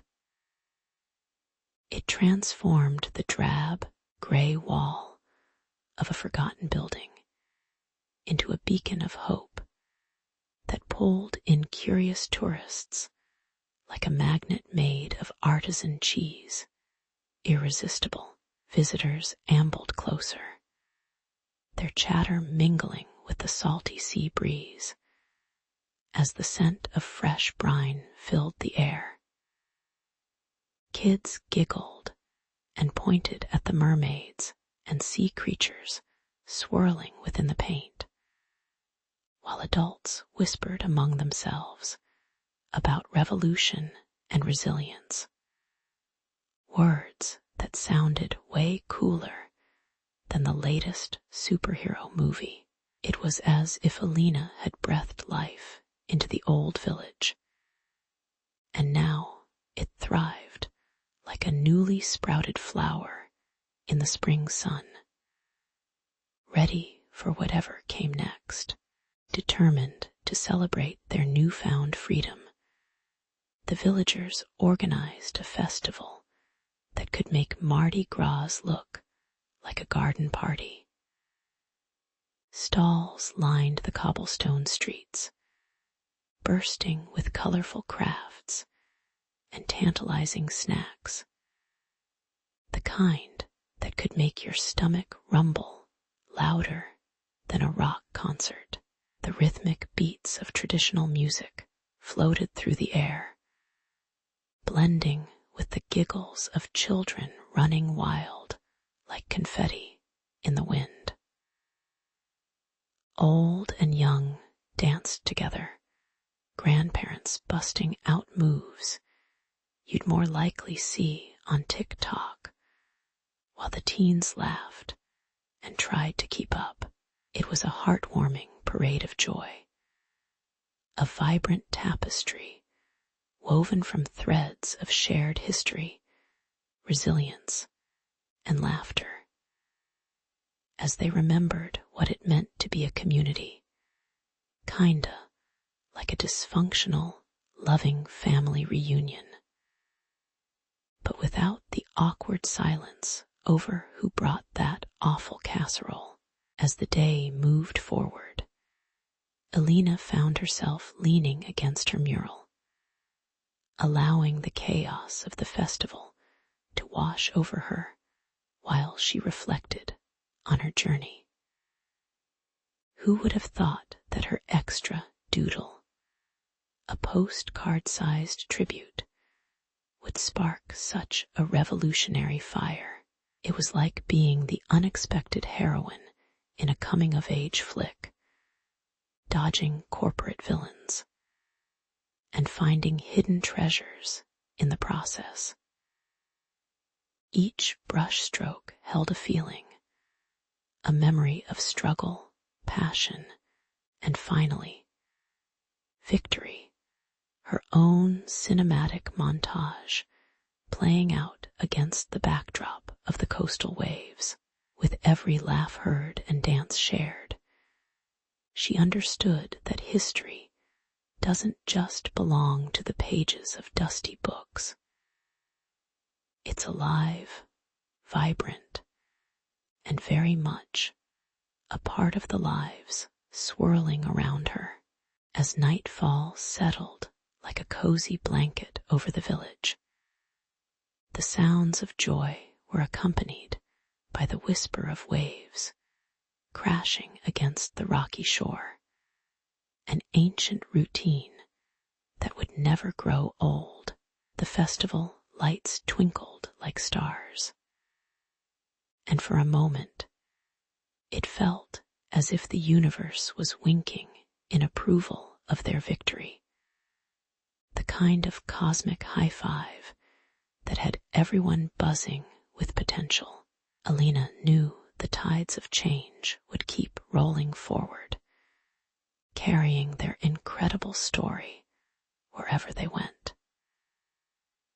Maybe, just maybe, this little village would be the setting for many more revolutionary postcards in the years to come. And in a world that often felt out of tune, they'd found harmony on their own terms, a reminder that sometimes the most unexpected moments create the loudest echoes of change.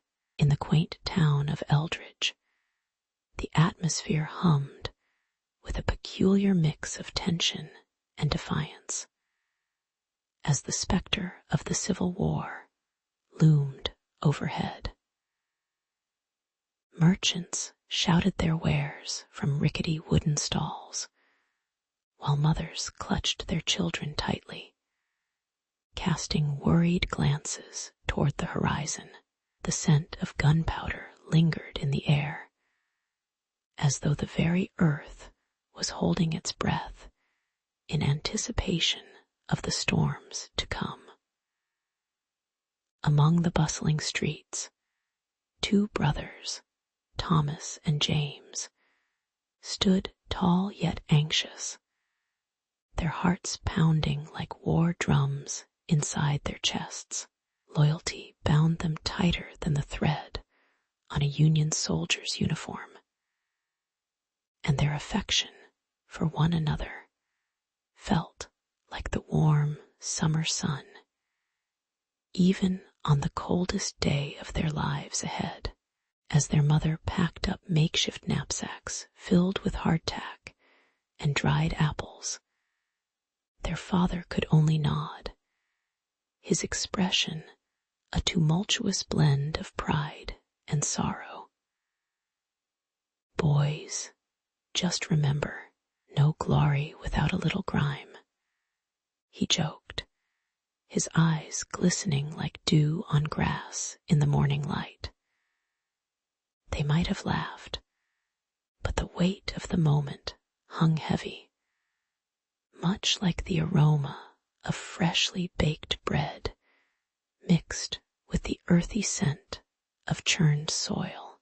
The brothers exchanged a knowing look, that secret language only siblings understand, as they prepared to step into the unknown.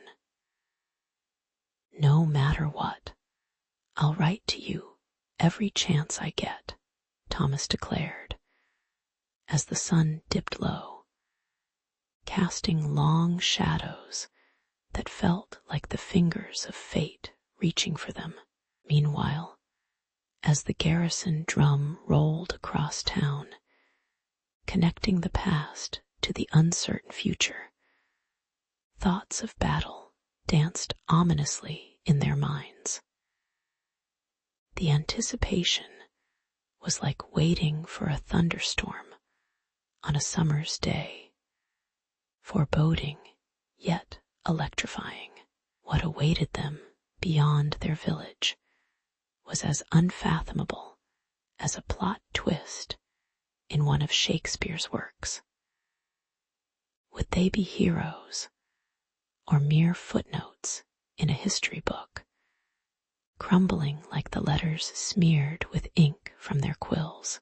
These questions buzzed through their brains, taking root like weeds in an unkempt garden, growing ever larger as they prepared to part ways. On the day of their departure, the crowd gathered, their faces a canvas of hope and fear, echoing the chorus of sentiments tangled up like a packet of tangled string. As the brothers clasped hands, their grip was firm yet shaky, a paradox that spoke volumes. The sounds of marching boots and sniffling noses created a symphony of both courage and heartbreak. I'll write you nightly, like a romantic hero from a novel. James promised, trying to mask his unease with a wink, though their journey sent them spiraling into war's clutches. Their correspondence would be the lifeline, binding their shared adventures together like the spine of a well-loved book. And so, the brothers set forth, wounded pride cloaked beneath their soldiers' guise, ready to face cannon fire and the clanging of sabers. As the drumbeat faded, their letters would become a lifeline, a tangible piece of home amidst the chaos and disarray. With every inked word, they would bridge the miles of separation, nourishing their bond with tales of heroism mixed with the mundane. From the chill of winter camps to the hustle of skirmishes, their secrets and fears would spill onto the pages, like blood on the battlefield, leaving indelible marks on history. Little did they know, these ordinary letters would weave a tapestry of an extraordinary tale that would unite a nation in ways they could hardly imagine. The sound of cannon fire was thunderous, shaking the very earth beneath Thomas's feet. In the heat of battle, the acrid scent of gunpowder mixed with the sweat and fear of men was almost unbearable. He penned letters as if each stroke of the pen was a lifeline thrown back to his brother James. Describing the mud-slick trenches and the cacophony of chaos surrounding him, he wrote about the terrifying yet thrilling camaraderie that bound him and his fellow soldiers together. It was their laughter in the face of death that made them feel alive, like the heroes of a Hollywood blockbuster. Even while the grim reality loomed over them like a storm cloud ready to burst. Back home, James sat at the kitchen table, ink-stained fingers trembling as he absorbed every word from Thomas. The house still carried the faint smell of fresh bread and the lingering sadness of empty chairs during dinner since their mother had passed. Each letter was like a time capsule, revealing the heart of war while simultaneously tightening the noose of worry around his chest. He couldn't help but chuckle at Thomas's rants about why a half-eaten can of beans was a great meal in the trenches. The irony of soldiers treating canned food like gourmet dining was a bittersweet escape from their harsh reality. Yet each word also reminded him of the faces of their hometown friends lost to the fight, making his laughter taste a bit like ashes. As the war dragged on, the letters became lifelines, stitching together their disparate experiences into a tapestry of shared sorrow and hope.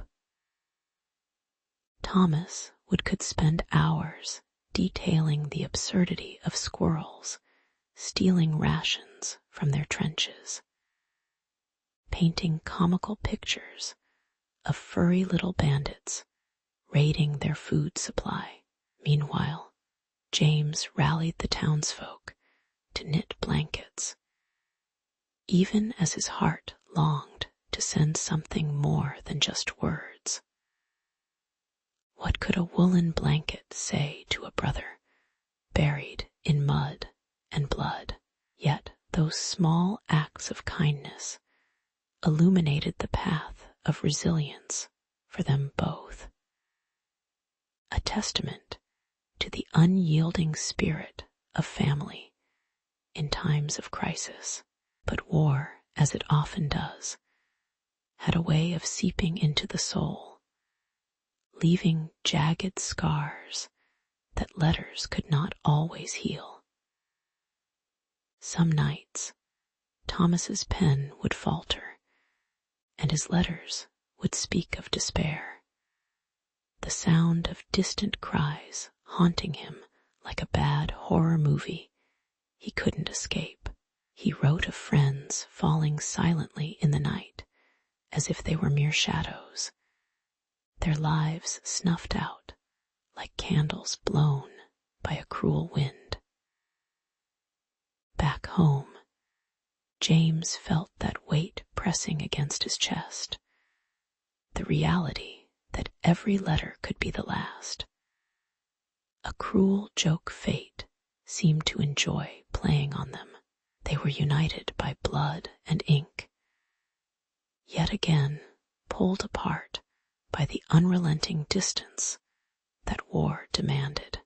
Through the stories shared in ink, a beautiful irony blossomed. Their words became the very thing that kept their spirits alive amidst the gore and sorrow. Huddled in frigid corners of barracks, or crowded around the hearth fires back home, they found joy and laughter within the confines of those courageous scribbles, each letter filled with tales of hope and camaraderie, spun a thread connecting brother to brother, each word an armor against the dark forces of despair. Thomas and James had become calligraphers of resilience, painting pictures of unwavering brotherhood on the canvas of their lives. It was here, in those unseen fields of battle, that the heart of a nation began to beat in unison, a reminder that even amidst chaos, love flourished and laughter danced like sparks in the night. The air crackled with tension, thick as the smoke curling from cannon fire, as Thomas fought among the chaos of battle. Each explosion resonated like thunder, reverberating through the ground, shaking the very earth beneath his feet. He could feel the grit of mud mixing with blood, a grotesque reminder of the horrors surrounding him. In the midst of this turmoil, Thomas penned what would be his last few letters, his hands trembling, ink splattering like the very chaos he survived. These missives, once lively accounts of camaraderie and courage, now dripped with desperation. Each stroke of his pen, a silent plea echoing through the blood-soaked fields of conflict. Back home in Eldridge, the weight of those letters became a lifeline for James, who stood at the town square, the flickering lamplight casting long shadows on his determined face. As a newfound leader, he embraced Thomas's words like a warm blanket on a winter's night, sharing them with the townsfolk who gathered around, starving for connection and hope. With a voice as steady as the town's clock tower, James recited tales of bravery that stirred their souls, blending them with raucous laughter drew smiles from tear-streaked cheeks. He sprinkled humor, even, often likening the enemy to a band of rogue squirrels, darting around, desperately trying to steal the last morsel from their pantry. For a moment, the grim realities of war faded, and community spirit flickered like the flame in a lantern, casting away shadows with the light of resilience. But life in Eldridge wasn't all sunshine and rainbows. The clatter of horse hooves echoed in the streets as news of casualties trickled in like a slow, dark river. For every letter Thomas sent, a whispered sorrow crept through the town, wrapping around their hearts like a chilling fog.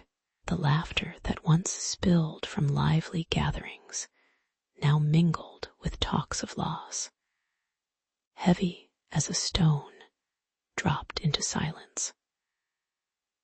James observed every furrowed brow and sorrowful expression, the weight of unspoken grief hanging in the air, thick enough to cut with a knife, but still he pressed on, rallying the townsfolk as if they were soldiers marching toward an invisible front, urging them to not only remember the names of the fallen, but to celebrate their bravery through his brother's tales.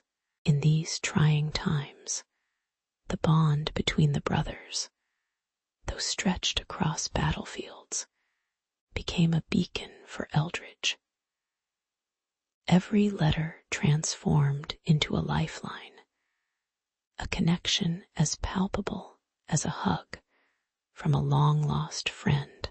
The scent of pine mingled with hope as the townspeople gathered in the tavern, a local haven where tales of sacrifice shone brighter than the flickering candles that illuminated their confessions. They spoke of shared dreams of peace and the simpler times when the only battles fought were over who could catch the biggest fish at the local lake. Laughter and tears intermingled like colors on a painter's palette, creating a vibrant tapestry of community that mourned together, yet found strength in unity. Yet as Thomas battled in the trenches, each breath he took felt like a borrowed moment, a tick of the clock closer to fate. The distance between the brothers felt like an endless chasm, made only more poignant by the escalating despair surrounding them. On many nights, Thomas laid awake, his heart pounding like a relentless drum, not just from fear, but from the hope that drifted with each letter he sent home.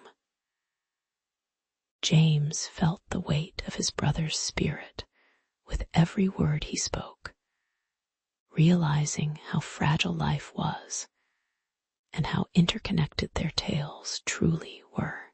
Through shadows and light, the correspondence forged a path not just for survival, but for a collective identity that would rally a nation, knitting together their sorrow into a vibrant tapestry of resilience and belonging.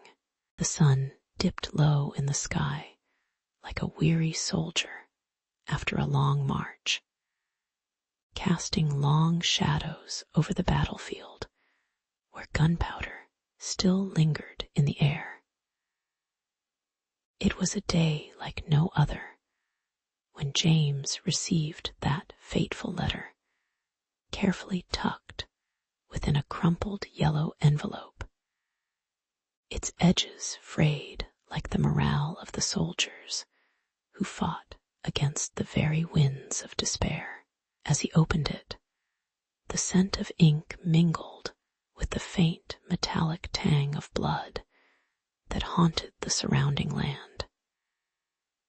Each word leaped off the page, resounding in his heart like cannon fire, bringing with it both a weight of sorrow and an unexpected warmth from his brother's spirit.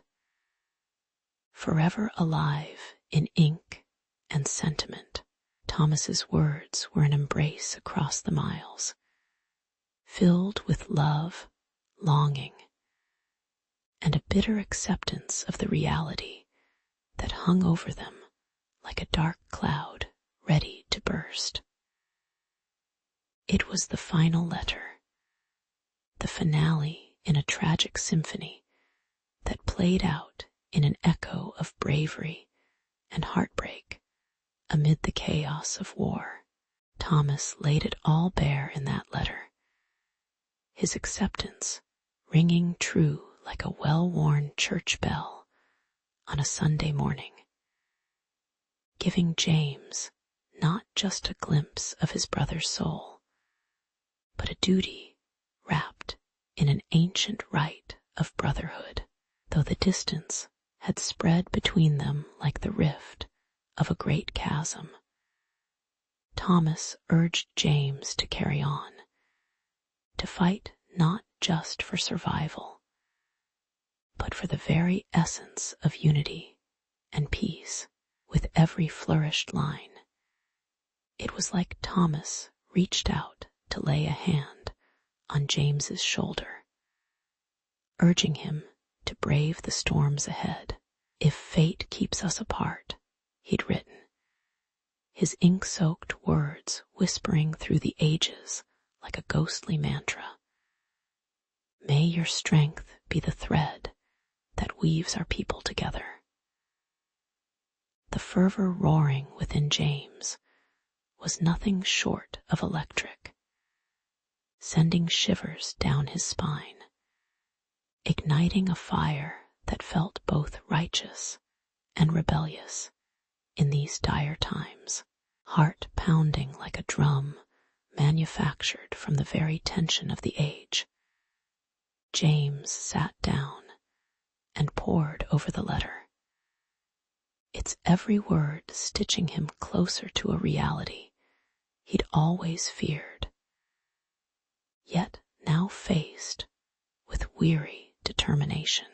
Gathering the townsfolk on the rickety old porch of the general store, he waved the letter high above his head, as if it could catch the attention of those who'd long since turned their back on hope.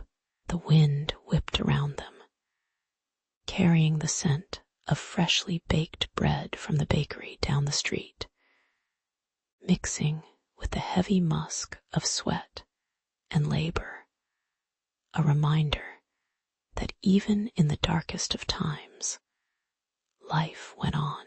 As he read aloud, his voice trembled yet surged with fierce conviction, an anthem rising from the ashes of despair, their spirits intertwining in that moment, fueled by the anguish of loss and the glimmering threads of unity.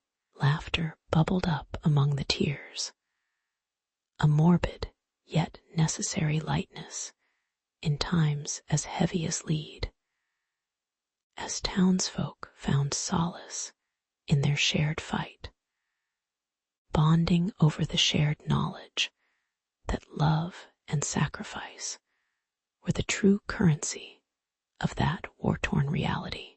With each passing minute, the gravity of Thomas's words stirred something deeper within the gathered crowd, uniting them like elements fused into a singular force of nature. They listened, captivated, their faces illuminated by the flickering light of oil lamps that cast dancing dancing shadows upon the weather-beaten walls. In that instant, the smells of gunpowder and despair were replaced by the sweet aroma of determination, which hung in the air like a thick fog. Plans began to form amidst the hushed whispers of rallying cries, igniting the community's passions like a fuse meeting dynamite. Each heartbeat a countdown to action. They laughed and cried, a symphony of emotions reminiscent of the grand scenes in a tragic play, their hearts harmonizing in a multilingual chant of defiance, echoing God knows where indeed they were marching toward, unknown yet destined to be transformative. As the crowd dispersed that night, Thomas's letter became more than just ink on paper. It morphed into a living testament, a rallying cry etched into the very fabric of their existence. James clutched it to his chest, feeling the pulse of his brother's unwavering spirit within its pages, as if Thomas had become the wind beneath their wings. Their small town, once teetering on the brink of despair, now buzzed with a new energy that crackled like static electricity in the air, forging connections across the divisions of their realities. Each person scattered into the night like fireflies, glowing with renewed purpose, the echo of his words drumming in their hearts together, in pain, yet united in hope. Those letters from the battlefield carried more than mere words. They wove an unbreakable tapestry of hope that would one day usher in the dawn of peace, the promise far beyond their wildest dreams, binding a nation together in shared sacrifice and love. As the smoke from the battlefield finally cleared and the echoes of cannon fire faded into distant memory, a different type of thunder began to rumble, one of unity and resilience. The letters, once merely lines scrawled on worn parchment, transformed into sacred relics of hope and brotherhood. Eldridge held these words close, feeling the ink-stained paper pulse with the strength of 1,000 hearts. Each stroke of the pen a testament to endurance against the relentless tide of war. It was as if each letter had shouted, "We are still here," to a nation battered but not broken, much like a sequel nobody expected, the war that strengthened a nation, or something like that. These correspondences sparked conversations in candlelit parlors and raucous taverns, lit up by shared hopes for a brighter tomorrow, drawing on a spirit stronger than coffee brewed for a midnight watch shift. Amidst this rising tide of kinship, a somber gathering emerged, one filled with faces touched by grief, but lit by a shared purpose. At the memorial service for the fallen soldiers, the air thick with a mix of damp earth and blooming wildflowers, James stepped forward, papers trembling in his hands. As he read aloud from Thomas's letters, his voice rang out like the solitary call of a bugle in the quiet of dawn. each word wrapping around the crowd like the softest wool on a winter's night.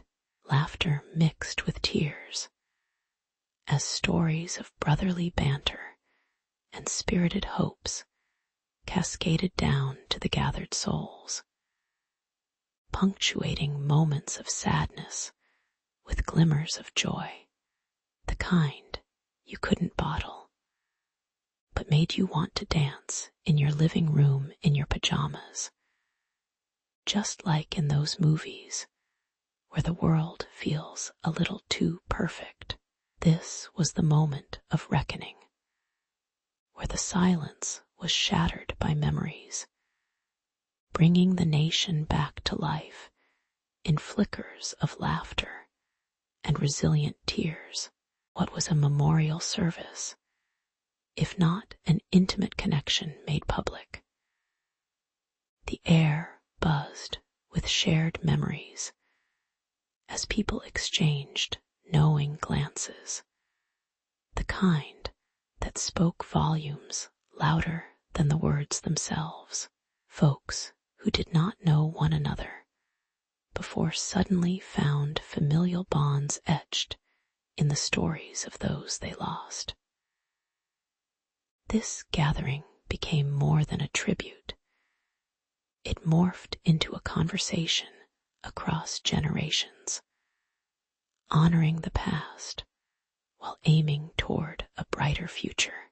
Even the scent of gunpowder in the air felt lighter as it mingled with the abundance of flowers, somehow transforming the scent of war into a bouquet of memory and healing, like a bittersweet perfume you just couldn't shake off, but wouldn't want to either.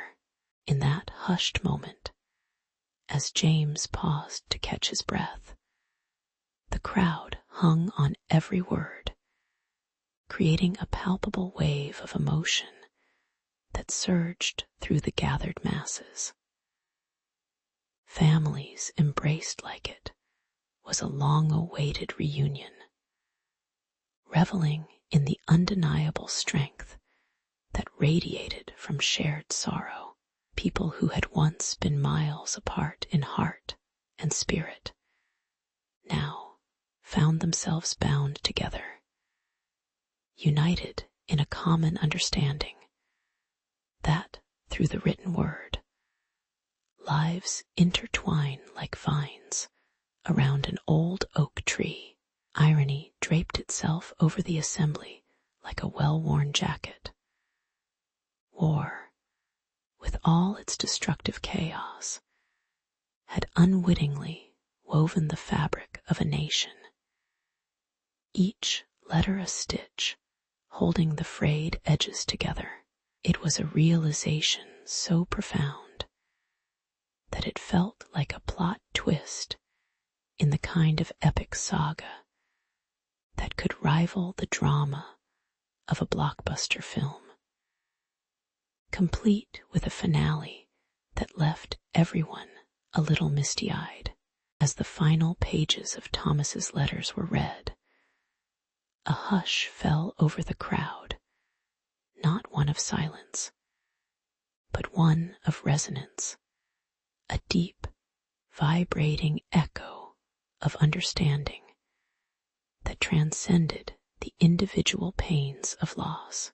For at that moment, the nation was not just a geographical designation. It was a living, breathing entity, formed from voices raised in song, laughter, remembrance, and above all, love. The writing, once intimate whispers from the front lines, had become the bedrock for a healing nation, akin to a phoenix rising from its own ashes, only perhaps with a little more style. The collective hearts beat as one, louder than the thundering drums of war, softening the savage edges of conflict and cultivating a fertile ground for new dreams to bloom.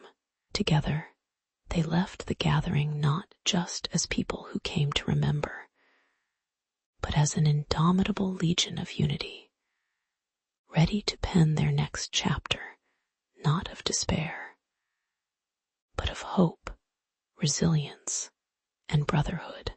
In the heart of Eldoria, where the cobblestone streets wound like an old tale begging to be told, Clara, the village librarian, stumbled upon a dusty relic in the library's clutches. The air smelled of aged parchment and musty wisdom, a scent that tickled her nose as she reached for a mysterious, engraved box tucked behind forgotten encyclopedias. As she lifted the lid, a wave of frostbitten air sent a shiver down her spine, the kind that makes you feel as if ghosts might leap out at any moment. Instead, what greeted her were the delicate, curling edges of love letters, forgotten whispers between Eliana and Lucius, two souls entwined in a romance that seemed both absurd and outrageously beautiful. As the pale afternoon light streamed through the library windows, Clara unfolded the first letter with trembling fingers, her heart racing as if she were about to crack a top-secret code. The ink was faded, yet the ardent words danced off the page, painting vivid pictures of a world where daisies bloomed like the laughter of children, and moonlit rendezvous filled the air with longing.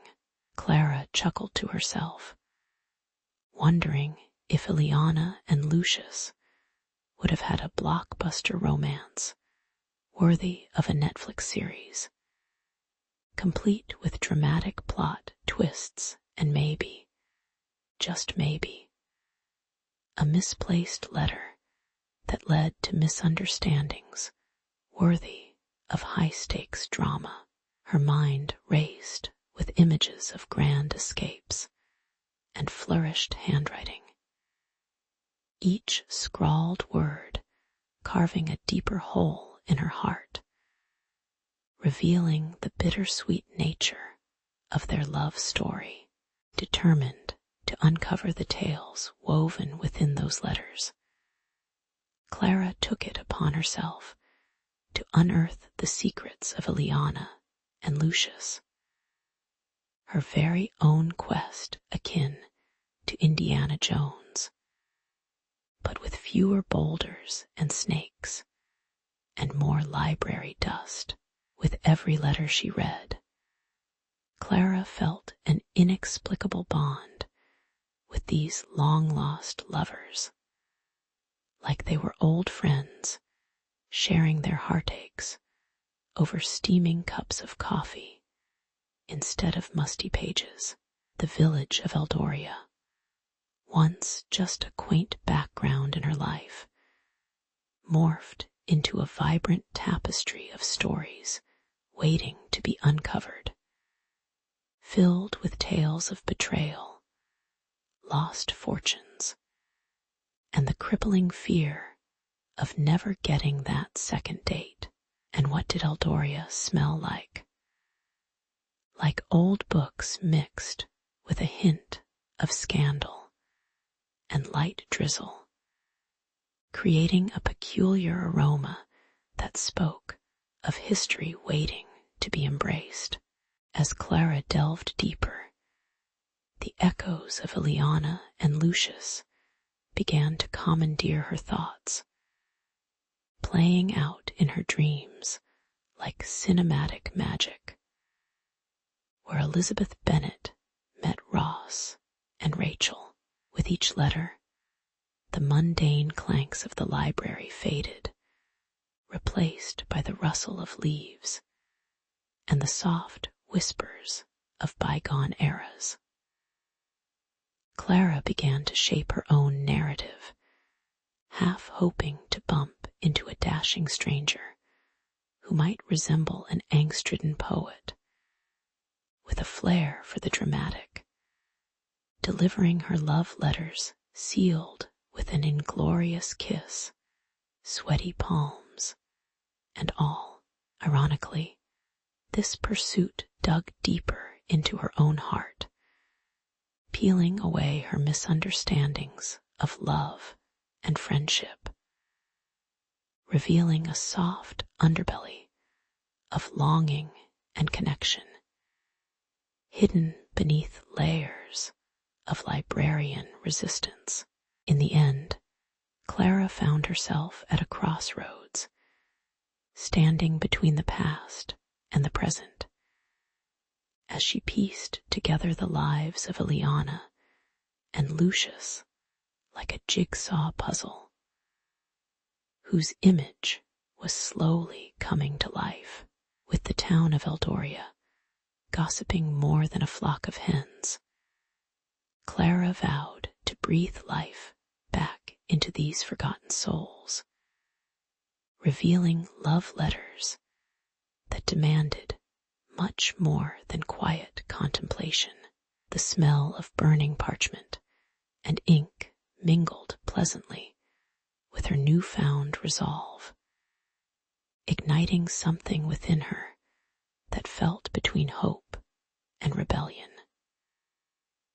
As she now held the key to an untold history, Clara could hear the echoes of Ileana's laughter, ushering her toward a fantastical destination, perhaps a time where love could rewrite even the darkest chapters of the past.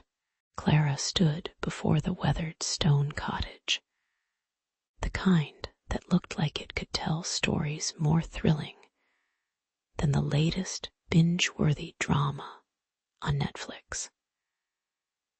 She had whispered sweet nothings to herself about uncovering the hidden romance of Ileana and Lucius, but the air crackled with the village elders' ominous warnings. Tampering with the past, he had grumbled, his gnarled fingers tracing the air as if warding off an invisible curse. She half suspected him of being a supervillain in a poorly written script, guarding secrets in a crow's nest of dusty books and rusting scrolls. But Clara was no ordinary protagonist, not when there's a love story ripe for the picking. She adjusted her glasses and took a determined breath, the scent of damp earth and moss enveloping her like a comforting, albeit musty, embrace as she began to peel back the layers of time. Delving into the tattered letters was like chipping away at an ancient tombstone, each piece of parchment shedding light on a tale more scandalous than a tabloid expose. The ink, faded yet stubborn, spoke of stolen glances in moonlit gardens and whispered secrets under the heavy shadow of family feuds.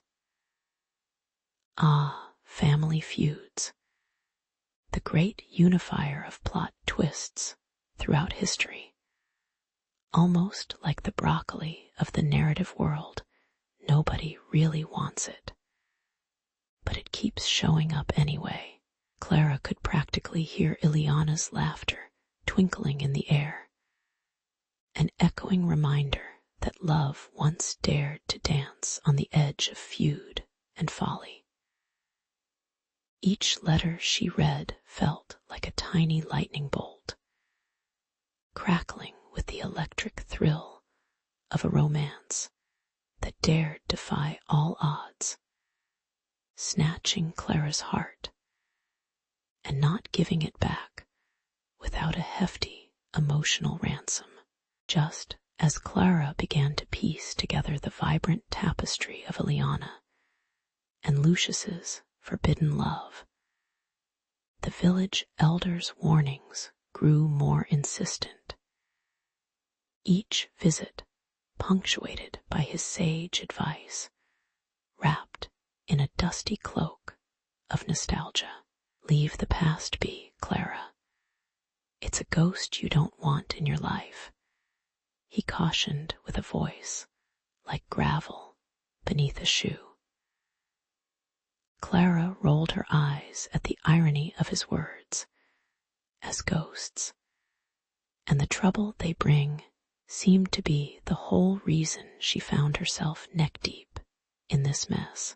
She was carving her own path, navigating her twisted family dynamics, much like a character in a dysfunctional family drama who unexpectedly becomes a hero.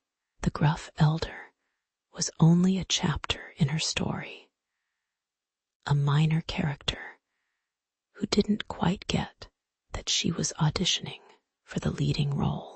As the pieces of Ileana and Lucius's love story came together, Clara sensed echoes of her own life in their struggles, tensions with relatives that felt heavier than wet wool, and a romance that was as fiercely contested as two rival sports teams. In those moments, she imagined herself as Ileana, the rebellious spirit, just trying to grab hold of a love that the world deemed unacceptable. Clara found herself sitting by the fire, the scent of roasted chestnuts wafting through the room, as memories of her own fierce crush flickered like flames, fueled by daydreams and extinguished by family expectations. It was as if the past was not merely a dusty, sepia-toned photograph, but a living, breathing entity, reminding her that love had always been worth the skirmishes it entailed. Just then, she heard a chuckle, the ghost of Ileana, urging her to write her own script and spoil her family with plot twists. Armed with newfound fervor, Clara resolved to delve deeper, realizing that she wasn't merely a historian unearthing letters, but a storyteller spinning tapestries of emotion. The village felt alive with the thrum of secrets, like a well-tuned harmony just waiting for the right notes to strike. Every corner she turned, every letter she read, sent her heart racing. The thrill of uncovering forbidden love pumping through her veins like a caffeine rush. She knew the journey ahead wouldn't be simple, much like trying to make a souffle in a windstorm. But she had inherited Ileana's fierce spirit and Lucius's steadfast resolve. Clara chuckled at the absurdity of it all. Beneath the layers of history, she was not just uncovering a lost romance, but weaving her destiny, and perhaps, just perhaps, rewriting what love could look like for generations to come. In the quaint village of Eldridge, where the cobblestones whispered tales of old, Clara found herself on a mission far grander than organizing a book club. She had stumbled upon the hushed secrets of Ileana and Lucius, star-crossed lovers, whose tragic fate was all but forgotten. Languishing beneath layers of dust and denial, enter Thomas, the local historian with an enthusiasm reminiscent of a teenager at a summer blockbuster, his excitement palpable as he guided Clara through the labyrinth of dusty archives. Together, they delved into volumes laden with secrets, flipping through the fragile pages like kids unwrapping presents on Christmas morning.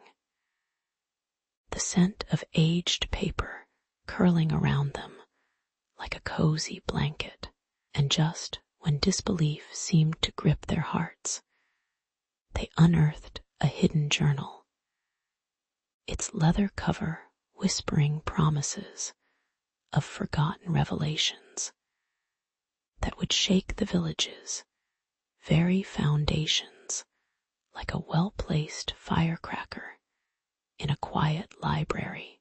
The journal told a story that was as rich as a slice of warm cherry pie, oozing with juicy details of a calculated plot to part Ileana and Lucius. Clara's heart raced, each revelation igniting her curiosity, while simultaneously causing her stomach to churn like a washing machine on the spin cycle.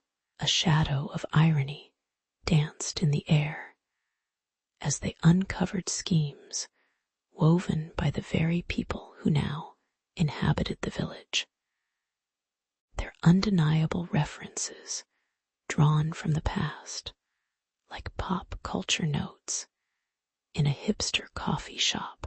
Clara could almost hear the whispers in the wind.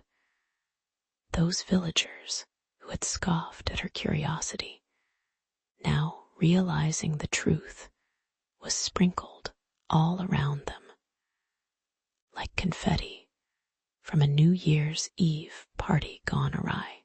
This revelation, while thrilling, felt like stepping onto a precarious cliff where the ground beneath could give way at any moment, sending her tumbling into a chasm of public outcry.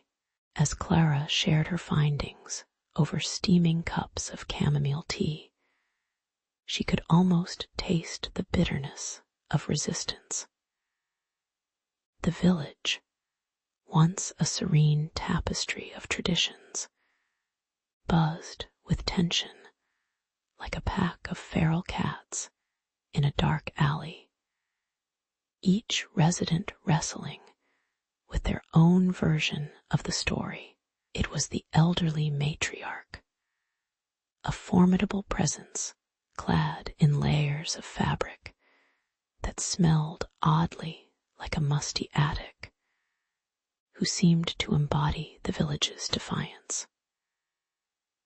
Clara felt the weight of her gaze as it pierced through her like a bemused emoji on social media. This woman held the keys to the kingdom, or rather, the secrets locked within those letters. The air crackled with the thrill of confrontation. A birthday party surprise turned sour as the villagers clamored to keep the past locked away, unaware that their own histories were about to be rewritten in bold, rebellious strokes. The town hall buzzed with anticipation, a beehive of aged timber and restless souls eager to see how the evening would unfold. Clara, standing at the front beneath a flickering gas lamp, held the faded letters aloft like a pair of ancient scrolls that could alter the course of history. The air crackled with tension as she began to read, each word slicing through the murmurs like a knife through a block of aged cheese. The scent of dust mingled with the sharp tang of old ink, creating a nostalgic aroma that lingered thick and palpable. As the truth spilled forth, the elders shifted in their seats, jaws tightening, their faces pale as they realized the skeletons in the closet were about to dance in the moonlight. This was not just a reading, it was a rebellion against the silence that had cloaked their past for too long. As Clara unveiled the love letters between Eliana and Lucius, gasps echoed around the room like the sound of popcorn exploding in the microwave. The letters dripped with longing and passion, rich as molasses, and filled with the sweet agony of forbidden love, painting a picture that even the most hardened hearts couldn't ignore.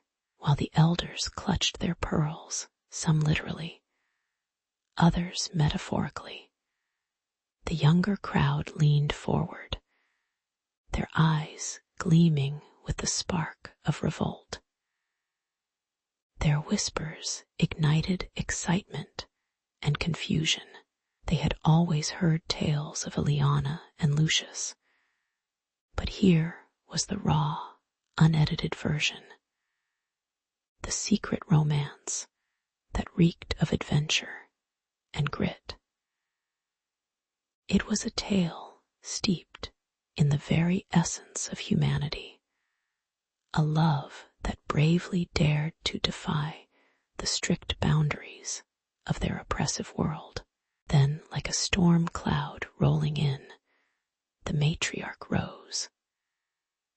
She was a formidable figure, all iron and pride, a monument to stubbornness, with her steel-gray hair pinned up in a bun that could likely withstand a tornado. With a voice rich in cadence and authority, she spoke of honor and family, weaving her own narrative with the threads of shame and pride. An unsettling mixture of bravado and vulnerability swirled in the air. The scent of her vintage perfume contradicting the metallic taste of confrontation lingering on everyone's lips. The elders exchanged glances, squirming in the uncomfortable spotlight of her righteous indignation. For her, the love story encapsulated in those letters threatened to unravel the very fabric of their long-cherished traditions, a threat that tasted bitterer than burnt coffee. But as the matriarch's words hung in the air, a new, unexpected sound rose from the younger generation, a chorus of laughter, exuberant and defiant. They found camaraderie in the tale of Eliana and Lucius, seeing themselves reflected in the ink-stained passion of those who dared to dream beyond the confines of societal norms. The tension shifted as they began to exchange knowing glances and hints of smiles, as if discovering an alternate universe they yearned to inhabit.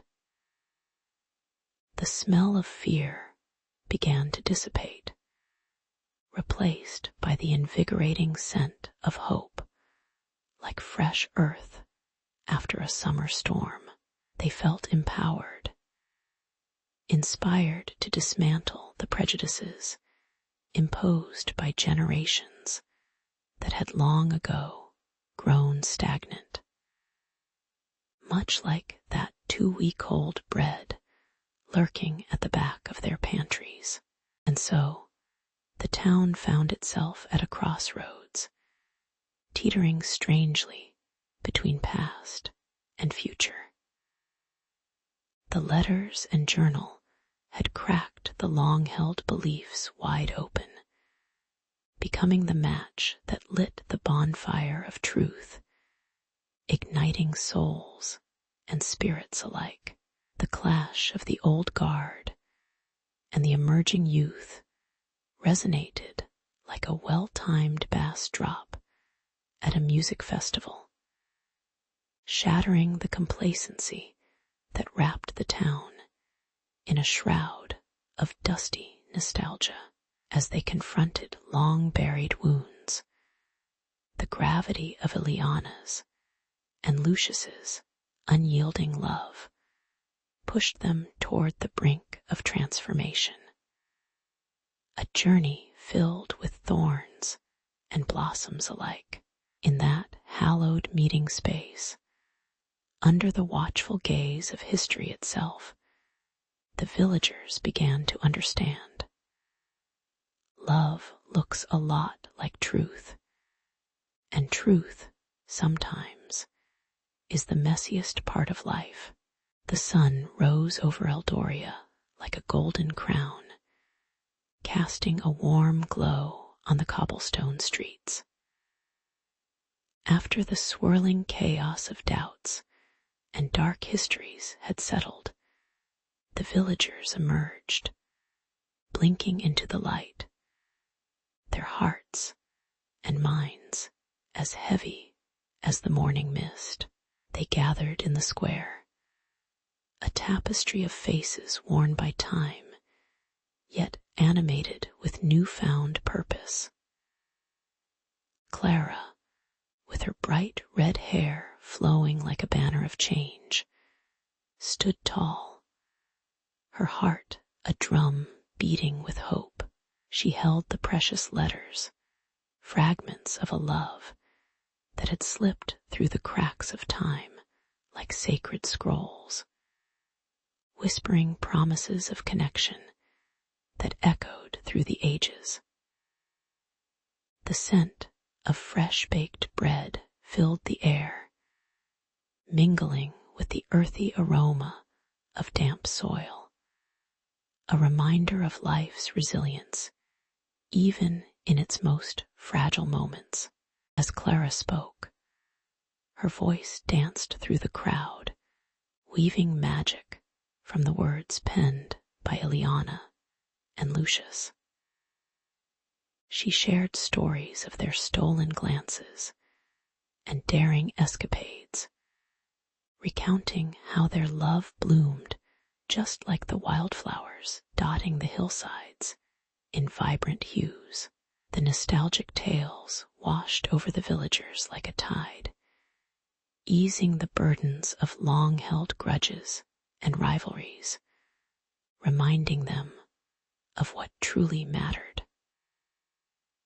Laughter bubbled up, infusing the air with effervescence, an unexpected potion that lifted their spirits as they remembered that love, with all its imperfections, was the glue holding them together. Even old man Jenkins, who once grumbled like a bear with a toothache, found himself chuckling as he recalled his own youthful antics, proving laughter is indeed timeless, much like those age-old letters. When Clara made the bold decision to display the letters in the village library, it was like tossing a pebble into a still pond, sending ripples outward, stretching into the hearts of everyone in Eldoria.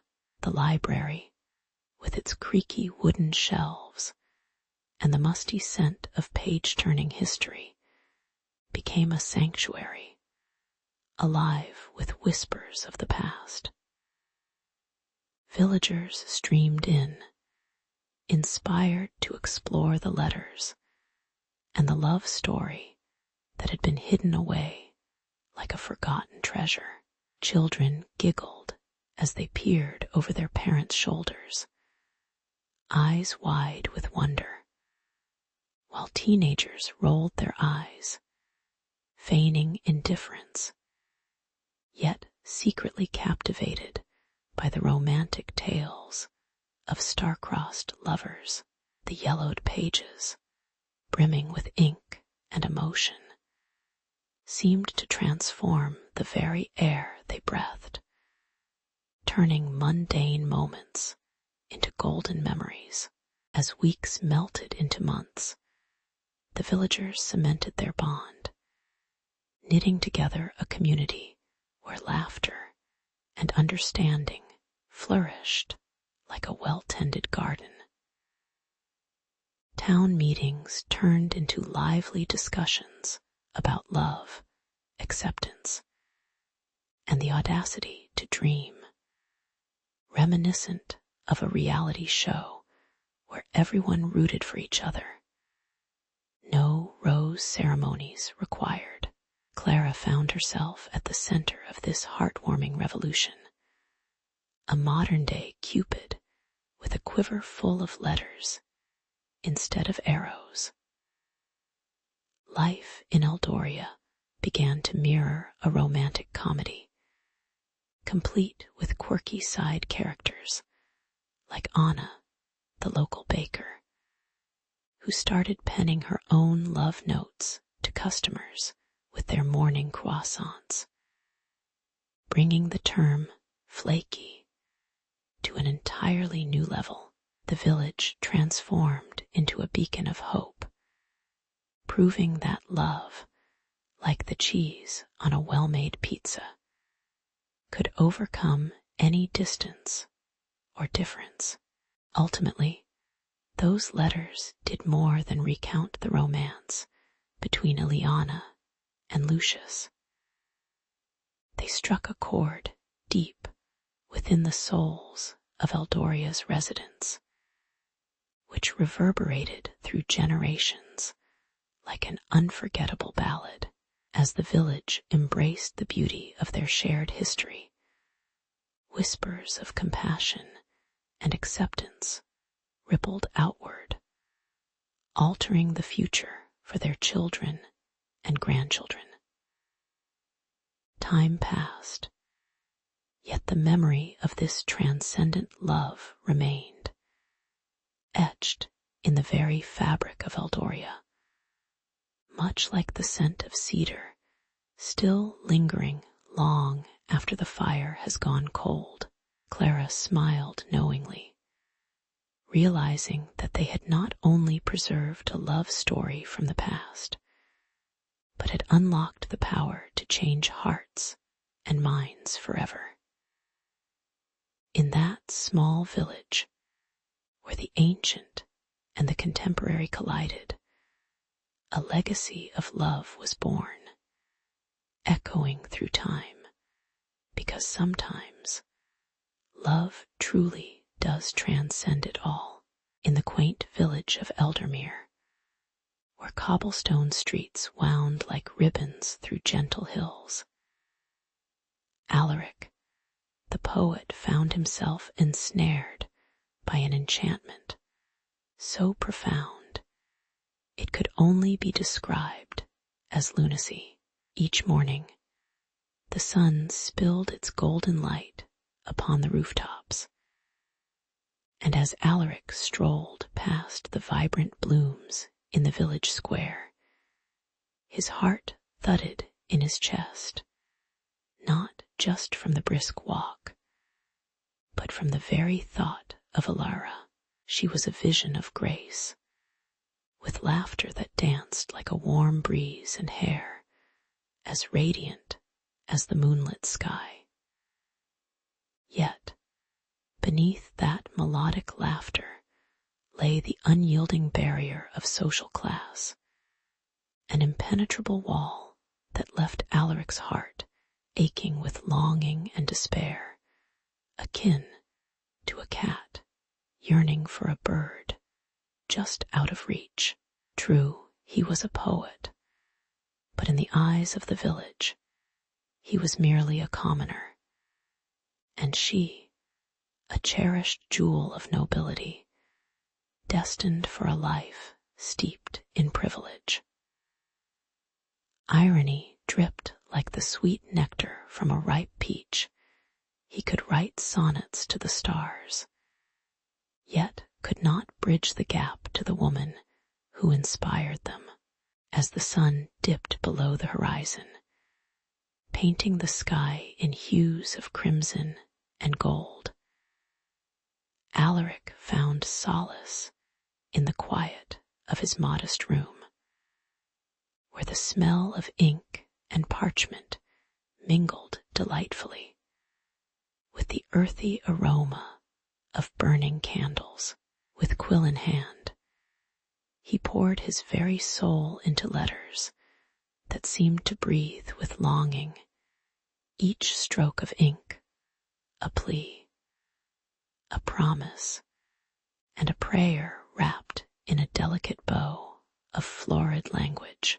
My dearest Alara, he would begin, knowing fully well she might never see his musings, as if he were sending his words into a vast, indifferent sea.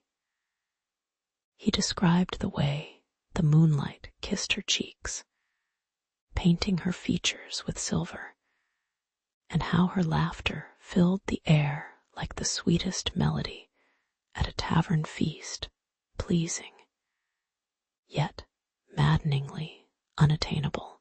Ah, to be a nobleman, sipping fine wine, and tossing around witty banter like confetti. But here he was, composing his love in the shadows, like a ghost, haunting a ballroom he would never enter. Would she ever read his notes? Or was he but the jester in a grand court, shouting love's folly into a whirlwind of taunts and echoes? Each letter he wrote became a part of his very being, and with every word, the walls of his heart grew thicker with unrequited yearning. Alaric crafted tales of heroic knights and daring adventures, where his pen became the sword that fought against the armor of class distinction. He imagined himself crossing swords with the suitors that vied for Alara's hand, heart pounding like a tinker's hammer on anvil. But to whom could a mere poet compare? The nobles, with their sprawling estates and thumping carriages, were like Goliaths clad in silk, while Alaric was a David armed only with rhymes and rivers of ink, a battlefield not for the faint-hearted. And there, unfurling his deepest affection like a blooming flower, he considered, what kind of man falls in love with an ideal, a fantasy woven from dreams, only to have the shroud of reality pull him back into darkness? Oh, but the heart knows no reason, nor does it heed the tales of caution spun by wise old men over rum and gruel. The fateful day approached when Alara would be presented to the men of her class, a lavish affair that echoed through the village like a thunderclap, foretelling a storm that would tear Alaric's heart asunder. Distant laughter and the clinking of silverware resonated through the air, as if the very walls of Eldermere conspired against him, shaping all his hopes into mere wisps. He watched from a distance, eyes burning with the weight of forbidden longing, while Alara twirled under the threads of noble destinies spun from wealth and expectations. Even from afar, she was a sunflower amidst weeds, a radiant figure with spirits high and joys unbound, yet unaware of the fraying heart at her feet. With every glance she graciously tossed, Alaric felt like a moth, fluttering impotently against the glass, so near, yet irrevocably separated by the cruel hands of fate. Was this, he pondered, the cruelest jest of the cosmos, to make him fall in love with a star whose light would never guide him home? Alaric sat clutching a crumpled letter, the parchment stained with the bitter salt of tears he wished were ink. Here was unrequited love in its gravest form, a tale as old as time, like Romeo and Juliet, but with fewer lethal poisons and more ink blots. As he reflected on the heartache lurking in his chest, he chuckled bitterly. Who'd have thought that a poet would write ballads of love while buried in the tumult of sorrow? Yet this was the essence of existence, wasn't it? To love fiercely, even when the object of affections danced just beyond reach, flaunting happiness like a mismatched sock at a fashionable affair. Alaric rose from his chair, the sun now caressing the dawn, and in the light he vowed to finish that letter, even if it remained sealed forever, an ode to what could never be, a testament to a heart that dared to hope amid the shadows. In the quiet solitude of his dimly lit chamber, Alaric pored over the parchment, his quill scratching against the surface like the distant howl of a hungry wolf on a moonlit night. With every stroke, he bared his soul, unleashing torrents of affection that had become both a balm for his aching heart and an unyielding chain that bound him to the unreachable. The walls seemed to close in around him as he recalled Ilara's laughter, a sound as sweet as ripe cherries bursting on the tongue, yet so painfully unattainable. Outside, the village buzzed with gossip, with whispers trailing through the streets like wayward embers caught in the wind, ignorant of the fires they stoked in his chest. Meanwhile, he remained trapped in a tempest of longing, crafting letters steeped in hope, oblivious to the storm looming on the horizon of his unrequited love. Ilara, perched on the edge of her opulent but suffocating life, found herself the reluctant recipient of Alaric's passionate missives. As she unfolded each letter, an intoxicating blend of excitement and dread washed over her. The perfume of fresh ink dancing playfully with the scent of lavender from her garden. What should have been mere whispers of romance, transformed into a cacophony of fears, as her family's looming expectations drew ever closer, pressing down like the weight of 100 unworn wedding gowns.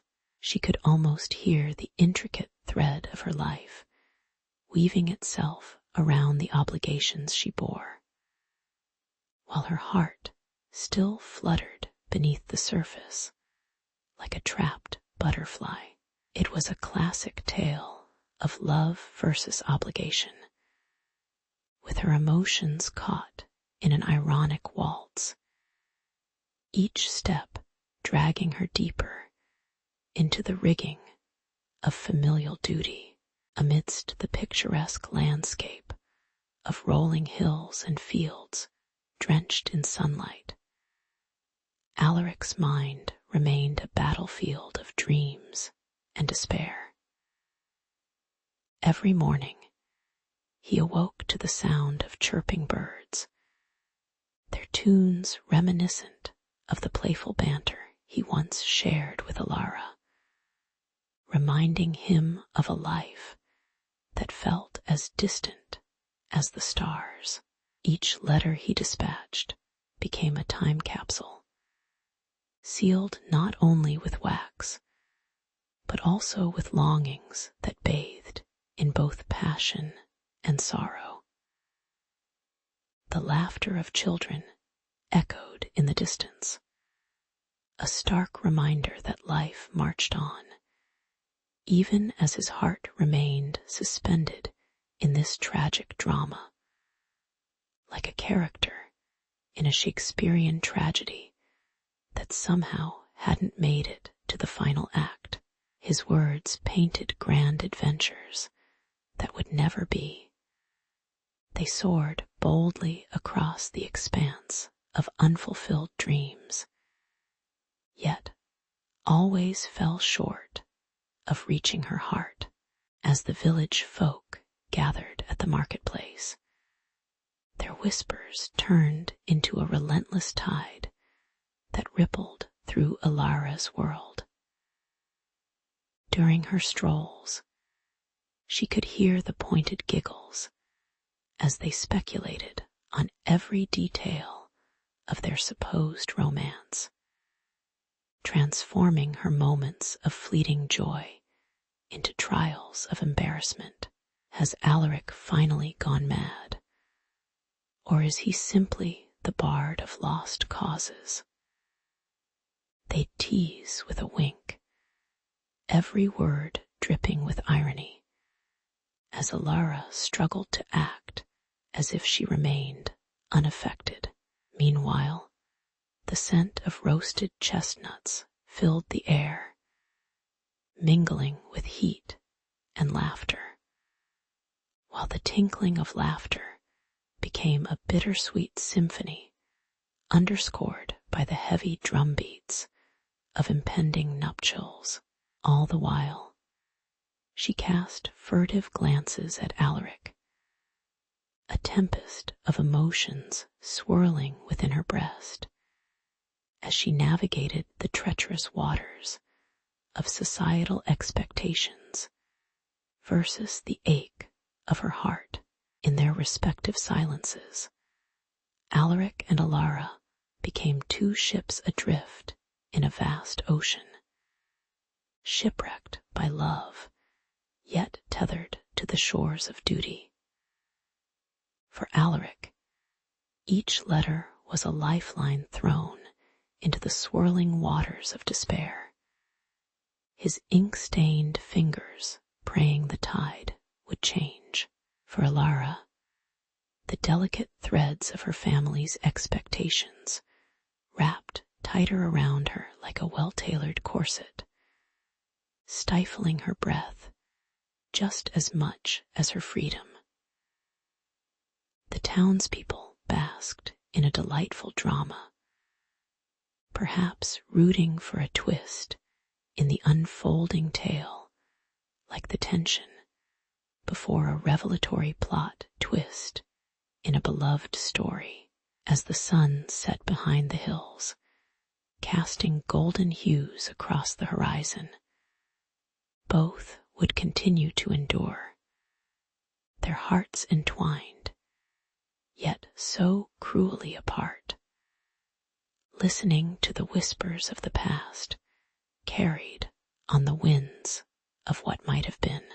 As dawn broke over the quaint village of Eldreath, the air buzzed with the sounds of preparation for the grand festival, a cacophony of laughter and voices merging with the sweet melody of larks. Alaric stood at his window, gazing at the kaleidoscope of colors flitting below, the vibrant banners fluttering like captured rainbows, the vendors unpacking their wares, and the bakery filling the air with the mouth-watering scent of freshly baked bread. Within him, a storm raged, for each person reveling in the joy of the day would soon bear witness to a far darker truth. Alara, the luminous star of his affections, was but hours away from exchanging vows with another. It felt as if a ghostly hand was tightening around his heart, squeezing tighter with every passing moment. How could he stand by, a mere shadow beneath her radiant glow, when all he desired was to capture her heart? Time ticked away like a mischievous cat, slinking lazily as Alaric donned his finest attire. The fabric felt foreign against his skin, suffocating in its elegance, as if the very threads conspired to curb his courage. He couldn't help but envision the festival as a grand stage, an arena filled with gallant knights and delicate maidens, where he would either bring forth his heart or shrink into the background like a forgotten hero from an ancient tale. He rehearsed his words, soft, sweet, perhaps a pinch of Shakespeare to add a flair, but they tasted bitter on his tongue. After all, how does one declare love when the recipient is busy packing her life into someone else's arms? As the sun climbed higher, the village square transformed into a tapestry of laughter, joy, and, of course, the occasional shriek as someone spilled mulled wine on their dress. An unfortunate, yet hilarious fashion statement. Alaric ventured forward, a reluctant gladiator prepared to duel with his own heart. His skin prickled in the late morning warmth, the excitement of the festival blurring with the weight of impending heartache. There stood Alara, a vision in white, radiating joy as she greeted friends and family with an effortless charm that made Alaric's knees weak. Yet, amidst the jubilant throngs, his eyes locked onto hers, and in that gaze, thousands of unspoken words hung heavily between them, tantalizing yet unattainable, like a distant star just out of reach. As the ceremonial hour approached, the villagers busied themselves exchanging love letters, the air rife with the scent of ink and parchment, mingled with the sweet tang of candied fruits. Alaric's chest tightened. The letters, encapsulations of affection and dreams, seemed to mock him, each flourish of a quill resonating with the beat of his heart. He imagined storming the stage, declaring his love in a grand gesture worthy of a Hollywood romance, complete with a dramatic score and fireworks, only to remember that reality offered no such dramatic flair. What if Alara chose duty over desire? What if his declaration only created awkward silences and pitying glances? The irony of such a festival celebrating love, while he felt so utterly alone, pierced him like a dagger. With a mixture of dread and determination, Alaric approached Alara, the sounds of merriment fading into a distant echo filled with uncertainty. He could not decipher whether it was the festival atmosphere or the enormity of his own feelings that made the world spin as he stepped closer. Time slowed as he prepared to lay bare his heart, not knowing if this would be a moment of liberation or the shattering of all his hopes, a chance to either rewrite fate or, at the very least, create a poignant memory for the annals of his suffering.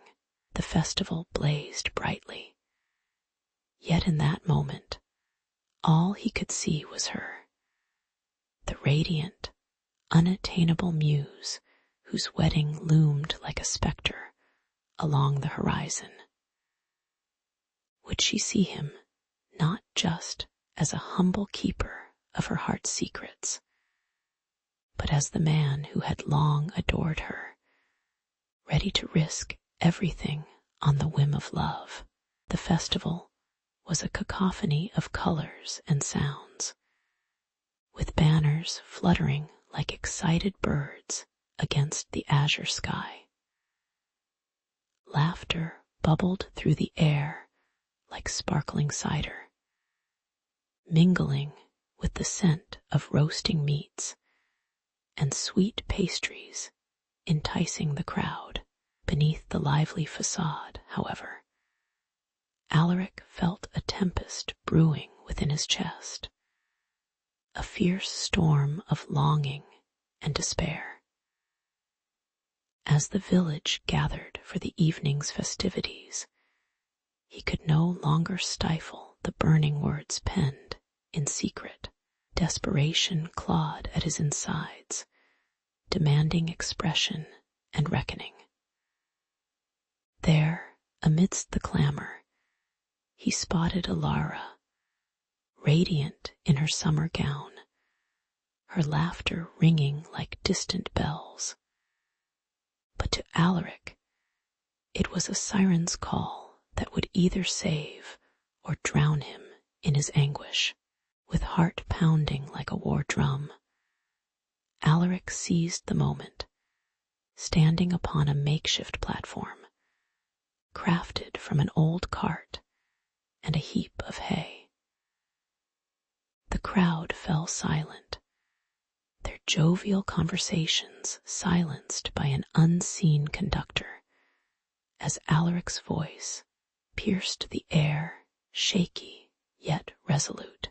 "Alara," he bellowed, the name echoing off the cobblestones, as if the very stones conspired to carry his declaration.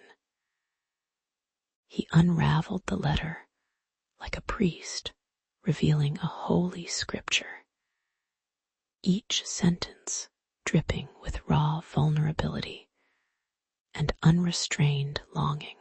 The words danced into the open, fluttering like dandelion seeds, swirling around Alara, catching her in a whirlwind of anticipation and dread. Who knew that love could be so excruciatingly beautiful, yet terrifying?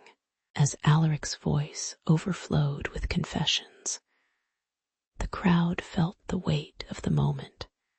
Every eyebrow arched, every heart raced, and an air of scandal prickled the festive atmosphere. Murmurs rippled through the village like a rapidly spreading fire, sparking gossip and intrigue among onlookers. Alara stood frozen, her cheeks flushed a brilliant rose, the kind of color only seen on the ripest of fruits, vanishing too quickly from the vine. Caught in a tug-of-war between societal expectations, the polite smiles of mothers, the hushed whispers of disapproval, and the chaotic symphony of her own heart, she felt utterly ensnared. It was the kind of dilemma that could rival any Shakespearean tragedy, if only her life were a play. Perhaps she could exit stage left. But now all eyes were set on her, and the weight of their gaze was heavier than any corset she had ever worn. Alara's thoughts spiraled like a flock of startled pigeons, clashing against the walls of her reason. Could she dare to embrace her feelings amidst the expectations that confined her like a tightly laced bodice? The sweet scent of bread wafted through the air, a reminder of home and hearth, but all she could think about was the stark contrast between comfort and passion. As Alaric's words hung in the twilight like a piece of art, both thrilling and slightly absurd, she felt the hum of the crowd like a background track of her own personal rom-com. Should she leave the stage with muted quiet? Or could she allow the script of her life to take a turn she had never dared to dream? The festival had concluded, but the vibrant echoes of laughter and music lingered in the air like the sweet scent of blooming jasmine.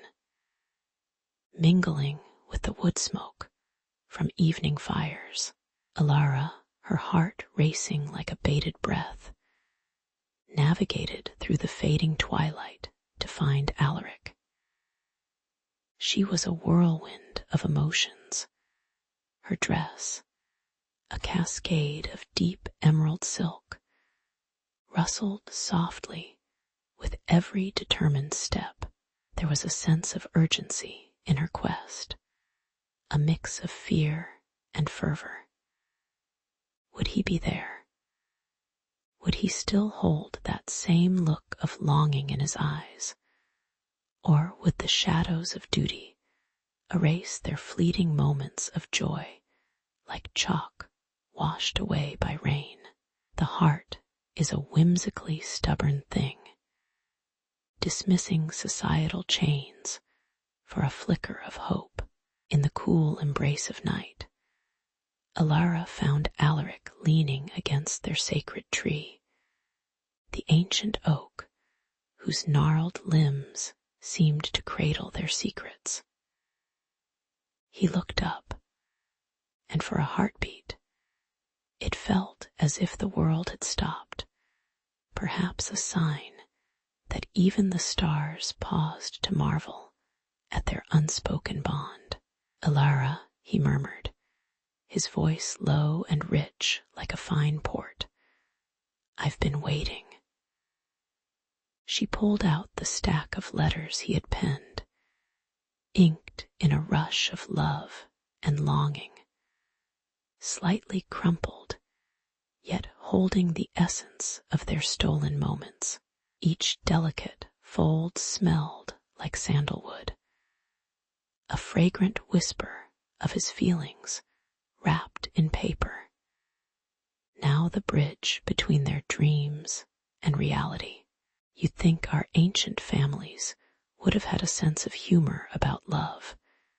Alara laughed, a bright, tinkling sound reminiscent of wind chimes on a breezy day.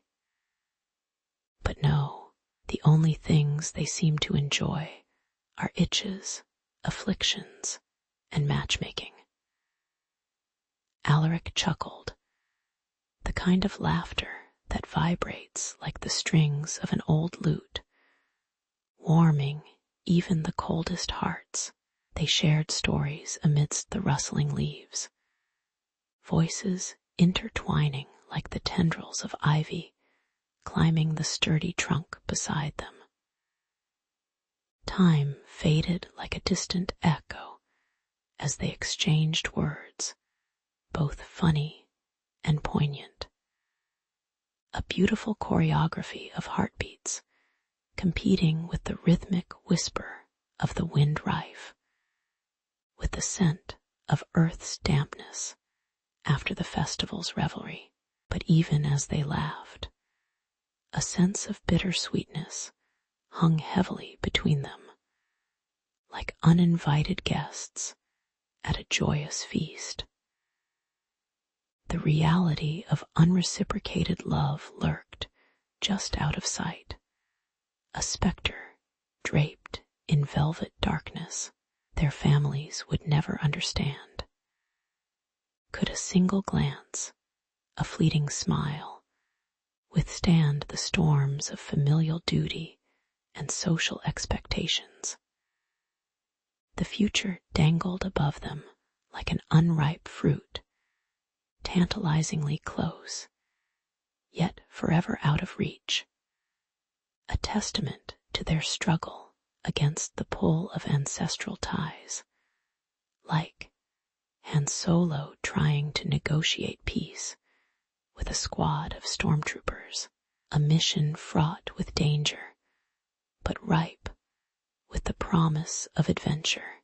As seasons shifted and the leaves began their annual dance into hues of gold and crimson, Alara and Alaric found themselves wrapped not in despair, but in something richer, an echo of hope that mirrored their fervent whispers. They penned letters to each other, as if sculpting monuments of feeling, words rising from the page like melodies composing a symphony in the shadows of history. And so, their unreciprocated affections carved a bittersweet experience, a beautiful tragedy that would echo through time, each letter a note, each laugh a rhythm, crafting a saga born of rebellion and longing.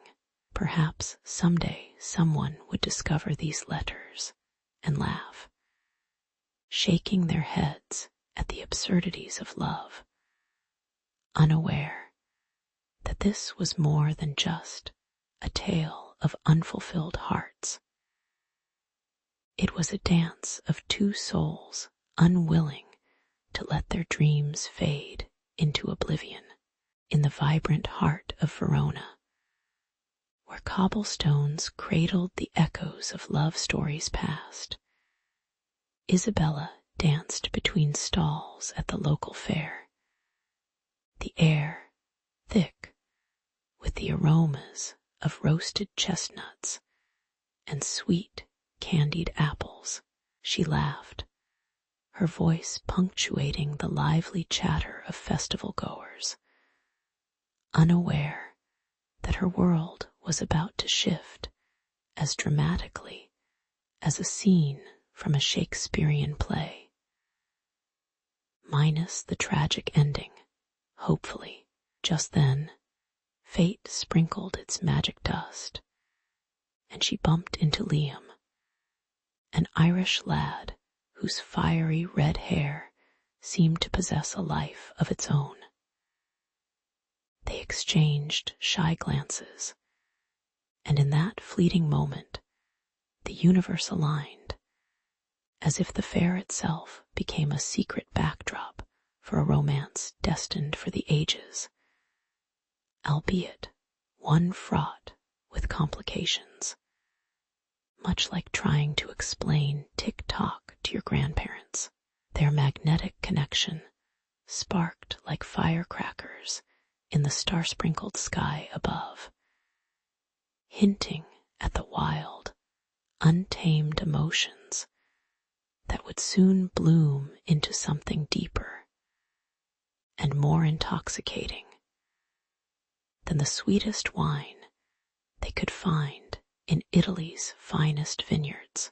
As summer turned to a golden autumn, the thrill of their initial meeting filled their hearts, yet their lives quickly warped into a tangled web of secrecy and longing.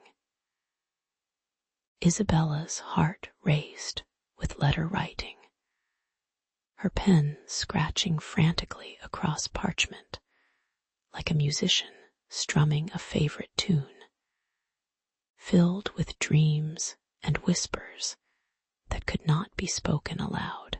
In Liam's wet Irish mornings, the smell of fresh moorland and misty dew filled his lungs as he too penned his thoughts, each word imbued with the essence of his homeland, pulling Isabella closer even as miles stretched between them.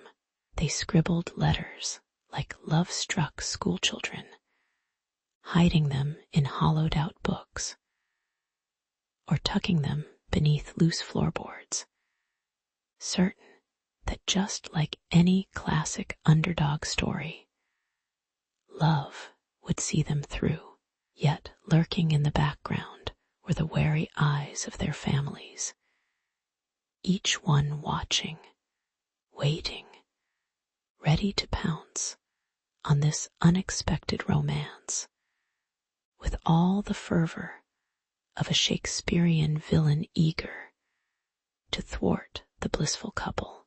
The scent of trouble was as palpable as the spices wafting through Verona's busy streets, and it was only a matter of time before the gravity of their clandestine shenanigans bore down upon them. Isabella could practically hear her father's disapproving grumbles as the family gathered around the dinner table, each bite of pasta feeling heavier as they discussed future plans for her, none of which included a charming Irish boy who played fiddle and talked of adventure. Meanwhile, Liam basked in his victory at a local pub, where he clinked glasses with friends, his laughter ringing out. Yet all the while, thoughts of Isabella swirled in his mind like foam atop a freshly poured Guinness. With every passing letter, their love flourished like wildflowers breaking through concrete, their innocence clashing against the iron bars of tradition and expectation, adding a bittersweet layer to their burgeoning romance. Who knew love could be so indulgently reckless, like a slice of cake at a birthday party when you're on a diet? But alas, the heart wants what it wants, and their hearts were singing loud and proud, all while the world scoffed and shook its head at their escapades. Underneath the blooming stars, the duo crafted poetic verses that echoed with hope, weaving tales of their future escapades, as if they were characters in an epic romance, just waiting to unfold. Every folded letter carried the weight of their dreams, Isabella dreaming of shamrocks, and Liam passionately envisioning gondolas gliding over tranquil waters under the warm Italian sun. These secret correspondences became a sanctuary for their hearts, a place where they could hold hands across the divide, sheltered from judgment and disapproval. Even the crickets seemed to sing a unique tune for them, a nod to their rebellious love story straight out of a cheesy romantic comedy or a blockbuster teen drama that made audiences swoon. Oh, how they poured their souls into those letters, their laughter bubbling up like champagne, savoring the joy of loving someone just beyond their grasp, yet fiercely holding onto every written word as though it could bridge the gap of two worlds colliding. But every beautiful symphony must eventually come to an end, and as the leaves fell and the air grew crisp, a storm brewed on the horizon. just as anticipation hovered like the scent of rain, their families began to piece together the puzzle of their secret correspondences, like detectives sniffing out a scandal straight from a scandalous drama series. Each intercepted letter became an emotional grenade, the tension escalating with every word that could ignite their relationships like fireworks before the 4th of July. The lovers could practically feel the weight of their family's expectations resting heavily on their shoulders. Each glare a reminder of the boundaries set before them, reminiscent of every endearing "will they, won't they" storyline ever told.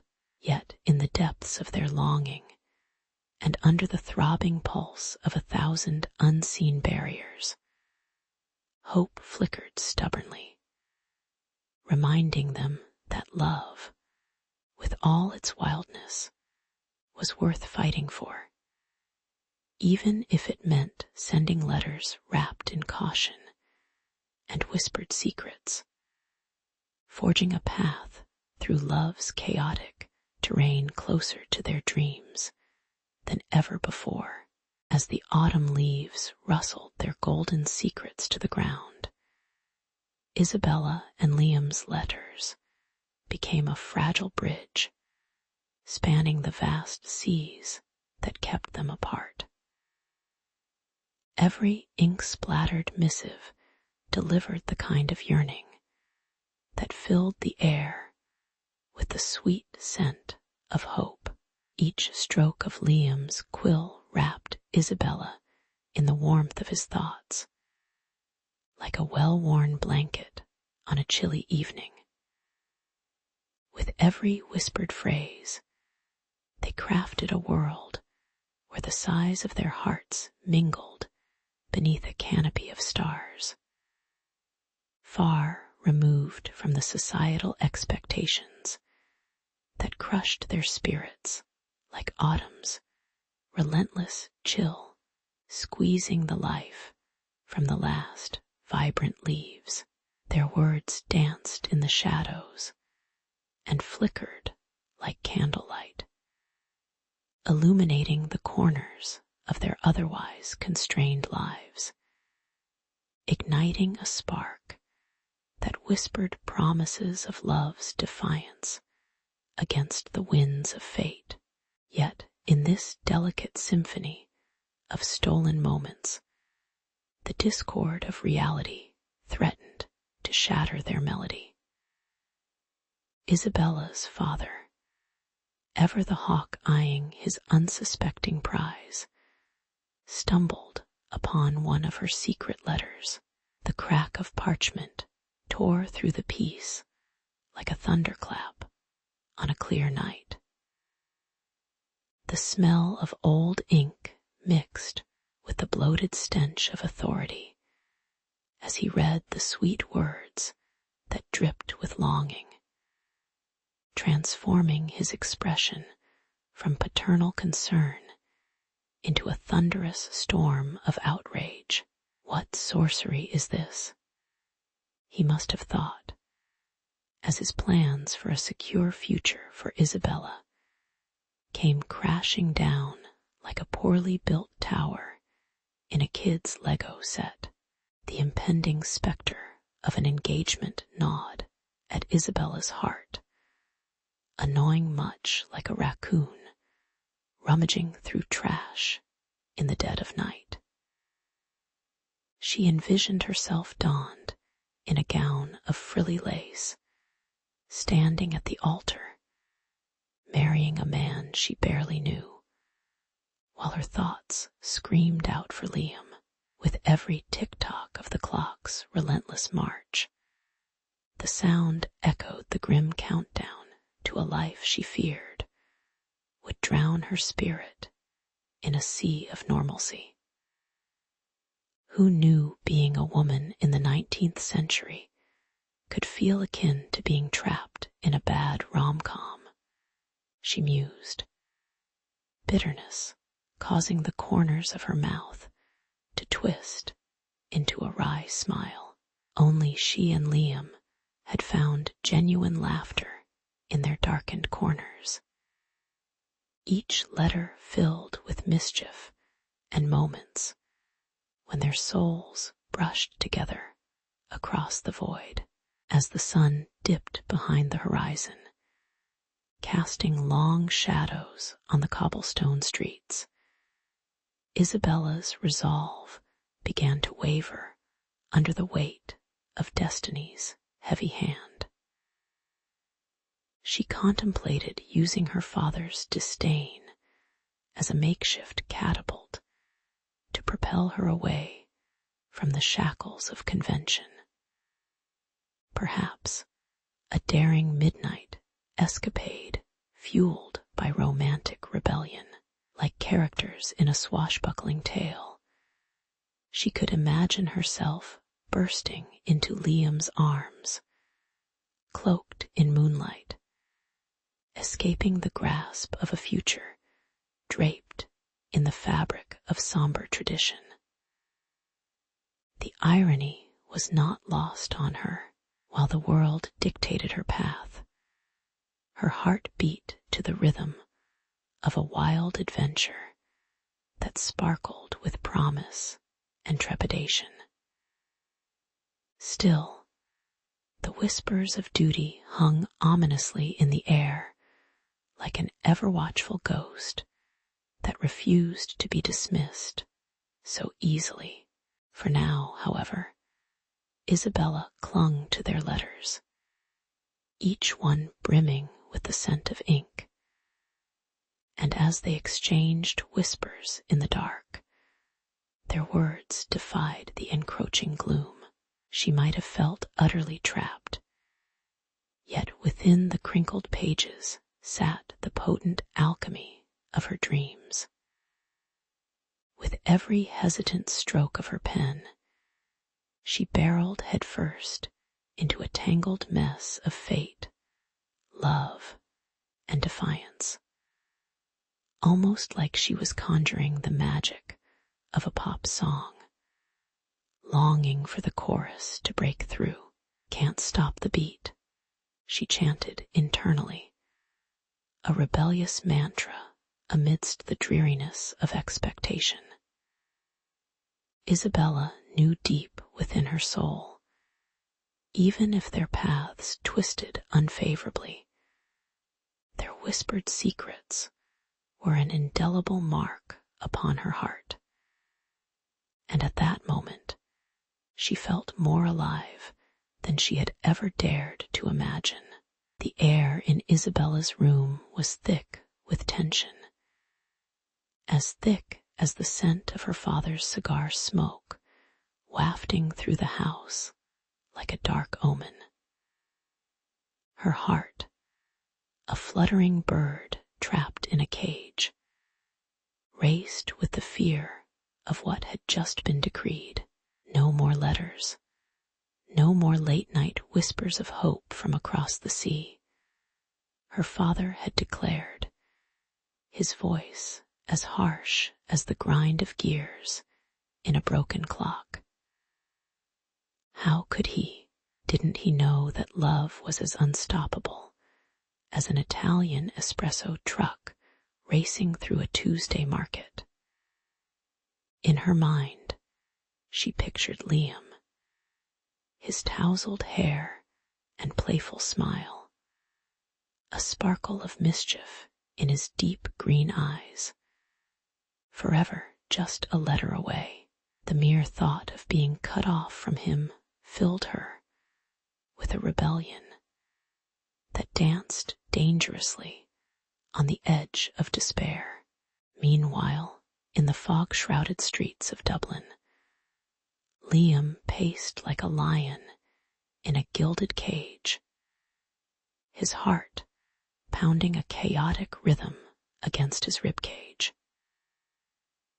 The news of Isabella's predicament hit him like a rogue wave, crashing against the rocks of Moher. Her father, the mighty fortress guarding her heart, had put his foot down like a stubborn mule. With each tick of the clock echoing in his ears, Liam simmered with determination, plodding a way to drown out the silence. If planning a trip to Italy meant donning a disguise and sneaking past a legion of overprotective relatives, then so be it. After all, what's love without a little adventure? Maybe he'd even channel his inner Indiana Jones, minus the bullwhip and fedora. Obviously, little did Liam know, the tides of destiny were already swirling around Isabella like a tumultuous summer storm. Her days were now worn down to a series of perfunctory tasks, being paraded before potential suitors like meat at a butcher shop. Each time she donned the fine gowns painstakingly crafted by the family seamstress, it felt like putting on a suit of armor for a battle she hadn't signed up for. The whispers of her heart echoed against the walls, begging to break free, but each refusal made her chest tighten like a noose. The sound of her mother's giddy laughter as she arranged an extravagant feast for the suitor made Isabella's stomach churn, as if she devoured a bucket of stale pasta. It was all so utterly suffocatingly ironic, being forced into a marriage, while her heart was tangled across the globe. As Liam's resolve solidified, he stood in front of his mirror, that familiar reflection now aware of the stakes. After all, no one showed up dressed for the ball of love without a plan. He packed whatever he could squeeze into his worn leather satchel, some clothes, a pack of letters, and a dubious-looking sandwich that carried the scent of past adventures. With a heart full of dreams and a stomach full of growling protests, he set forth, his footsteps echoing a heartbeat against the cobbled streets. Shadows of doubt lurked in the corners of his mind, whispering tales of the heartbreak that awaited him upon his arrival. But what choice did he have? To risk it all or to lose it forever was a quandary no romantic in a coming-of-age story laid claim to take lightly. Time, that wicked thief, played its cruelest tricks on the lovers. As the clock ticked nearer to Isabella's impending fate, while Liam zoomed through the Irish countryside on trains that rattled like a herd of wild horses, Isabella sat in the shadow of an indomitable family legacy, her vibrant spirit slowly dimming like the evening sun swallowed by the horizon. The air thickened with a sense of urgency, for each passing day pulled them farther apart like two ships slipping from one another's grasp in a turbulent sea. Would love be enough to span the distance, to breach the fractured path that fate had carved? Here they stood, worlds apart yet tethered by a delicate thread of hope, a coarse hope that might unravel at any moment, unless a hero with good intentions, and perhaps a touch of folly, could weave it back together before the final curtain fell. As the golden sunlight dipped below the ancient terracotta rooftops of Verona, casting long shadows on the cobblestone streets. Liam's heart raced. With every hurried step, he took towards the grand villa, where Isabella was preparing to marry another. The very air felt heavy with anticipation, thick as the aroma of rich espresso wafting through the market nearby, sweet, bitter, and slightly intoxicating, just like love itself, dressed in a simple tunic that clung to his muscular frame. Liam made a striking figure against the backdrop of this romantic city, every heartbeat echoing his desperation. Behind him echoed the whispers of fate and folly, as if the stone walls of Verona were gossiping about the secrets of the heart, their surfaces mottled with the stains of every unrequited longing that had ever unfolded in their shadows. At the same time, Isabella stood inside the villa, adorned in a dazzling white gown that glimmered like freshly fallen snow under the flickering candlelight. Yet she felt anything but festive. Her heart thudded against her ribcage like a trapped bird, a prisoner of tradition and expectation. As floral scents of roses and jasmine surrounded her, they only intensified her longing for the fresh air outside, where life thrummed with possibilities. Just at that moment, her closest confidant, Sophia, slipped into the room, her eyes wide like saucers after a horror story, having received word of Liam's arrival. "Listen, Bella," she hissed with urgency. "It's now or never. You know how cheesy this sounds, but you've got to fight for your love like it's a rom-com moment. Underneath the cloak of midnight, with the moon hanging like an overripe peach in the star-studded sky, Liam and Isabella's loyal friends fashioned a clever plan that felt plucked from a thrilling adventure flick. They gathered in the gardens behind the villa, their faces illuminated by ghostly silver light as they whispered like conspirators plotting against a tyrant. The smell of damp earth and blooming night-blooming jasmine filled the air, and there was an intoxicating thrill that surged through them, something akin to the heart-palpitating moments in a heist movie where timing is everything. "Just remember, lovebirds," Simon joked, twirling a pair of fake swords as if they were fencing enthusiasts caught in a raucous duel. "Keep your eyes peeled, and let's make like the caped crusaders against your family's expectations." With hushed breaths and racing hearts, they approached the heavy oak doors of the villa, the crackling hinges seeming to protest the intrusion.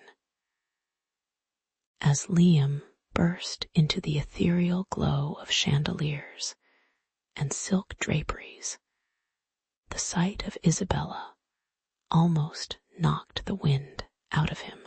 There she stood, a vision ready for a wedding that wasn't meant to be, and time seemed to slow like a sad ballad choking on its own melodies. As he called her name, the room fell silent, heavy with tension, with family members turning their heads as if a bolt of lightning had struck in their midst. The anticipation crackled like static electricity in the air, a dramatic electricity that only happens when two worlds collide at the most unexpected moments. In that pivotal moment, surrounded by gasps and narrowing gazes, Liam stepped forward, his eyes fierce with determination, and declared his love with a boldness that made even the oldest patriarchs in the room flinch. I may not have your blessing, but I cannot live in a world without Isabella, he proclaimed, his voice echoing with the kind of conviction usually saved for climatic speeches in a superhero movie. Isabella, feeling the warmth surge through her, found her own voice, no longer a whisper, but a resolute proclamation of her heart's desire. The air tingled with possibilities like the first chord of a symphony, both piercing and harmonious at once. With their families stunned into silence, the weight of tradition hung heavy. But within that breathless pause, a spark of rebellion ignited the night, promising a race against time that could change their fates forever. The moon hung like a gleaming pendant in the night sky, casting shimmering silver rays over the cobbled streets of Verona. It was in these quiet hours, cloaked in shadows and whispering secrets, that Isabella and Liam discovered a passion so fierce it could melt stone. Gathered in a hidden alcove behind the old stone church, their hands trembled as they exchanged letters filled with dreams and fervor. Each inked word was a silent battle cry against the weight of familial expectations and the oppressive tide of tradition that threatened to drown their love. We're like Romeo and Juliet, minus the tragic ending, right? Liam chuckled, the sound warm against the cool night air, igniting a fragile hope that perhaps they could defy fate itself. Yet the world around them echoed with the cries of their lineage and the heavy armor of their ancestors' ideals. Their families had crafted lives for them like a tailor, stitching a relentless suit of obligations, each stitch tightening until escape seemed impossible. Isabella's heart raced as she recalled the well-intended warnings embedded in every family gathering, the feasts that turned into battlegrounds of love and loyalty. You can't change destiny just because you fancy someone, they would say, but Isabella was no timid dove. She felt as if she had sprouted wings and was ready to soar straight into the storm. Who knew love could feel like a bull ride at a country fair, exciting and terrifying all at once, with a stolen kiss lingering on their lips and a plan etched upon their hearts? Isabella and Liam made a pact that fateful night. They would elope, draped in moonlight and dreams. As dawn began to steal the dark away, they slipped from the confines of their families, leaving behind a mere echo of their names. The rustling leaves whispered tales of lovers gone rogue, their footsteps light and anticipatory, punctuated only by the crunch of gravel beneath their shoes. In their rush they concocted a future fanciful enough to rival any Netflix romance, living far away from the prying eyes of relatives, in a sun-dappled town where love could unfurl like the petals of a blooming rose. Next stop, adventure. Liam grinned, eyes sparkling like the morning sun breaking through the clouds. The world their canvas, waiting to be painted anew. Through bustling villages and serene countrysides, the two lovers carved a trail of laughter, each moment infused with the intoxicating scent of newfound freedom. And yet, despite the thrill of their escape, doubts drizzled like light rain on a sunshiny day. Would their love withstand the trials ahead? After all, like every great heist movie, the anticipation was half the entertainment. And love, with all its twists and turns, was more unpredictable than a game of whack-a-mole. 1 minute, they were planning a cozy future, and the next, they were navigating the choppy waters of secrecy, hoping beyond hope that the tides would bring them back to Verona someday. We'll return one day, like superheroes resuming our lives after saving the world, Isabella declared, eyes bright with determination, feeling the heartbeat of her dreams sinking with Liam's laughter. Lady Isabel Valerian stood like a fierce wolf among sheep, her glinting emerald eyes piercing the thick air heavy with tension on the estate's sprawling grounds. With every step she took, the soft rustle of her silk gown was a siren's call, seemingly echoing the silent longings of a heart caught in an impossible snare. How absurd it seemed that amidst these ancient disputes over territory and honor, she found her thoughts wandering to Lord Cedric Esther, a man cursed to be the enemy by the very fabric of his surname. A smile flickered on her lips, a beacon of warmth against the chill that trickled down her spine at the thought of betrayal. Like a scene plucked from a Shakespearean tragedy, her heart danced in an unknown rhythm, a dangerous waltz that might lead to ruin, or perhaps something more splendid.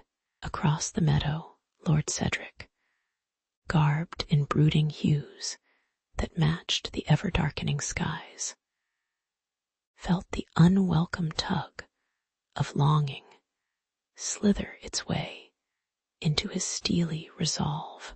He'd sworn allegiance to his family, to honor the house crest emblazoned on his breast.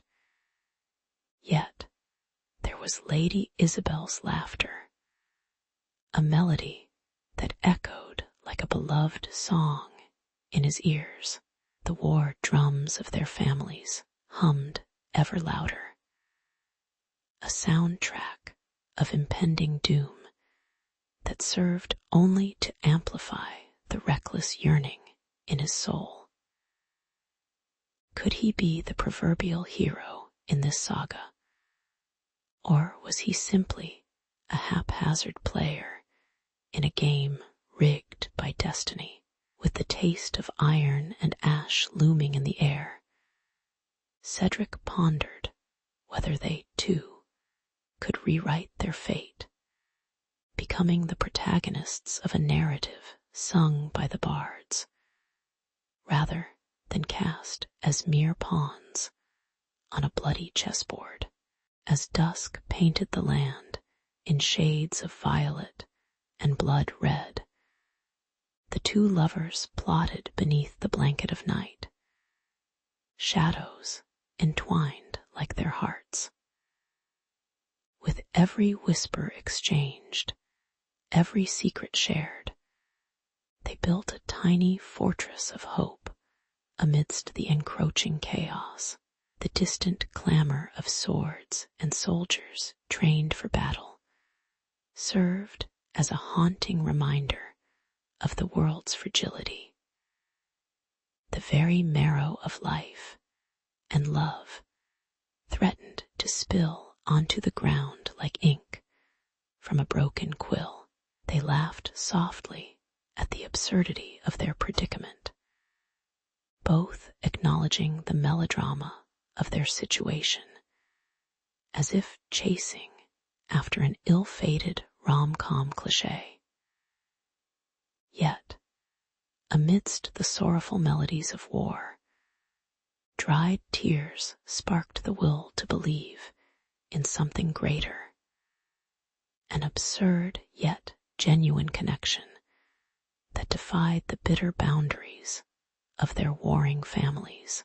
With the specter of war stretching its claws around the edges of their peaceful moments, Cedric and Isabel clung to each other, longing to exist in a realm untainted by bloodshed. The scent of the damp earth mixed with the intoxicating perfume of blooming nightshade surrounded them, layering their stolen moments with urgency and delight. They spoke of dreams that soared higher than the shadows stealing across the fields, weaving tales of peace and union that echoed like laughter through the chaos.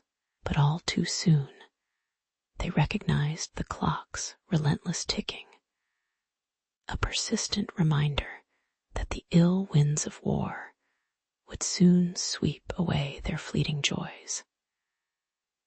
As each day dawned with the sun's golden hue, glimmering in mocking contrast to the twilight of their fate, they knew that to hold love close was both a joyous triumph and a wicked gamble, one destined to either shatter their world or ultimately change it forever.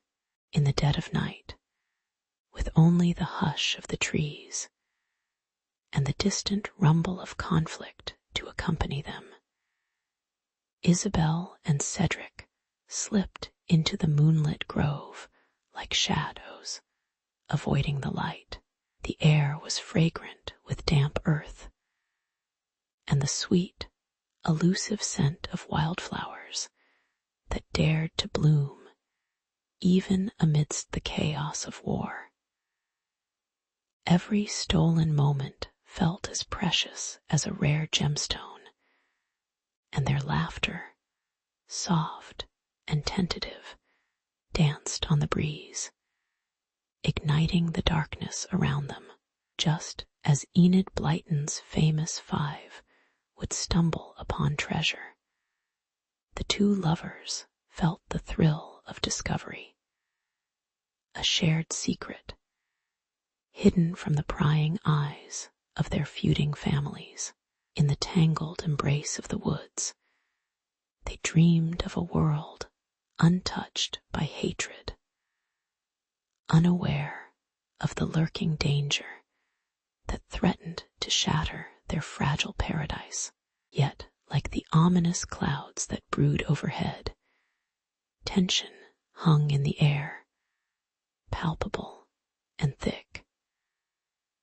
Cedric often glanced over his shoulder, eyes darting like a soldier wary of ambush, while Isabel felt the weight of 1,000 unspoken words pressing on her heart.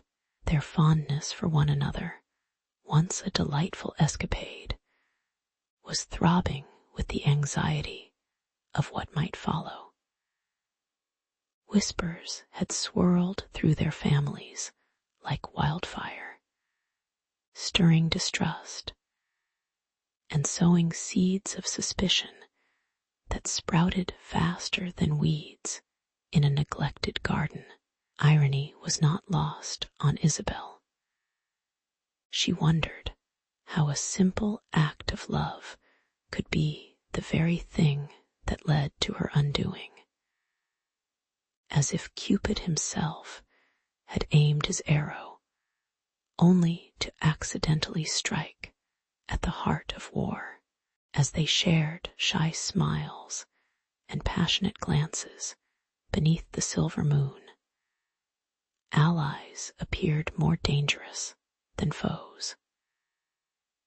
News of their clandestine meetings slipped through the cracks of castle walls, carried on the wind like a gossamer spider's web, entangling anyone who dared to listen.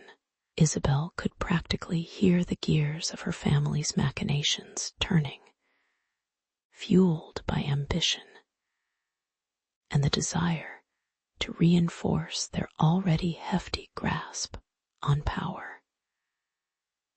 The contrast of their secret love against the backdrop of impending doom felt like a Shakespearean tragedy in the making.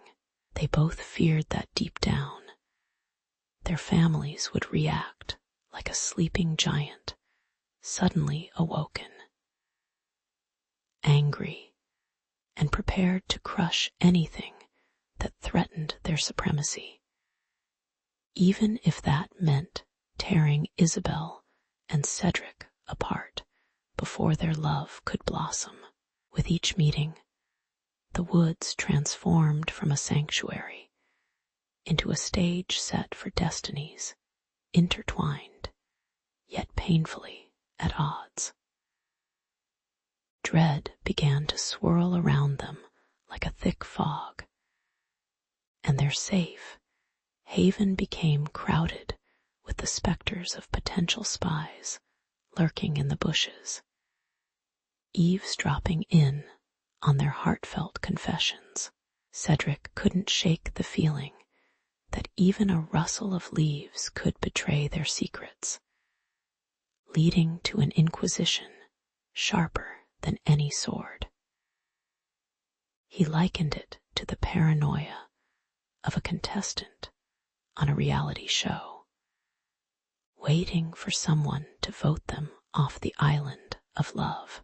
In their young hearts, the shadows of betrayal encroached, mixing with every touch and brush of their fingers, lighting a fire, but caging it behind bars made of fear.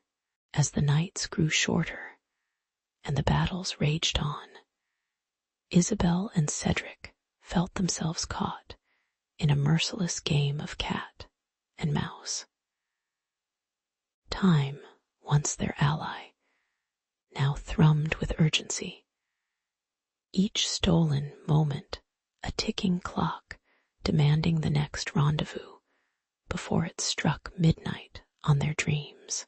The stakes climbed higher than a daring tightrope walker, balancing love against a backdrop of loyalties threatened and pride bruised. They savored every lingering kiss, as if savoring the last morsel of a feast, unsure if one day they would be forced to starve in separate cages. Yet, even as the shadows closed in, the moonlight bore witness to a love that dared to defy the chaos. A beacon of hope, shining ever brighter against the encroaching darkness. On a crisp autumn evening, with the golden leaves swirling like whispered secrets around them, Isabel and Cedric met in the shadows of a gnarled oak tree, their usual refuge from prying eyes. The air was thick with the scent of damp earth and impending rain, filled with the tension of unspoken words and unyielding desires. just as their fingers brushed, a rustle in the underbrush shattered their intimacy, and a loyal knight of the Valyrians, clad in gleaming armor that shone like betrayal itself, emerged from the darkness. His eyes, wide with outrage, were like daggers aimed directly at their hearts. And in that moment, Isabel felt the gravity of her world tipping precariously over the edge. Little did she know that her secret love story was about to become the stuff of other people's punchlines. As this was no fairy tale ending, but a prelude to chaos. With a voice like thunder, the knight stormed to Isabel's father, his armor clanking ominously with each step, echoing the weight of his dishonor. "Your daughter consorts with the enemy," he bellowed, the accusation dripping with venom, igniting a firestorm in the manner that could rival the fiercest battlefield. Isabel stood frozen, heart pounding like a war drum, as the confrontation unfolded like a tragedy penned by some ancient bard. Her father, usually a mountain of calm authority, transformed into an erupting volcano of indignation, his face flushed with rage that could scare even the bravest squire. This wasn't just an angry father. This was a man caught between loyalty to his lineage and the love he had for his only child. A classic tale of betrayal with a sprinkle of Shakespearean flair. Moments later, Isabel found herself facing the storm she never prepared for. Each word her father spat like a bitter arrow aimed at her heart. "You must end this farce with Cedric," he commanded, waves of authority crashing over her like the ocean's fury. Behind him, the walls of her home felt as if they were closing in. The tapestries that once spoke of valor now mocking her with their silent witness to her love. The taste of despair clung to her mouth, bitter as unsweetened ale, as her heart fought against the iron grip of her father's will. How ironic it seemed, demanding her to choose a battle that warred against her very soul, while she longed to slip away into the arms of the only man who ever understood her. Cedric, nowhere to be found, was now a ghost haunting her dreams, and with every passing minute, the distance between them felt like a chasm laden with jagged rocks.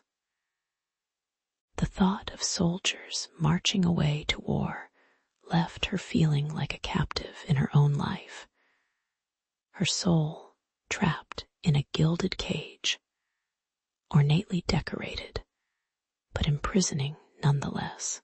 Her father's voice echoed in her mind, urgent and commanding, while the pulse of her heart whispered a different song entirely, a melody of love that craved freedom and defiance. With each beat, she felt pulled between two worlds, the sense of duty and loyalty colliding with an all-consuming longing that made her want to scream at the heavens.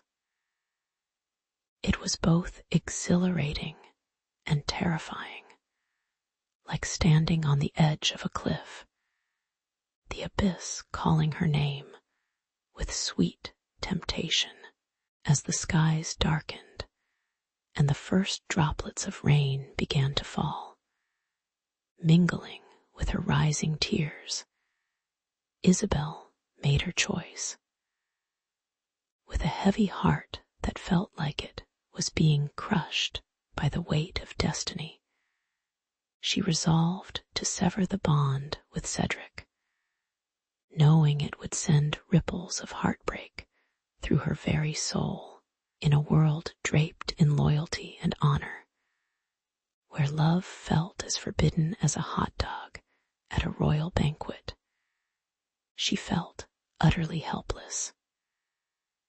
She envisioned Cedric's face, a portrait of longing and pain, and knew that this was a parting not just from the man who held her heart, but from the love that had given her life, a spark of joy amidst the shadows of war.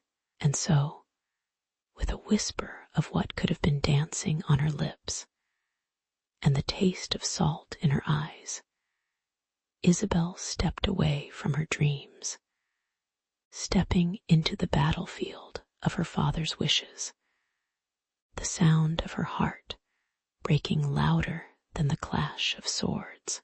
The sun dipped low on the horizon, casting a bloody sheen over the battlefield as war drums thumped a sinister rhythm in the distance. Families, once united by bonds of blood and tradition, now stood like jagged shards of broken glass, ready to clash at any moment. Isabel, her heart pounding like a war drum of its own, clutched the hilt of her sword, its blade gleaming in the dying light. With every ounce of her determination, she mounted her steed, a noble stallion named Valor, and galloped into the chaos. The acrid smell of smoke filled the air, mingling with the uneasy scent of approaching violence, and the ground trembled beneath her, as if it too sensed the gravity of the impending conflict. "This is why I didn't sign up for the family feud," she muttered under her breath, an ironic jab at the absurdity of it all as she sped toward love and danger alike.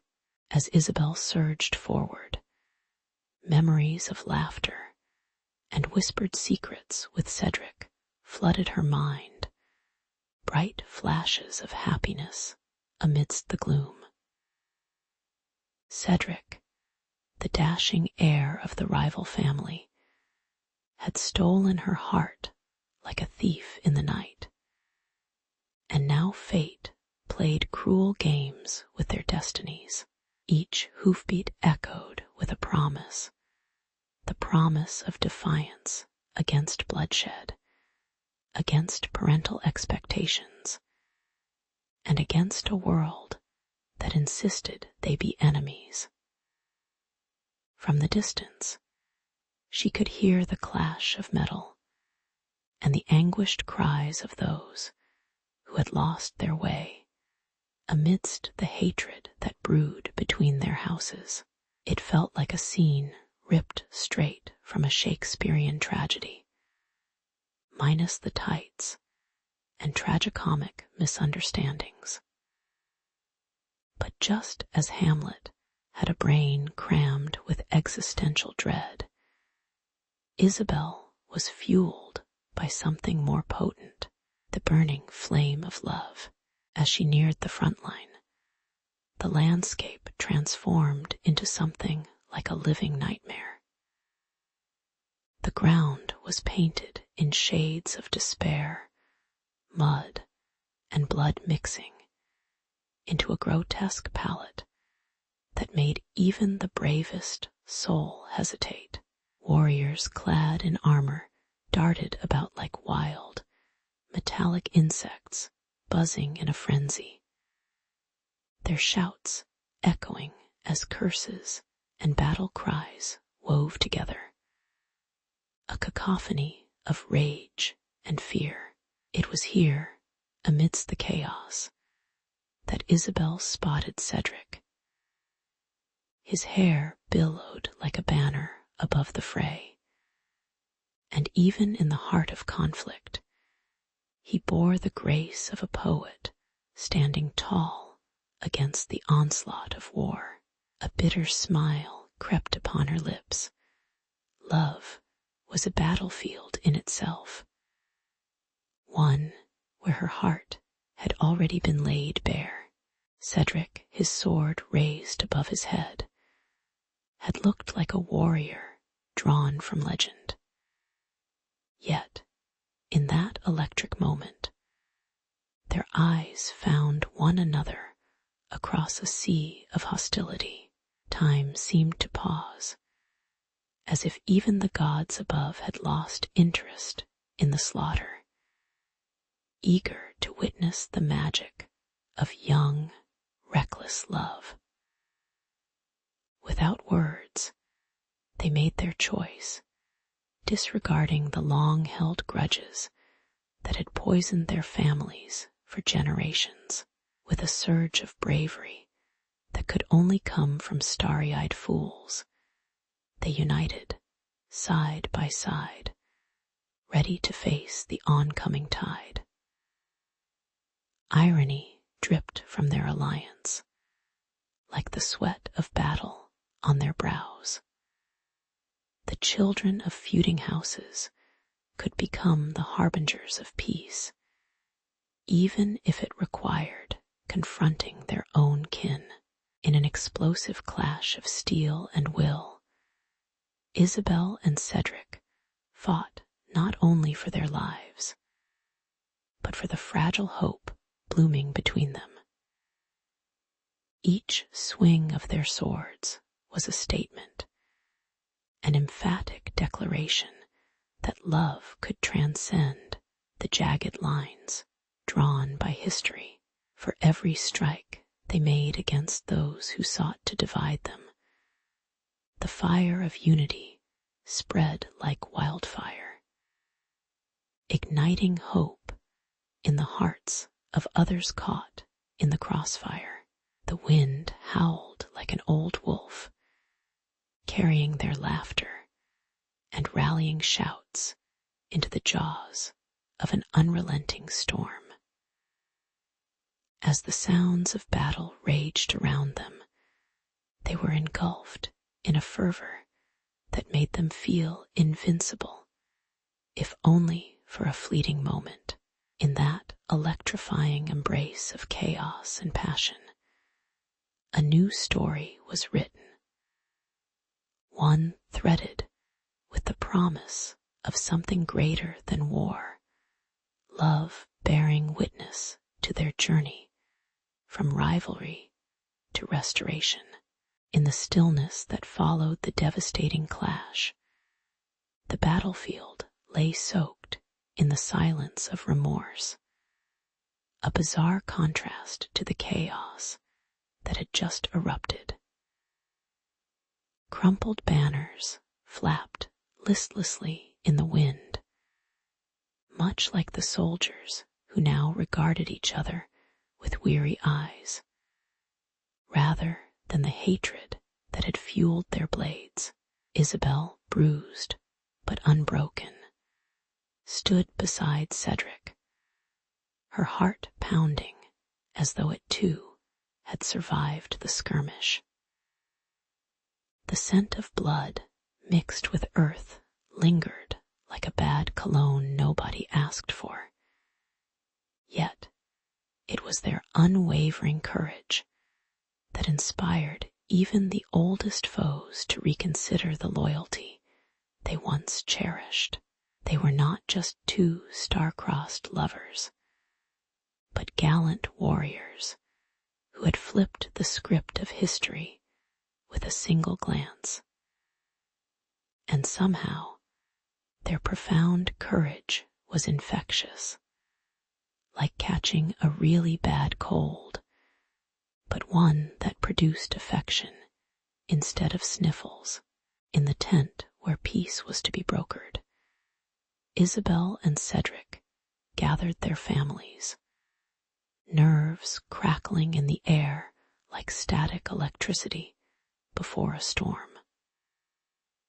The sentries set the stage with a nervous shuffle, eyeing each other as if preparing for a dance-off rather than the delicate negotiation that lay ahead.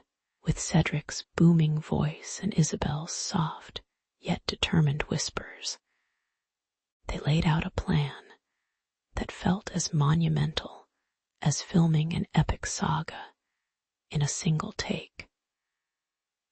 The families exchanged glances, their expressions mingling an absurdity of disbelief and reluctant hope, as if they'd stumbled into a cheesy Hallmark film where the town's about to come together over homemade cookies.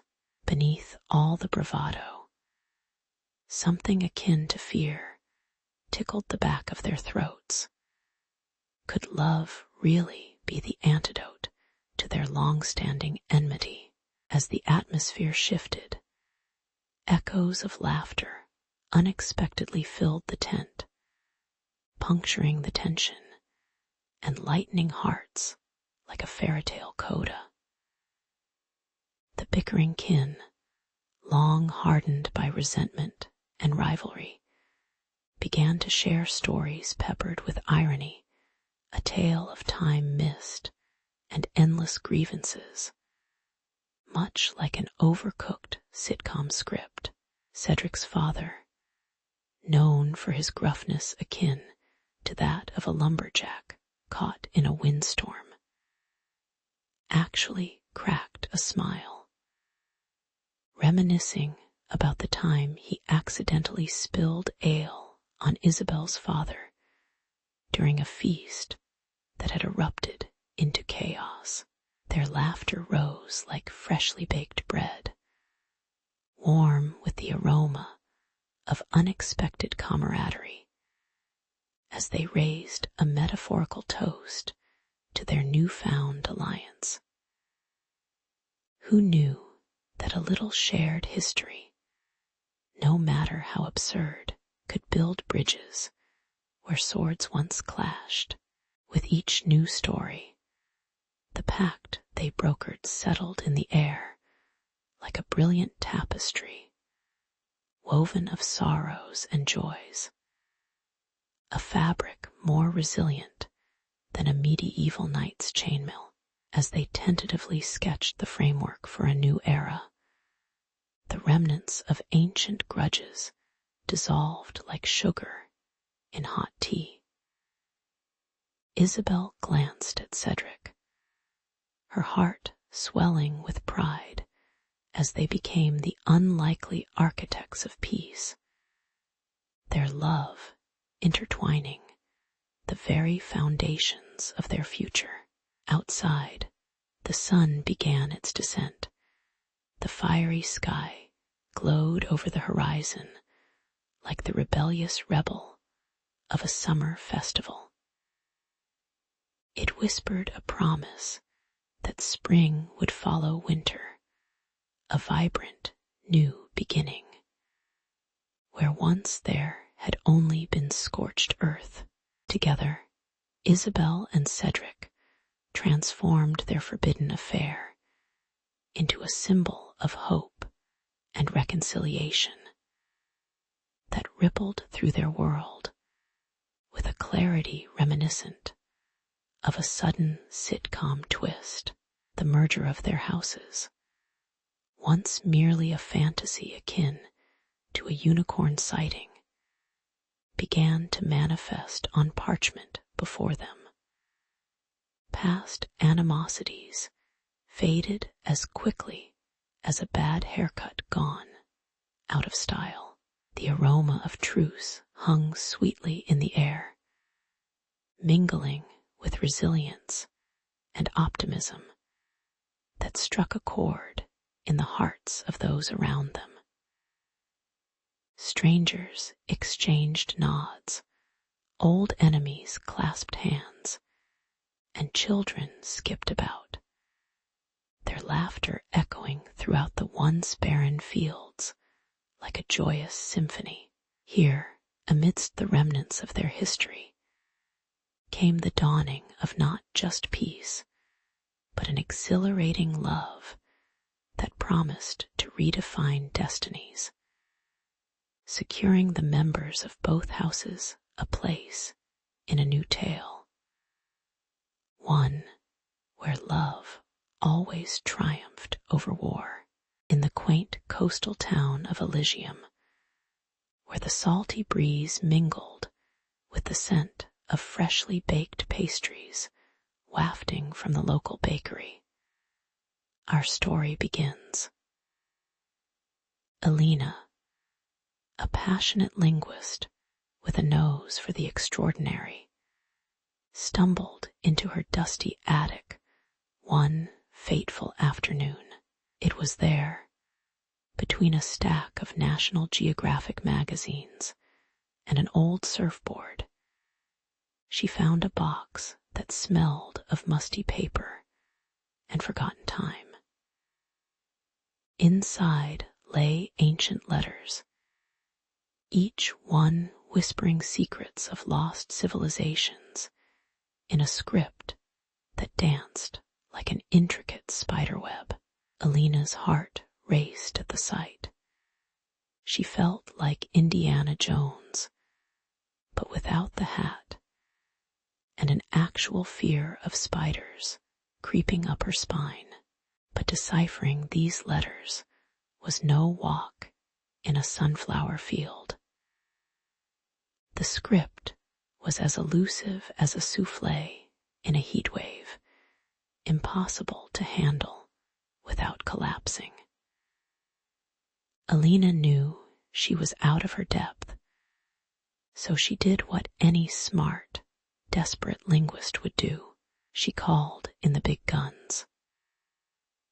Enter Victor, the reclusive translator who lived on the town's fringe, surrounded by enough books to make even the most seasoned bibliophile feel inadequate. He was a rumpled figure, with wild hair that reminded her of a mad scientist and glasses that magnified his piercing blue eyes, which sparkled with both intellect and skepticism, leaving Alina wondering how anyone could mix charm with an apparent disdain for social interaction. The following day, as the sun peeked over the horizon like a shy child entering a classroom, Alina found herself nervously knocking on Victor's door. The old wood creaked open, revealing a cluttered sanctuary that smelled faintly of old books and the subtle hint of something that should probably be thrown away. Victor eyed her like a hawk, too sharp, too knowing, but curiosity outweighed caution, and soon she found herself invited in, albeit with the warning that his place was not a museum exhibit. Thrilled yet terrified, she laid out the letters on his table, their faded ink glinting like lost treasure, begging for someone bold enough to decode their mysteries. Victor leaned in, his fingers brushing over the strange symbols, and for a moment the world outside faded, leaving just the two of them on the precipice of discovery. As they began to study the letters together, a symphony of clattering mugs and scribbling quills filled the air, punctuated by Victor's exclamations of triumph and frustration, sometimes in the same breath. It became a chaotic dance. Alina would suggest one interpretation, while Victor, with an eyebrow arched like a challenging villain, would counter a staunch denial. The two sparring like intellectual gladiators, the hours melted away like a popsicle in the summer sun. And soon the old, creaky home became a theater of revelation, laughter, and a few near-panicked moments when they deciphered phrases that hinted at ancient rituals involving far too many snakes and slash or gorgonzolas. Who knew deciphering ancient languages could feel like an episode of Survivor, lost in their scholarly adventure.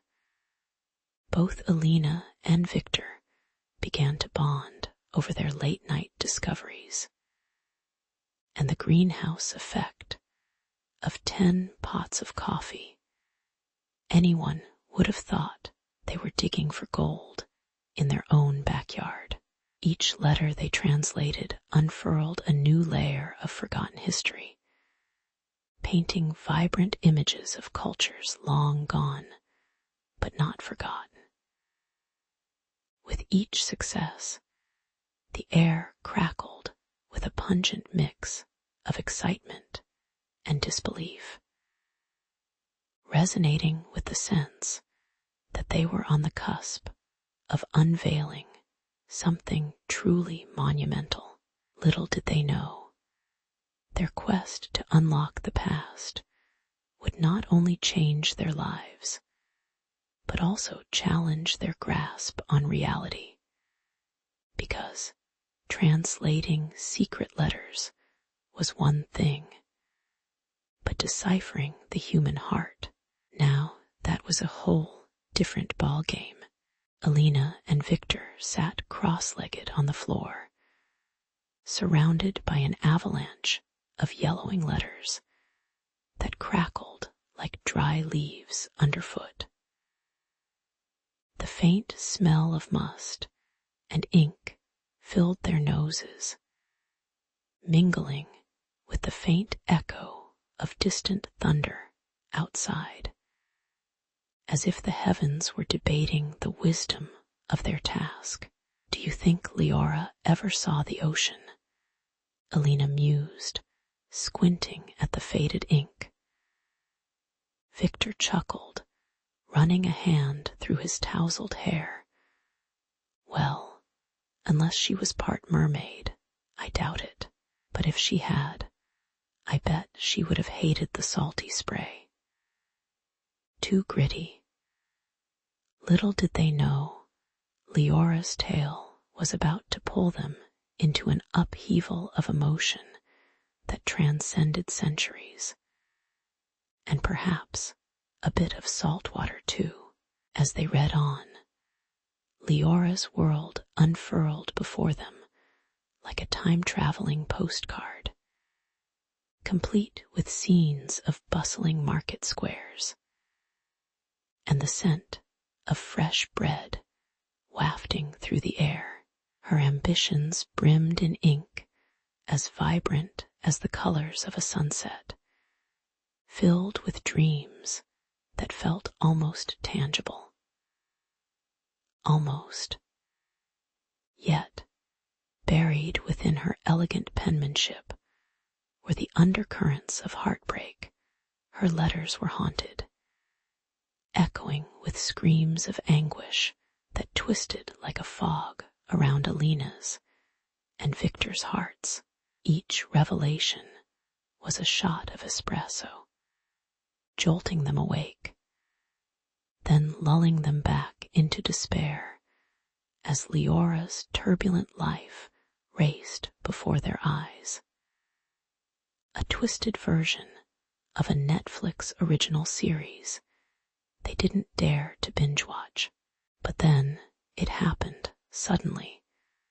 The ground shifted beneath Alina and Victor's feet, and with it, the letters took on a new gravity.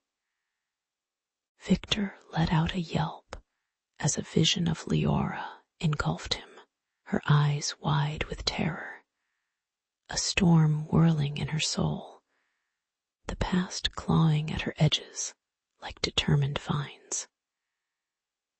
Meanwhile, Alina was seized by a different spectre. The echo of Leora's cries saturated her every thought. A painful melody that wouldn't stop playing on repeat. The severity of the curse revealed itself in those moments. The connection between them and Leora growing more intense, like a marathon relay race where the baton was now an anvil, a heavy burden indeed. With every passing letter, they slipped deeper into Leora's world, and soon it became hard to discern where Leora ended and they began. The shadows of her anguish were suffocating. The dank, musty air felt like an oppressive fog, as sticky and suffocating as leftover donuts on a hot summer day. Alina found herself on the precipice of a dizzying breakthrough 1 second, only to tumble into despair the next. As Victor, ever the optimist, offered his take on things with a bright side that resembled a faded neon sign. You know, this is just a series of unfortunate events waiting for a happy ending, he quipped, coaxing a reluctant smile from Alina, who felt like she was carrying the weight of 1,000 heartbreaks lurking in the corners of dusty attics. Yet as they reached the final few letters, they realized that the curse was not, as they had feared, a punishment, but a bridge, a conduit to understanding Leora's very essence. The final words shimmered on the yellowed paper, wrapping her story in a portrait of resilience that resonated through time. Alina and Victor exchanged a glance. Their eyes filled with an understanding made slick and raw by their shared journey. Perhaps they had not only unearthed Leora's past, but also unlocked a part of themselves, a testament that even the most tangled lives can inspire echoes of laughter, silver linings, and a narrative worth telling. They rose, shaking off the dust of the past, clasping hands as they stepped back into their own reality, wiser, heavier, but lighter at heart, ready to share the saga of Leora with the world. In the dim, cluttered corners of the dusty library, Alina's fingers brushed against the brittle pages of the letter, the kind that feels like cornflakes underfoot, fragile and crackling with secrets, each deciphered word wrapped around her heart like slow-burning ivy, feeding her connection with Victor, who sat across the table with eyes that glimmered like morning dew. But with every letter, an electric tension coiled between them, as if the air thickened in anticipation of a lightning strike. Alina could almost taste it, an acrid mix of hope and fear, like burnt toast haunting an otherwise sunny breakfast. Their laughter over a shared discovery became tempered by sharp jabs of frustration, their voices echoing into the ancient stone walls, guarded by forgotten smiles and ghostly whispers. Victor, once the epitome of laid-back charm, now prowled the library like a wolf on a scent. His obsession with Leora consuming him like a Netflix binge on a Saturday night. The soft rustle of parchment mirrored his frantic pacing, each letter pulling him deeper into Leora's haunting tale, which felt eerily interconnected to their own lives. It was as if history was an overcooked spaghetti twisted around their hearts, too hot to handle, but too enticing to resist. "It's just another letter, Victor," Alina insisted, her voice rising over the scratching of Victor's pen against paper, which sounded like a choir of crows in the otherwise hushed room. But her protests were met with a determined silence. He had crossed a threshold and was unwilling to turn back.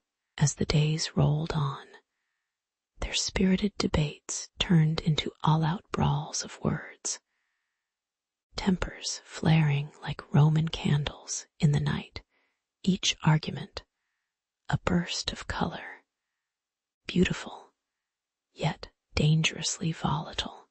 "You can't just bury yourself in her life and expect me to follow you willingly into the abyss," Alina exclaimed one evening, her hands flailing like a conductor faced with a mishmash of instruments. The smell of old paper and unresolved tensions hung in the air like a bad cologne that clung to their clothing. Yet, within her frustration lurked a strange intimacy, a camaraderie forged in the fires of fierce debates, as if their love blossomed in the ruins of conflict. They were like a sitcom couple, endlessly bickering in the face of supernatural chills lurking just beyond their knowledge, drawing them closer to Leora like moths to a flame. Then came the haunting revelation.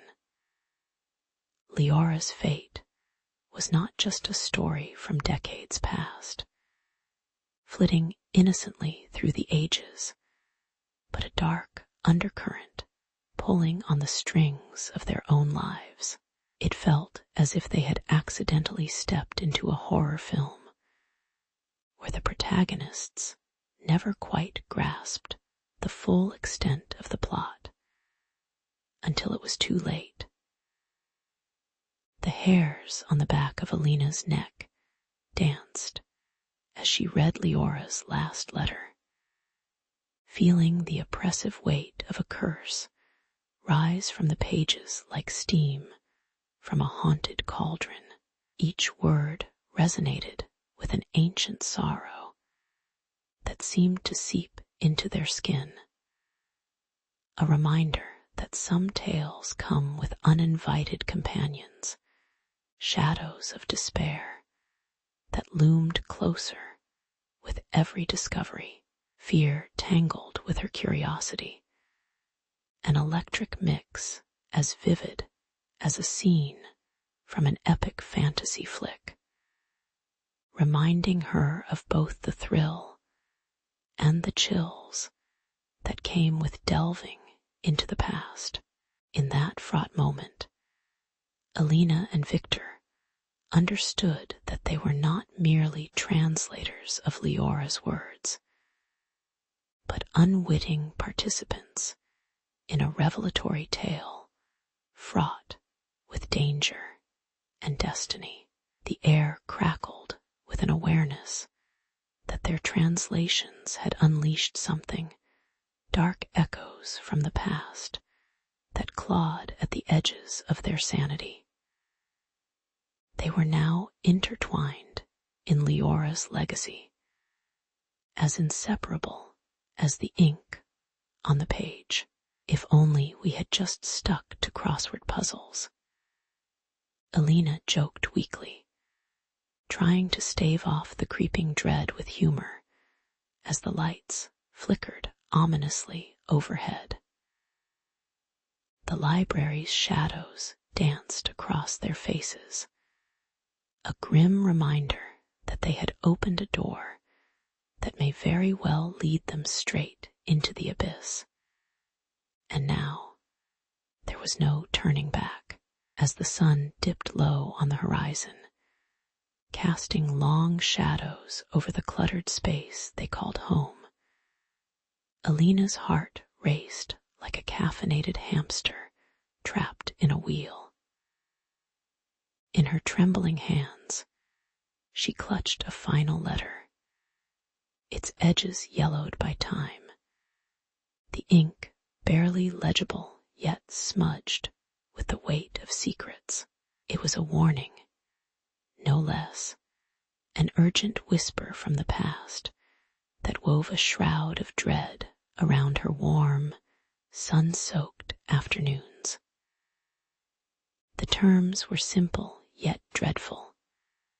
Sift through Leora's story, or suffer the wrath of a curse that lurked in the corners like a cat waiting to pounce.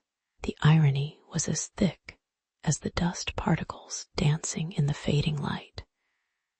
Here she was, lost in translation between a tragic past and a terrifying future, unsure which side she belonged to, a mere collector of words or a reluctant seeker of truth.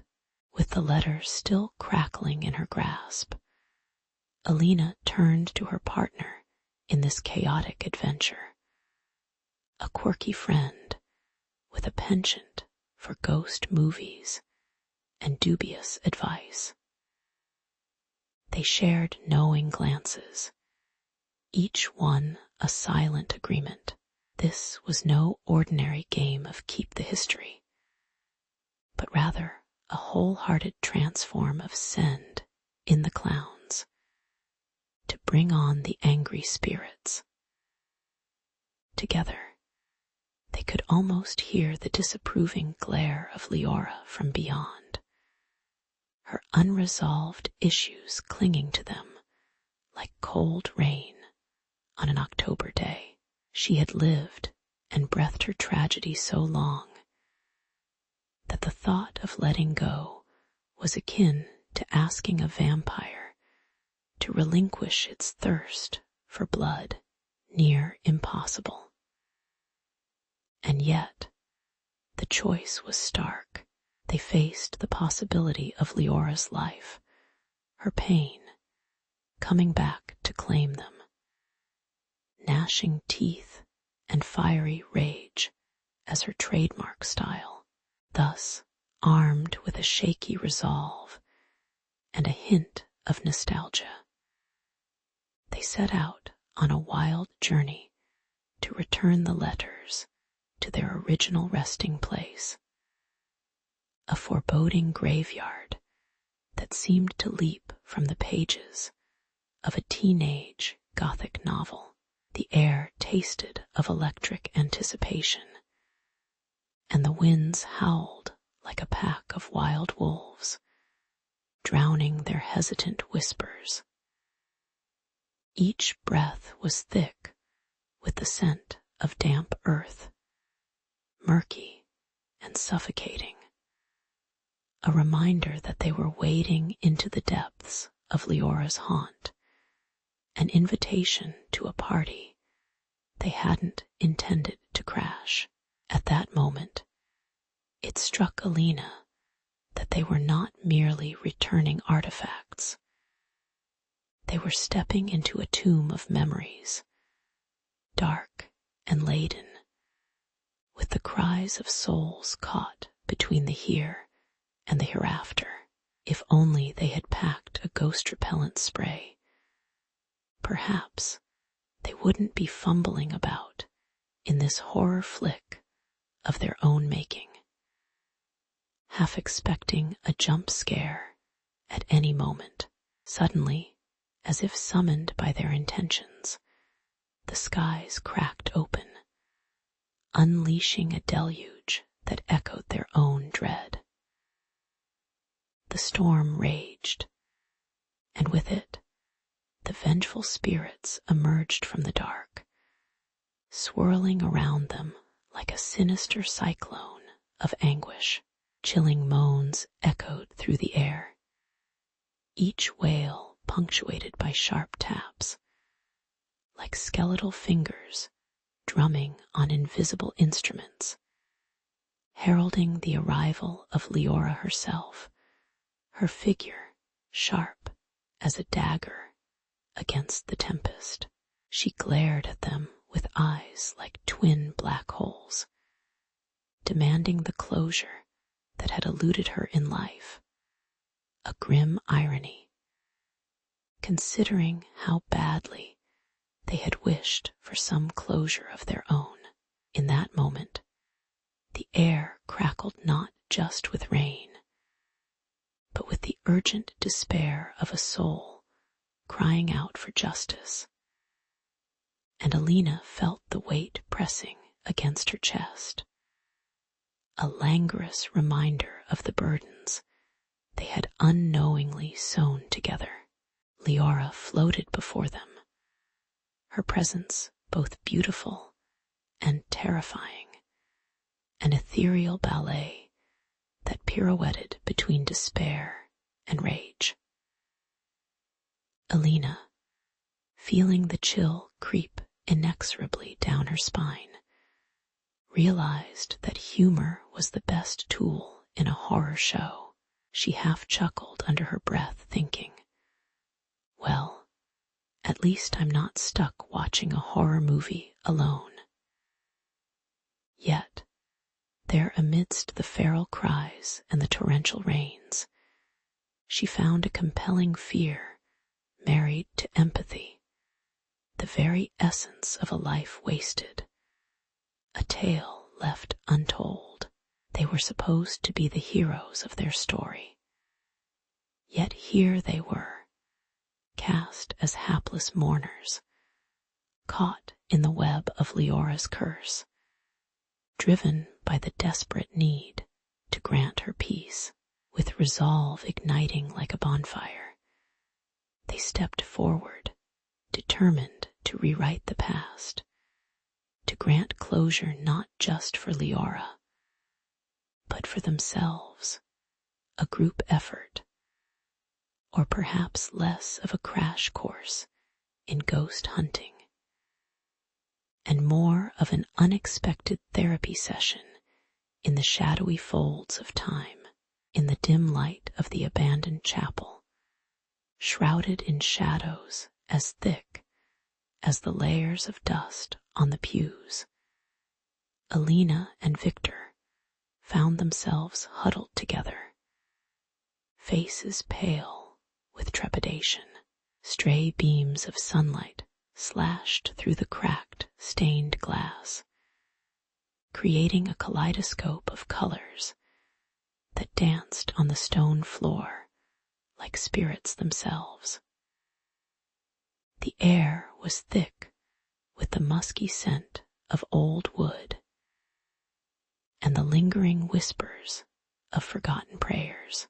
They whispered Leora's name, a feeble echo against the heavy silence, like one might call out into a lonely night, hoping a friendly ghost might answer. And just as they had feared, a chill skittered down their spines as a palpable presence filled the room, heavy and sorrowful, like a wet blanket tossed over their heads. Leora's spirit emerged, a flickering outline wreathed in the scent of aged perfume, reminding them that the past is never truly past, and always seems to carry its own baggage of heartbreak and tragedy. With tentative courage swelling within their chests, the duo extended their hands, so ordinary, yet now charged with purpose, as if reaching for the very roots of history itself. "We see you, Leora," Alina implored, her voice trembling, yet firm like the protagonist riding into battle in an epic fantasy movie. "We understand your pain," Victor chimed in, feeling like a superhero whose powers lay in this act of uncanny compassion rather than in capes or mutant abilities. The air crackled with energy, each word a bridge spanning the chasm of time. Echoing through the ages, their sentiment wrapped around Leora's spirit like a warm embrace, disarming the sorrow that had held her captive for so long.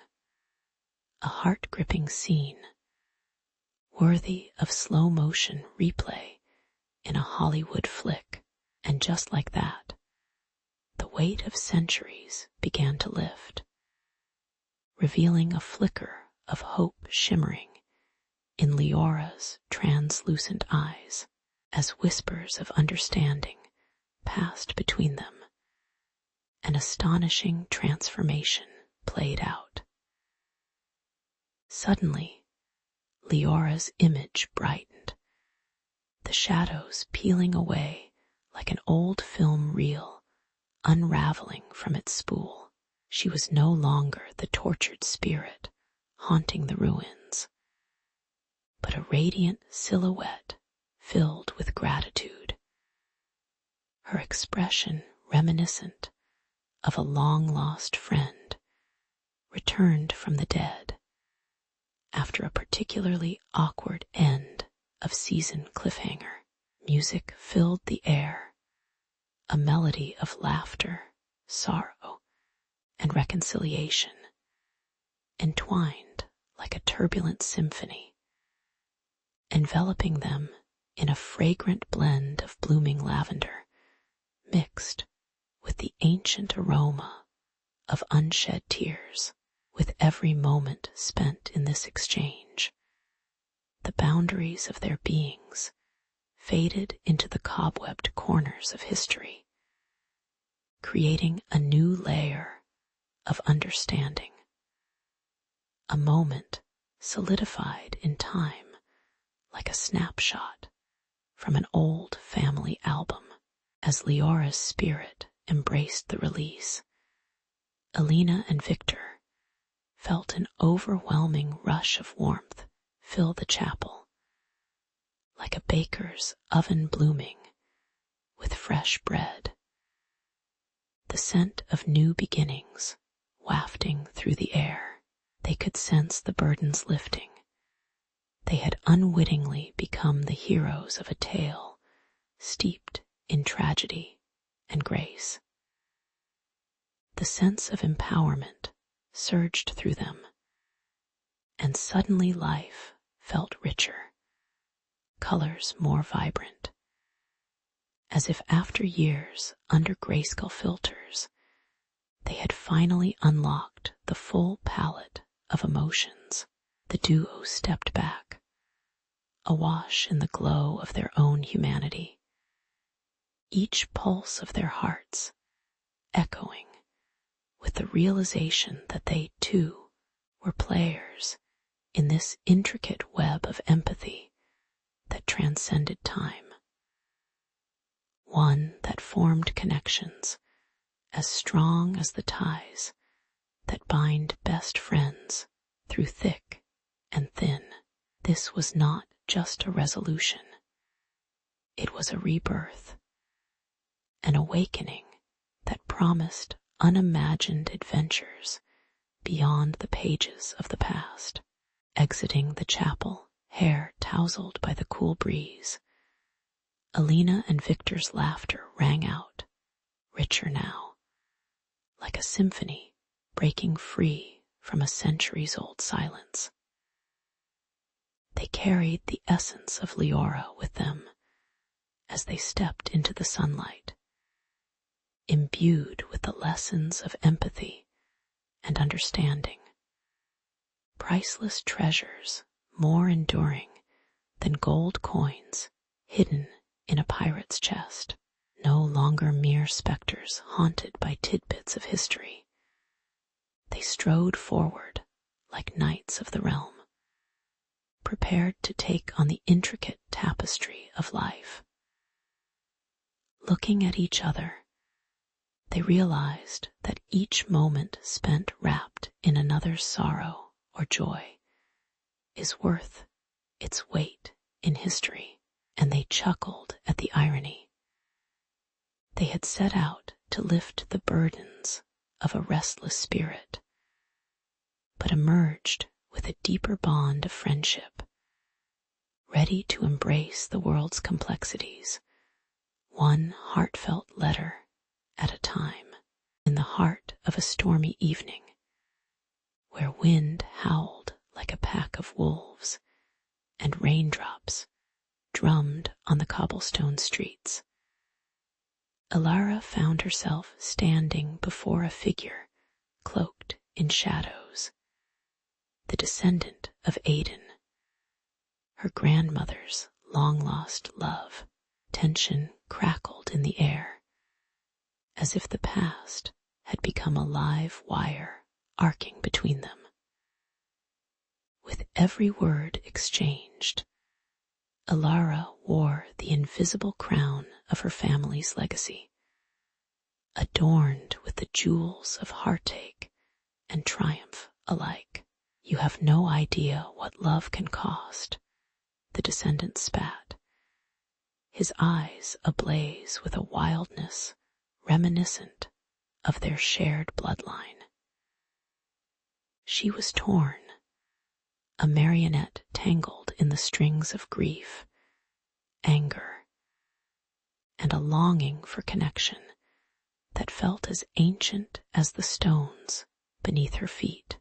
The truth hung heavy in the damp air, as Alara learned of Aiden's sacrifices that were as monumental as they were tragic. He risked everything, including his life, for love. This revelation settled like a stone in her stomach, heavy and impenetrable, kicking up the dust of generations past. And yet, within that weight, a spark ignited. What would she do with this knowledge?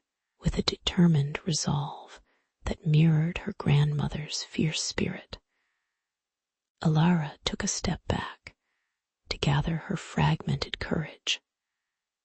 Much like a phoenix, attempting to rise from a pile of soot and sorrow. If Aiden could face the storm for love, why can't I?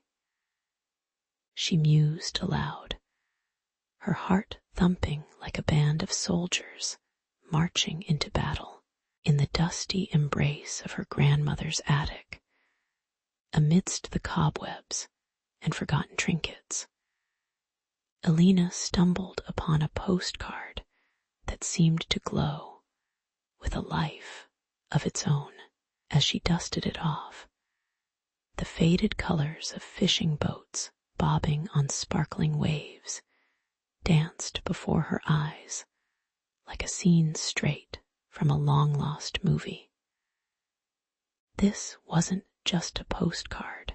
It was a snapshot of a vibrant community that pulsed with energy as alive as a pop concert crowd, yet somehow long forgotten. Curiosity prickled at her fingertips, and with each glance at the postcard, the old fish smells of the port, the laughter of children, and the bustling chatter of market stalls filled her imagination. What had happened to the village that once thrived with the rhythm of the tides? And why did it feel like she had just discovered a slice of her very own buried treasure? In the midst of this rising storm, Clara's conviction began to solidify like concrete, despite the undercurrents of doubt swirling around her. With each heated discussion, The air thickened with the pungent aroma of fear, fear of the unknown, of stirring the pot that had simmered for centuries. She could almost hear the score of a suspenseful thriller playing in her head as she navigated through the intricate web of relationships within the village, unearthing stories laced with spite as old as the cobblestones themselves.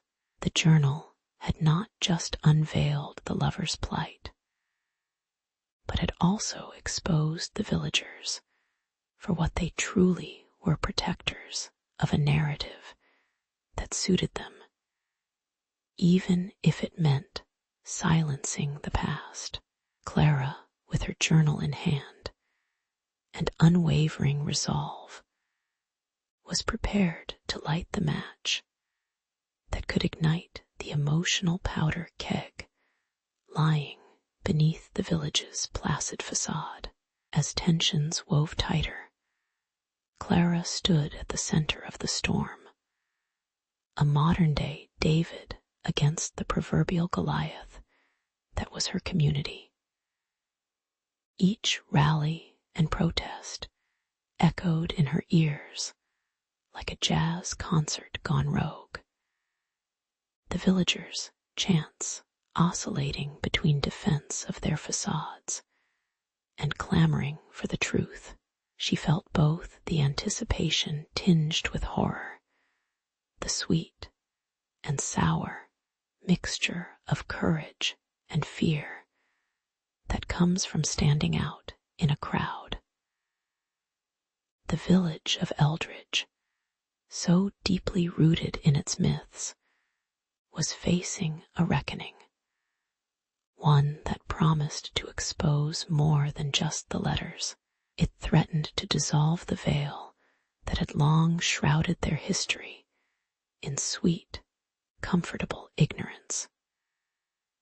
And yet, Clara smiled, her heart buoyed by the intoxicating thrill of revelation, as if she had just discovered that the villain in a movie was actually the hero all along, and the credits were just beginning to roll. Thus, they stepped into a thrilling unknown, hand in hand, hearts pounding in glorious synchrony, ready to tackle whatever life threw their way. There was something profoundly ironic in the chaos they embraced, a juxtaposition that made the very air sizzle with possibility. They'd traded the safety of their family's favor for the wild shores of love, each moment more vibrant than the last, filled with mischief, spontaneity, and a hint of rebellion. And while the open road whispered both adventure and danger, they carried the bittersweet taste of nostalgia for the life they left behind.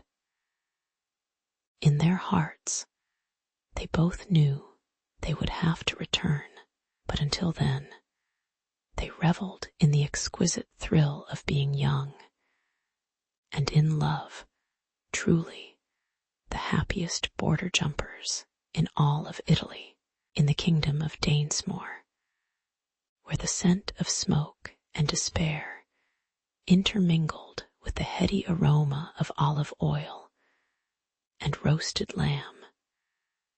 Conflict brewed like a tempest on the horizon.